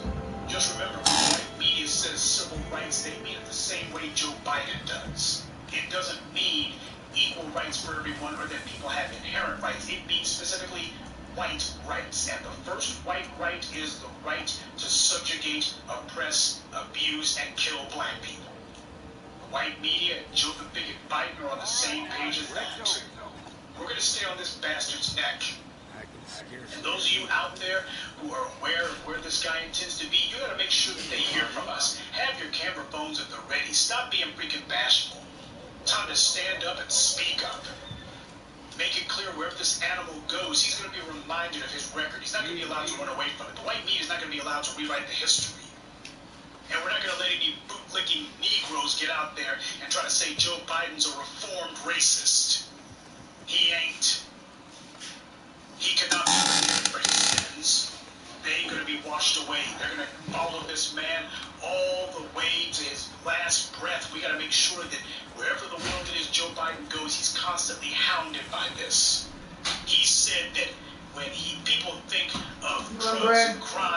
wants them to Please. Joe Biden, he means like tough on drugs and crime. You Well, want mayonnaise on them? I got a better idea. No. When people say We Joe don't got Biden, that ketchup, we don't got I hot want them to sauce. think Oh, we got barbecue sauce. Oh, okay. because that's exactly who and what he is, that's what he stands for, and that would be an accurate depiction of Joe Biden's pathetic excuse for a life.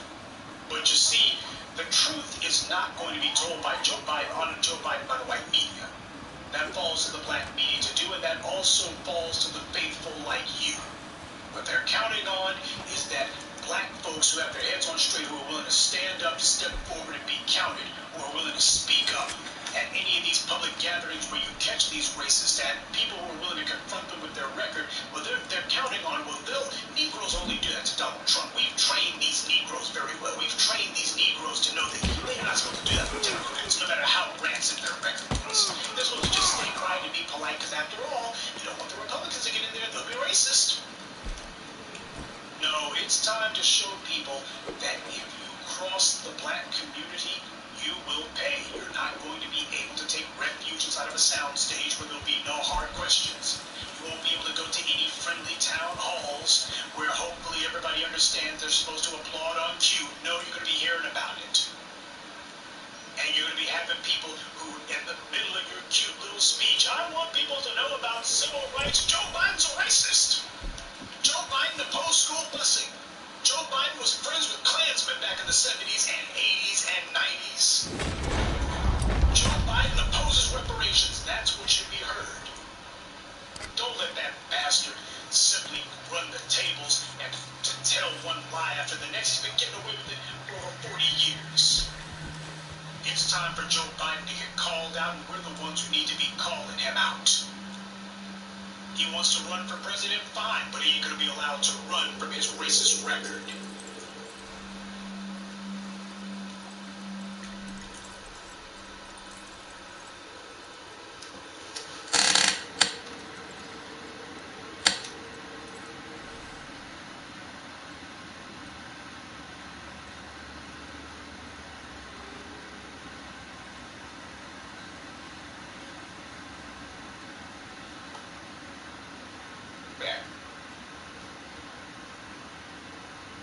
Rise and you'll be terrified. The beneficent, the merciful.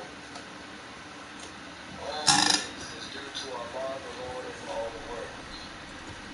Thank Almighty God for coming, as it was written and prophesied that he would come.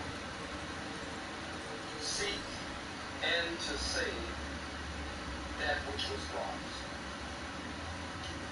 We can find no other people fitting the description of the lost brother, the lost sister, or the lost sheep. From your chinny chin Jen. Just how many days has it been since homewrecker Jen was no longer able to pretend that she didn't know that her husband's a serial sexual predator? That her husband's a guy who spent decades, not years, but decades, using his position as a corporate CEO in order to pressure women into putting up with his sexually lecherous behavior. How many times has Julie Chen suspected and not said anything? Well, she can't deny it now, so how many incidents she now officially knows? Now she's going to pretend like I had no idea that there was prostitution going on in this whorehouse.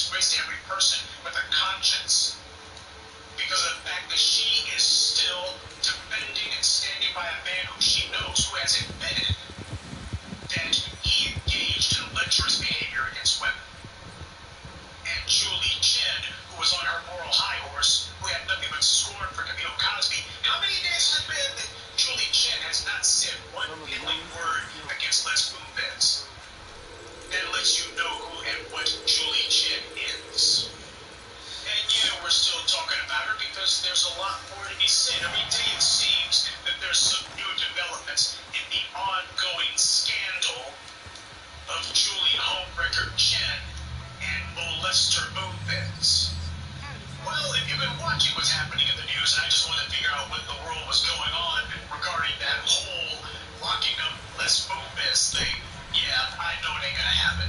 But I told you that powerful men make powerful enemies, and it's always great to see trash attacking trash. I'm getting that Harvey Weinstein vibe, that certain people have just been waiting years, if not decades, for the moment when Les Moonves seemed to be weakened, when it looked like this formerly unstoppable, unable to be toppled giant finally was brought to his knees by his own incompetence. Apparently some folks have been waiting for this for a while, and now they have the opportunity to rattle their sabers at him, because they feel that it's not quite so perilous now. He's wounded. They can see that. Even if Les Moonves does stay on at CBS, people won't be quite so willing to attack his enemies on his behalf, simply because Les Moonves doesn't like him. He's been spending years taking down people who displease him even in the slightest. And now apparently Howard Stern has got some words to say about his past run-ins with Les Moonves. Now let me say from the outset that there are no good guys here. There's nobody to root for here. Howard Stern is obnoxious white supremacist trash. Just like Molester Moonves, these two are peas in a pod. It's just one of those bad cases of no honor among thieves, and not much intelligence either. Howard Stern's a lifelong bigot, no different than Bill Maher. And no, I don't believe his 45-minute verbal vomit fest was based on any sort of principles. Howard Stern has spent his entire adult life showing the world that he has no principles. So what brings these two to loggerheads? The roots of their enmity goes back to 2006, a lawsuit that CBS Radio brought against Howard Stern back when they were the ones still producing and distributing his radio program, that little sewer that he has. This was when Howard Stern was telling everybody that he was leaving CBS Radio and moving to Sirius Satellite Radio. He would do that every day on his CBS Radio show, his Satanic Carnival of the Damned. Well, CBS decided to sue Stern after that for $218 million because he allegedly used their airwaves in order to promote a rival broadcaster. They consider that to be breach of contract. They said, well, we got to exact our pound of flesh with this guy for something like this. And they took it to court. The matter was settled out of court, but the fact that CBS Radio did that, they were doing it to make a point. No matter how big and bad Howard Stern may have seemed, no matter how much ratings gold he may have been, or whatever idiots actually tuning in his garbage. CBS Radio, as far as they were concerned, he was just another employee. This was going to be their severance package to sever him from some of his money. And they did. They dragged him in the court. They had the boy sweating for a while, and obviously he still hasn't gotten over it. Whatever it was that he had to do in order to get CBS off his back, in order to get Les Moonves off his back, Howard Stern clearly has neither forgiven nor forgotten it. And given the kind of guy that Les Moonves is, let me put it to you this way. Georgia Fox and that other guy, Eads, that young white guy who were on CSI back in the day, they were giving Les Moonves a tough time regarding their contracts. They wanted to renegotiate their contracts in the middle of the television season. I guess they figured that CSI was red hot on television, and this would put them in a stronger position. And Les Moonves said, at some point, a contract has to be a contract. Now, just to get the point across to these two, what happened was, and I'll never forget this because this was way back when I was still occasionally actually watching television. They had an episode where you had Georgia Fox and this other dude, Eads, whatever his name was. They were talking to each other, and it just seemed so out of place because these two never conversated for any reason. And they were both talking the same thing about how they were both going to be leaving to go to other police departments. What was happening was, they read their lines with absolutely no enthusiasm. Whoever put that in front of them, clearly nobody was making any sort of pretense that this was something that they wanted. It was clearly being done under duress. But Les Moonves obviously was the one behind that. And this little bit of humiliation was to let them know, we'll dump you in a heartbeat. And the show will keep right on trucking. See, that's how Les Moonves does things. And when his his wife, or the little lady, homewrecker Julie, decides that she doesn't like one of her co-panelists on the talk, well, they're getting shown the door. And that will be that. And Howard Stern is now speaking out. The question, of course, is why now? I mean, it damn sure ain't because not enough time has passed. It isn't because he didn't feel strongly about it. He waited until this moment. Well, why now? To me, this feels like Stern was doing a favor for somebody. Somebody wanted him to do them a favor and go ahead and dish some of the dirt on Les Moonves. That's what it smells like to me. Because there's been all sorts of scuttlebutt behind the scenes about whether or not Sumner Redstone, the chairman of Viacom, might decide to make a move on Moonves and try to figure out how to force him out. Because apparently they're talking about merging CBS and Viacom. And if the merger don't go through, apparently Les Moonves might be out if Sumner Redstone decides you're not making me enough money in my final years on this planet. Somebody wanted one of the most prominent voices of broadcasting to say that Les Moonves is a bad guy. You don't do what Howard Stern did, going on a 45-minute rant. He did that specifically because he wanted to make sure that the media, the rest of the media, would catch on to that. He didn't just do that off the cuff. Yeah, Howard Stern's got a big mouth and an empty head. And he prattles on and on for nothing, especially about black people. No, to go after Les Moonves like this, yeah, I think that somebody basically put a bug in his ear and said, would you mind doing us a favor? He was like, don't mind at all. And to have a former CBS radio personality do it, no less, this smells like someone's trying to send a message to the CBS structure, to the CBS brass, just to CBS in general, board members and the like, most likely trying to encourage other disgruntled former CBS talent to throw dirt on Moonves. Don't be surprised if Leah Remini decides to dish some dirt. Holly Robinson being not so much. Black people in Hollywood, they tend to be just far too intimidated about talking trash about white people or about people who are connected to white folks. I mean, you saw what the hell happened with Bumpy. She went from talking all sorts of trash about Oprah Winfrey and about Tyler Perry, talking all sorts of truth, actually, to being a smiling freaking Hattie McDaniel wannabe. But fortunately, there are other people out there who Les Moonves ran afoul of, and I wouldn't be surprised if they come out of the woodwork and Howard Stern little display. And Julie, the homewrecker champ, the one from You. Oh, that one. Whose husband is the Weinstein? Whose husband is Les Moonves. CBS.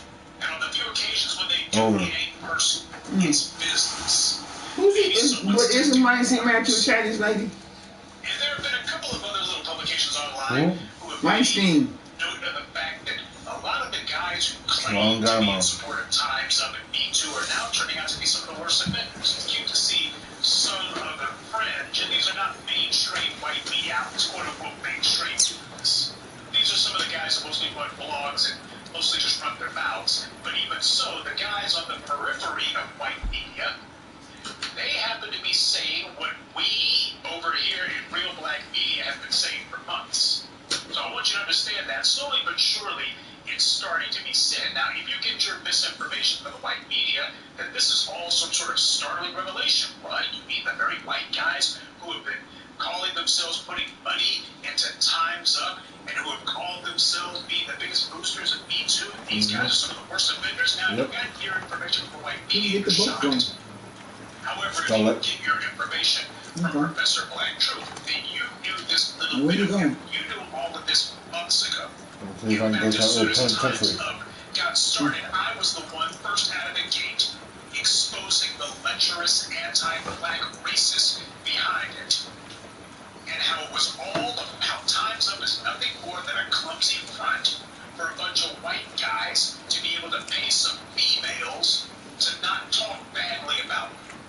They got some bought and paid for heifers to get in front of the cameras and say, well, the white Bought and paid for. I was like, yeah, that's why you don't see anything about the white guys were paid Oh shit. The boat's sinking. The hell? How's the boat sinking? So people in the white media are only just now figuring all this out. Oh my god, I'm gonna die. Even so, only one or two of them on the periphery are saying it. The guys who actually work in the You drowning? mainstream, these Yep. guys, they know this What? too, but they don't How the dare fuck can say you it. drown? Like, I don't get And a that. lot of your so-called left-leaning media, Straight That up doesn't drown. make any sense. they understand Straight up the drown. rules are. What the fuck? Real game The here boat is sank. sexual Yeah, out of harassment nowhere. is maintaining the racialist pyramid scheme that is I'm white like, I didn't supremacy. even know you could do You that. can't Like, say this. anything about the guys at the top of the pyramid, white guys, the pale males. You gotta leave them out of the discussion when it comes to sexual harassment. They are not sanctioned targets. Yeah, they'll go ahead and talk about I was trying to go over here. this ought to be fired, but it's only going to go You were over there. far and no Yeah. farther. None of them are demanding that Just over any here. of the white males whose faces and names have been mentioned in the media actually be charged with anything. Is that a turkey? No matter how many Okay. stories you hear about these No, white warthog. guys going on a sexual rampage, you don't hear any of these white women saying, I can't wait for them to be dragged in front of the cameras. Nope. Just perf-walked to the nth degree, locked in a cell, never be heard or seen, never be seen or heard from. They don't talk like that. None of them are demanding that the DAs who refuse to prosecute be voted out of office. And none of them is voicing any outrage That's gross. that the Los Angeles Oh, DA's and then office you That's just, refused to gross. prosecute you just skin it and you erase all that. Damn sure ain't being reported, and they don't seem to make a stink about it. That's sick. None of them are demanding any new laws be written. Nobody is using the fact that you have now, within a span of less than a year, you have had two of the most prominent media moguls on the planet exposed as serial sexual predators. Let's move as They don't want to do that. Nobody's demanding new laws against them. Nobody is demanding that any police departments who refuse to investigate be fired, cleaned out, what have you, and no sort of laws for how things will take place. Bless you. And that in and of itself, the refusal to say that people should be punished for not having gone after these guys, that sends the message loud and clear. When it comes to white men, you don't punish them. Sexual harassment is white male activity. Because sexual harassment involves somebody who uses the element of economic coercion. That's what the real muscle is behind sexual harassment. You got No, somebody like, you don't have economic power. Like, how am I harassing you, really? I'm just irritated. That's nasty. Can cut you off financially if you don't. That's Yeah, that's the slave. gross. It's the slave quarters. Huh? That's the slave quarters. Excuse me? Yep, this is the slave quarters, bro. Has flaunted his ability to mess with people's careers if they don't do what he wants. I just got to give you an example before from CSI. Les Moonves has no problem throwing his weight around. Harvey Weinstein, no problem throwing his weight around. If you want to talk about sexual harassment, you would have an endless Man, they don't even give you a light in of here. stories. If Oh, well, don't you have white got guys, the reason why it ain't happening, this. because for that to happen, One candle, very white but media that a has window, been engaging in the worst that's how it aspects opens. of sexual harassment would have to actually turn on itself. And as I said a million times, they didn't build their media in order to promote your power. They built it to promote their own. White media is not about to advocate criminalizing white behavior, especially not white male behavior. So instead happens is we're playing out this little fraud where they suggest some meaningless, feeble half measures and some They kid who totally stole his pointless father's truck. gestures. Yeah. And He killed all then them everyone people. makes a big deal about it.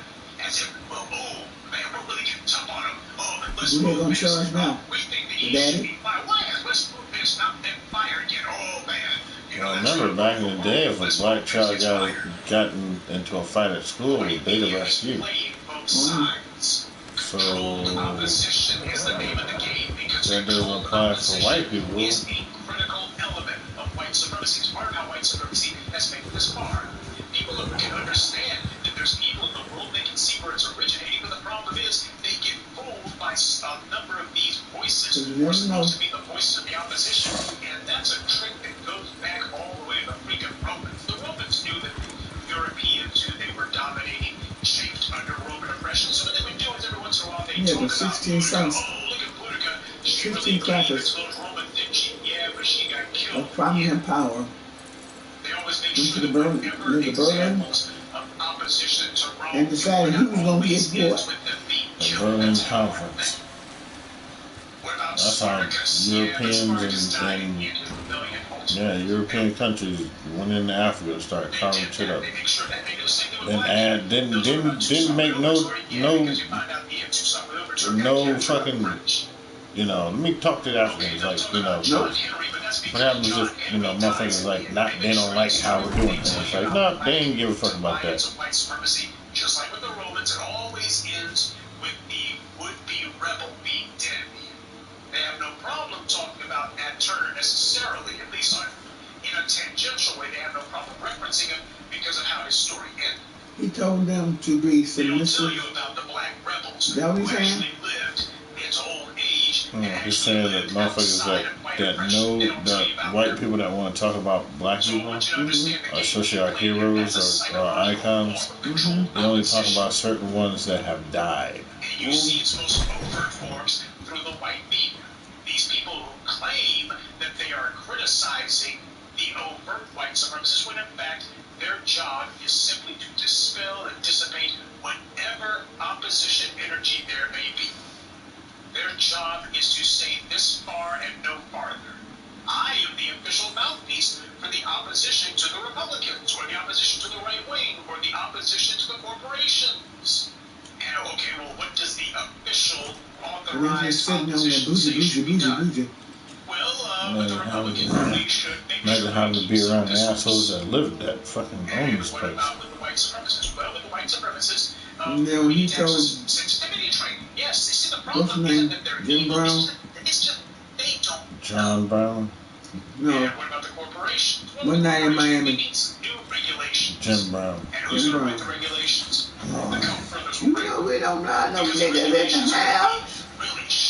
The fact that he said that shit so comical, so like his facial expressions didn't change. Like, oh, we don't allow niggers in the house. I'm like, as big as you is, nigga, you didn't choke slam that motherfucker? Like, yo, that is a brainwashed nigga. Or are you going to cheer for Andre the Giant? Don't matter, because both of them being paid by Vince McMahon. Basically. Mr. McCann. This is how white supremacy guarantees that no matter which side Indeed. of the supposed It's still gonna be niggers. white supremacy wins nonetheless.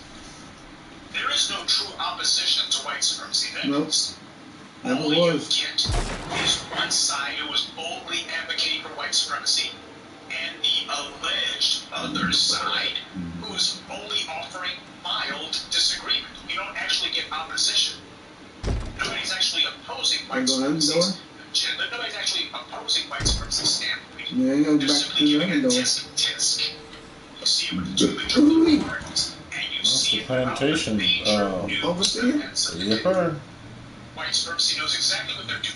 So what's They're upstairs? limiting how far any sort of talk is allowed to This is go. the place where you get to kill that one fucking plantation bitch.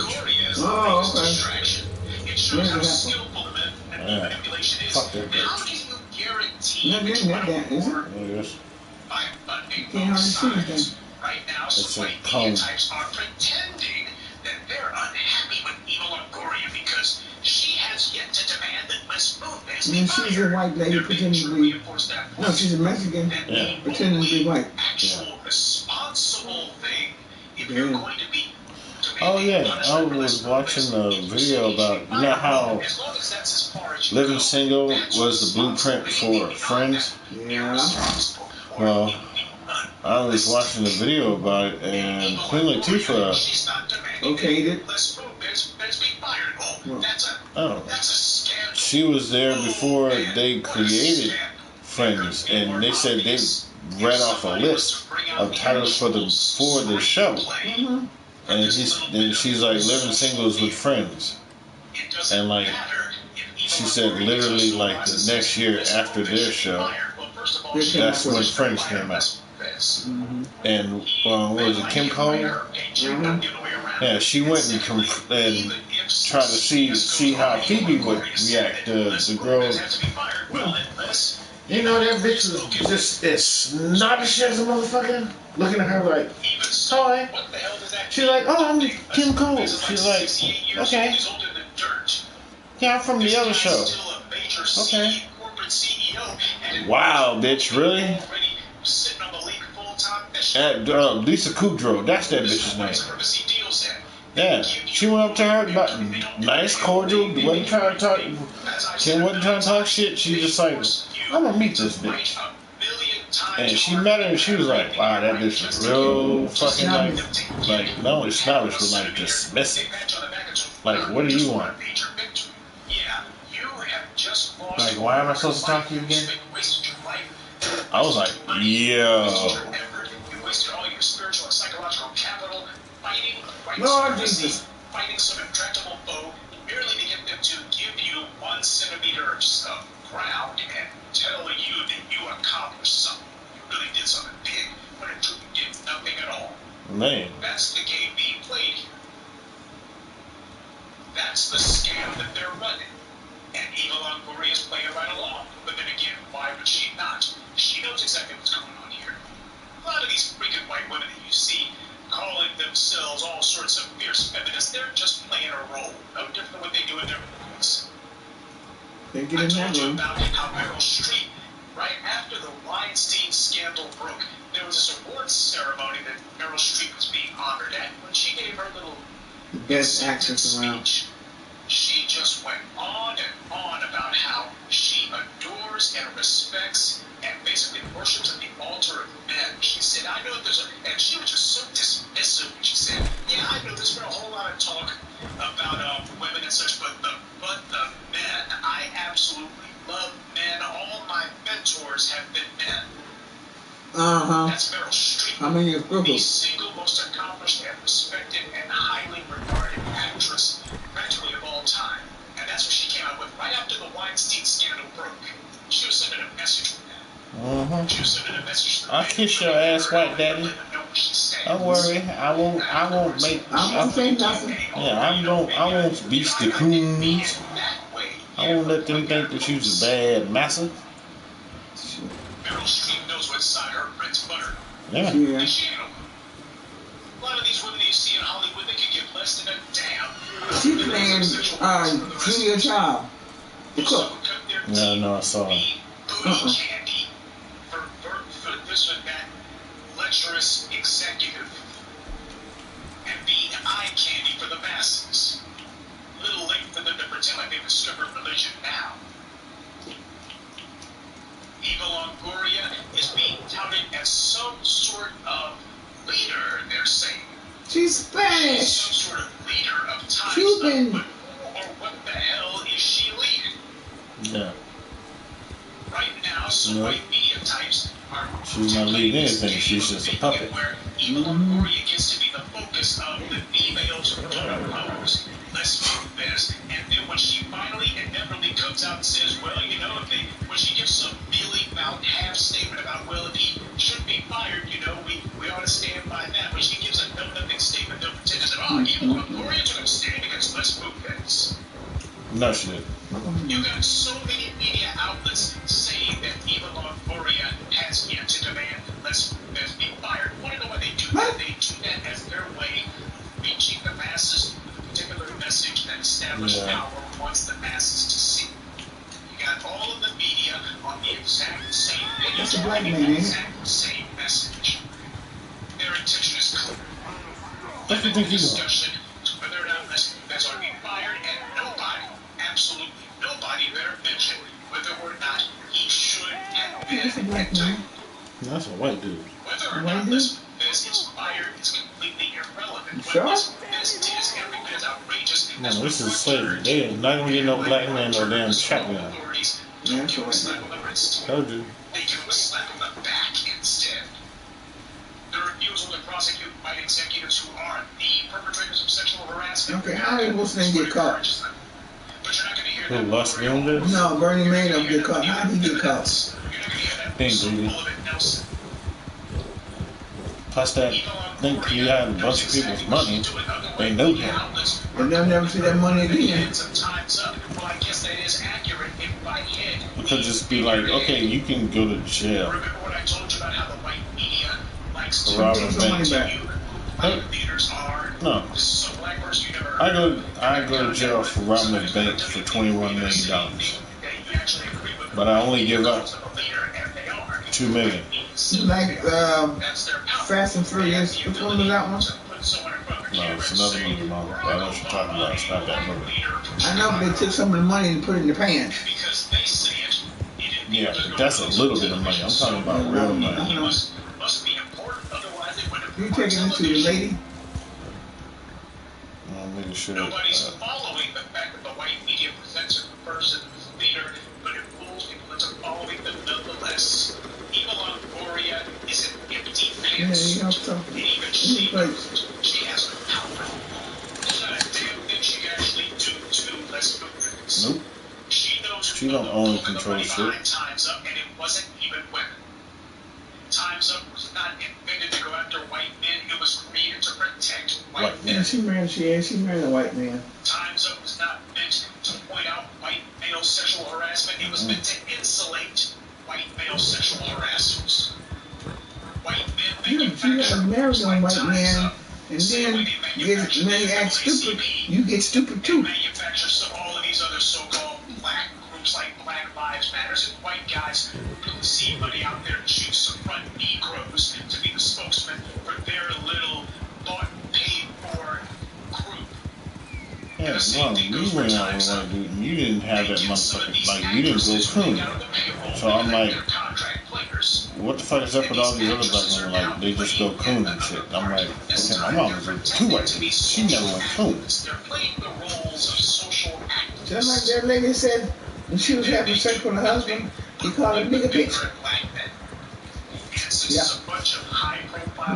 Well, see, even that type of situation, like, those are still kind of good because you can just say, I mean, it's just still talking shit, heating passion. But if we're not having sex and you get to saying that, I'm like, that's what she was asking. When my husband didn't have sex, he called me a nigga bitch. I'm like, you sound like you a little too happy with that. No, she wasn't happy. These women are actresses.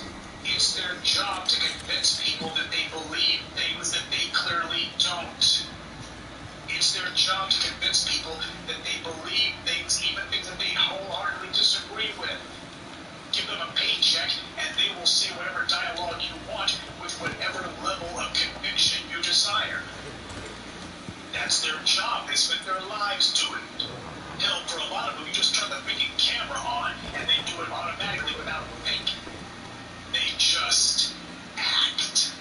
They don't think. They just act. Pun intended. Of course, Evil Longoria is going to be a mealy-mouthed, spineless jellyfish when it comes to calling out Les Moonves. She's taking her cues from Julie Homewrecker. They both serve the same master, white power. Evil Longoria and Julie Chen both owe everything they have to the Les Moonves of this world. And when you look at Evil Longoria, this woman's a freaking social climber. As far as she's concerned, had Jim on travel. But don't think that whatever lukewarm criticism that Evil Longoria might give in the next few days is genuine. The white media knows that people smell a rat on this whole thing, even if they don't know what the stench is necessarily coming from. The white media understands that there's a few people in the public who realize that a con is going on here, and with voices like the channel you're listening to now, more people are getting the message. The problem is the public doesn't know how deep this con runs. Evil Longoria, just like Howard Stern, is a mouthpiece, carrying out the orders of the white men who selected them. The same old games being played here. Doesn't matter how the deck chairs get rearranged. None of the white supremacists get punished. They merely get transferred, moved around. Because you see, this is not about preserving Les' job. This is about preserving white supremacy, the ability of white males to go about engaging in all manner of brutality and perversion without ever being punished. That's the mission here.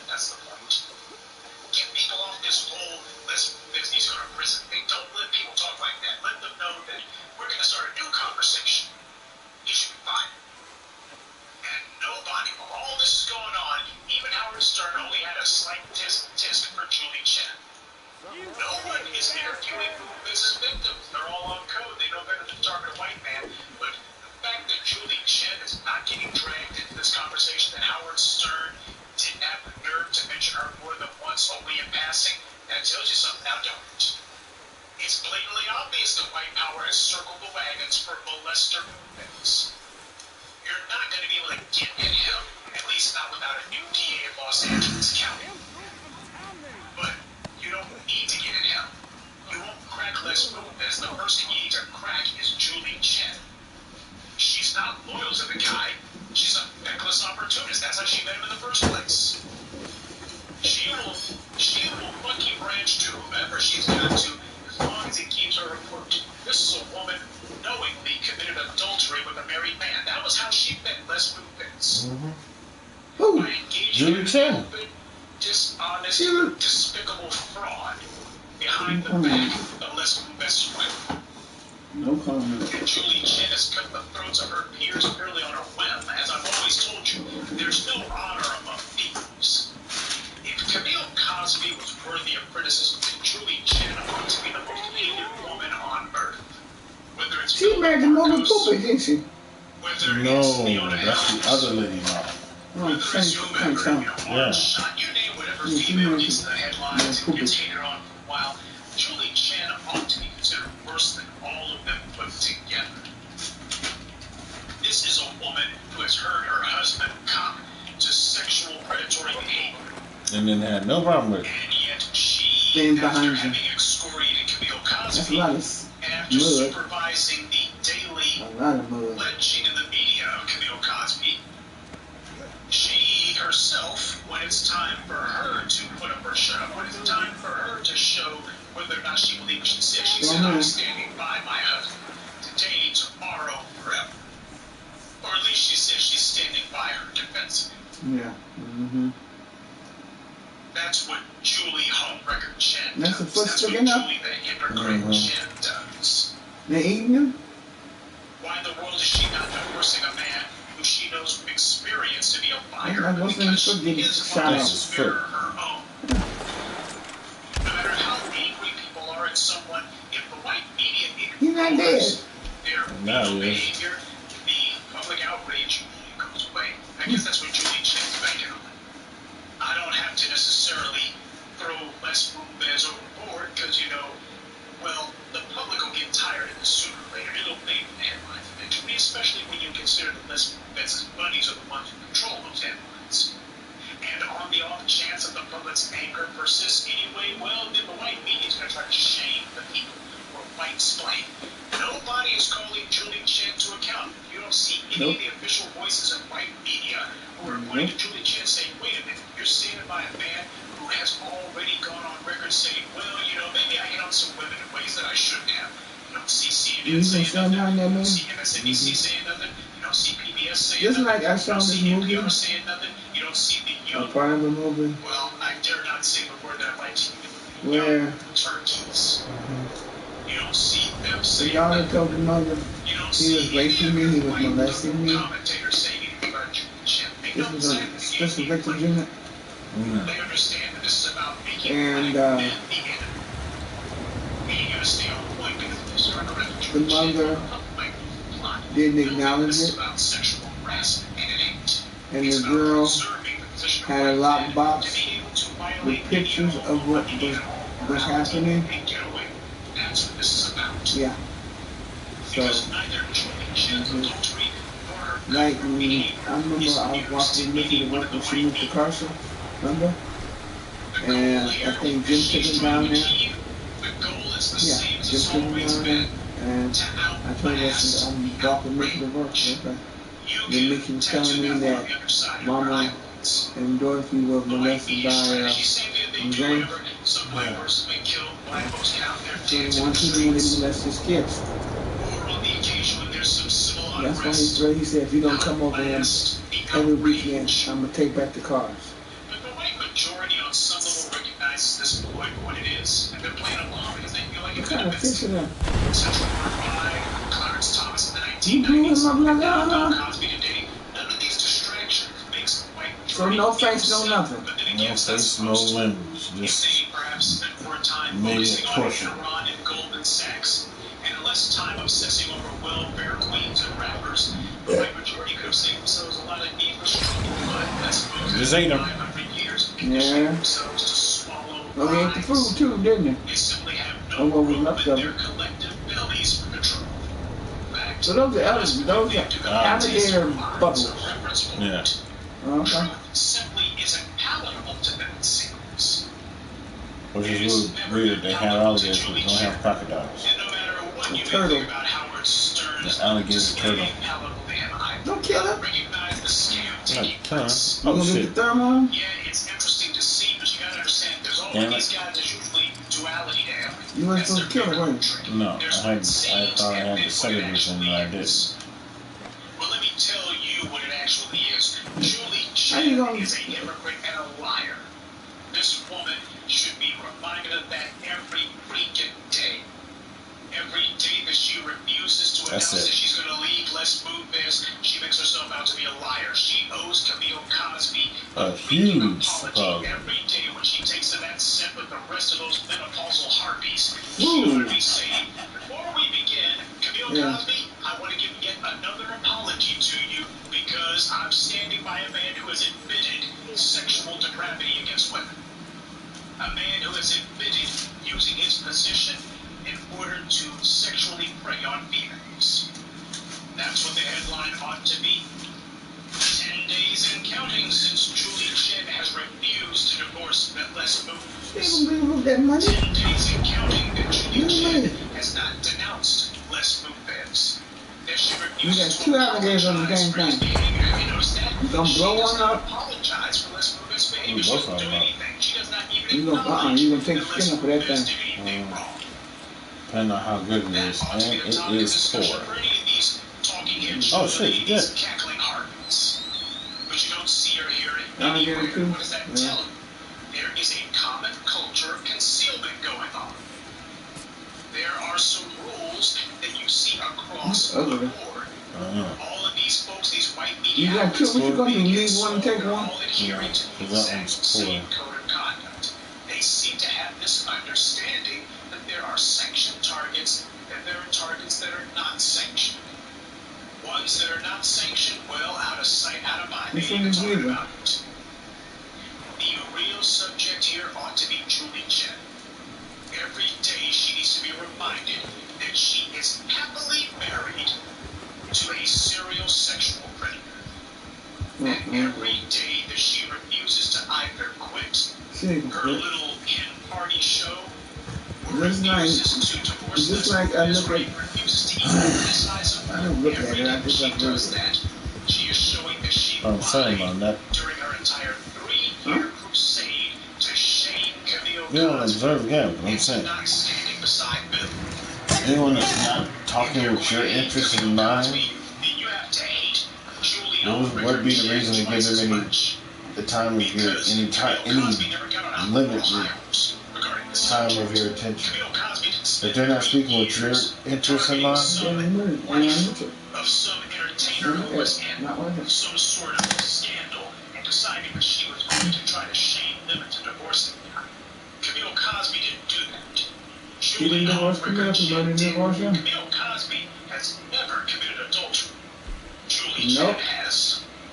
Camille Cosby has never made it a point to humiliate any of her co-workers. Nope. Julie Chen has. Julie Chen has. Just like when Sharon Osbourne. Yeah, she called herself being racist, and I'm like, okay, do you not know who her husband is? That's not surprising.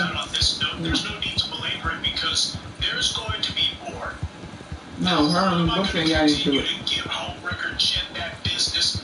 Yeah, the black lady. Yeah. She Yeah. talked quite blankly. It's like, bitch, you're racist as fuck. Mm-hmm. Sewage.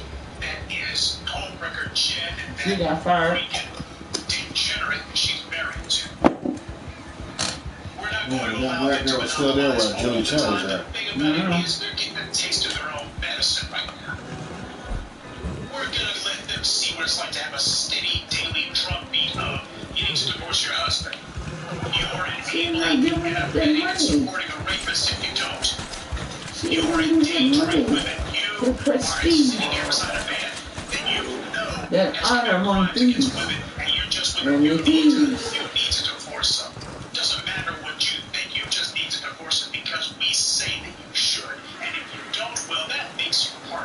When you get in the water, what is that, a crocodile? That damn baby bear. A baby bear? A baby bear. Where's the mama bear? Oh no. Basically has only been in it for herself. You know, she doesn't really have any sort of empathy for other people. This is a woman who basically has been an ode to history. Except the difference is between Camille Cosby and Homewrecker Chen. When you say that Julie Homewrecker Chen happens to be an opportunist, selfish, cutthroat, egotistical, in fact, I think that's what her last name stands for. I think her last name is an acronym, which stands for cutthroat, egotistical, narcissist, though the E could stand for just E. The difference between Camille Cosby and Julie Chen is all those criticisms that they gave about Camille Cosby didn't apply to her. Every damn one of them applies to Homewrecker Chen.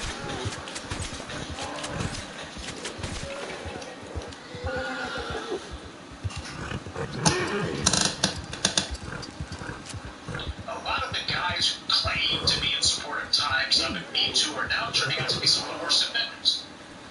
Black men today have been living a lie. Black men have been delivered denial of the actual attitude of white women of today toward black men. Black men have been so sex obsessed that as long as they're able to bear the white woman without being killed like Emmett Till, then they think the coast is clear.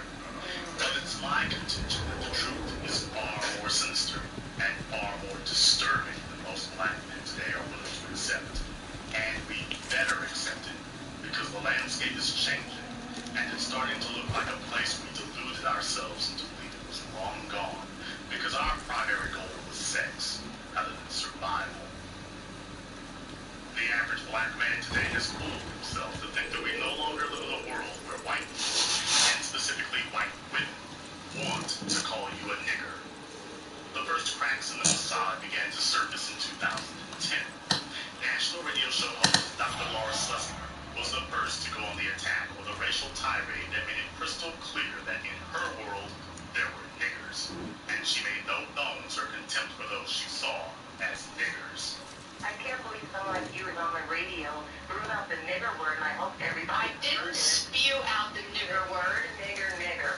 Right. I said that's what you hear. Heard it. Yes, they did. I hope everybody heard it. They did, and I'll say it again.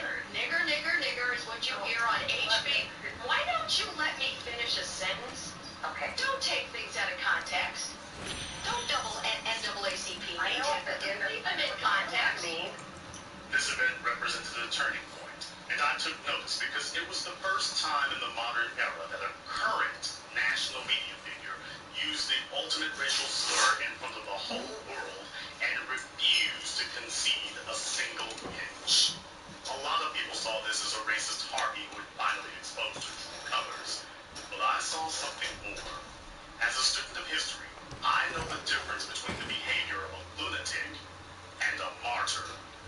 And what Schlesinger did was clearly a call to arms to all white people that black people had made entirely too much progress, and it was time to show us in no uncertain terms that we were still less than human, and that it was time to say it just like that. From there, I watched and waited to see who would come to her defense, because if and when this occurred, it would signal a paradigm shift in American society. I didn't have to wait long. No less a major political figure at the time than Sarah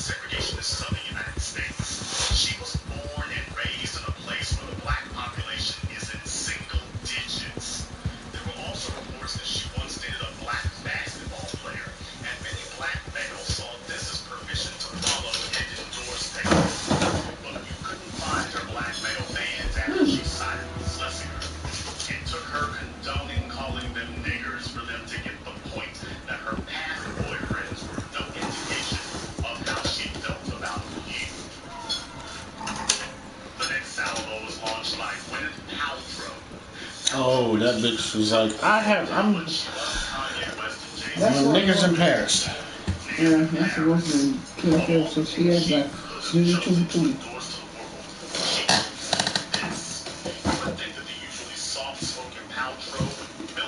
Hey, soft spoken, she's an itch. Yeah. But to the contrary, Paltrow denied there was anything wrong and even used Jay-Z and his wife Beyonce as her human shields to hide behind for her actions. She used the convoluted logic that since she was friends with Jay-Z, who wrote the song, and his wife Beyonce, then since she has black friends, well, that couldn't possibly make her actions racist since she was just reciting the song. The problem is that no matter who wrote the song, who gives Paltrow ethnic latitude to use a racial slur outside of life? The way Paltrow was treated was a stark contrast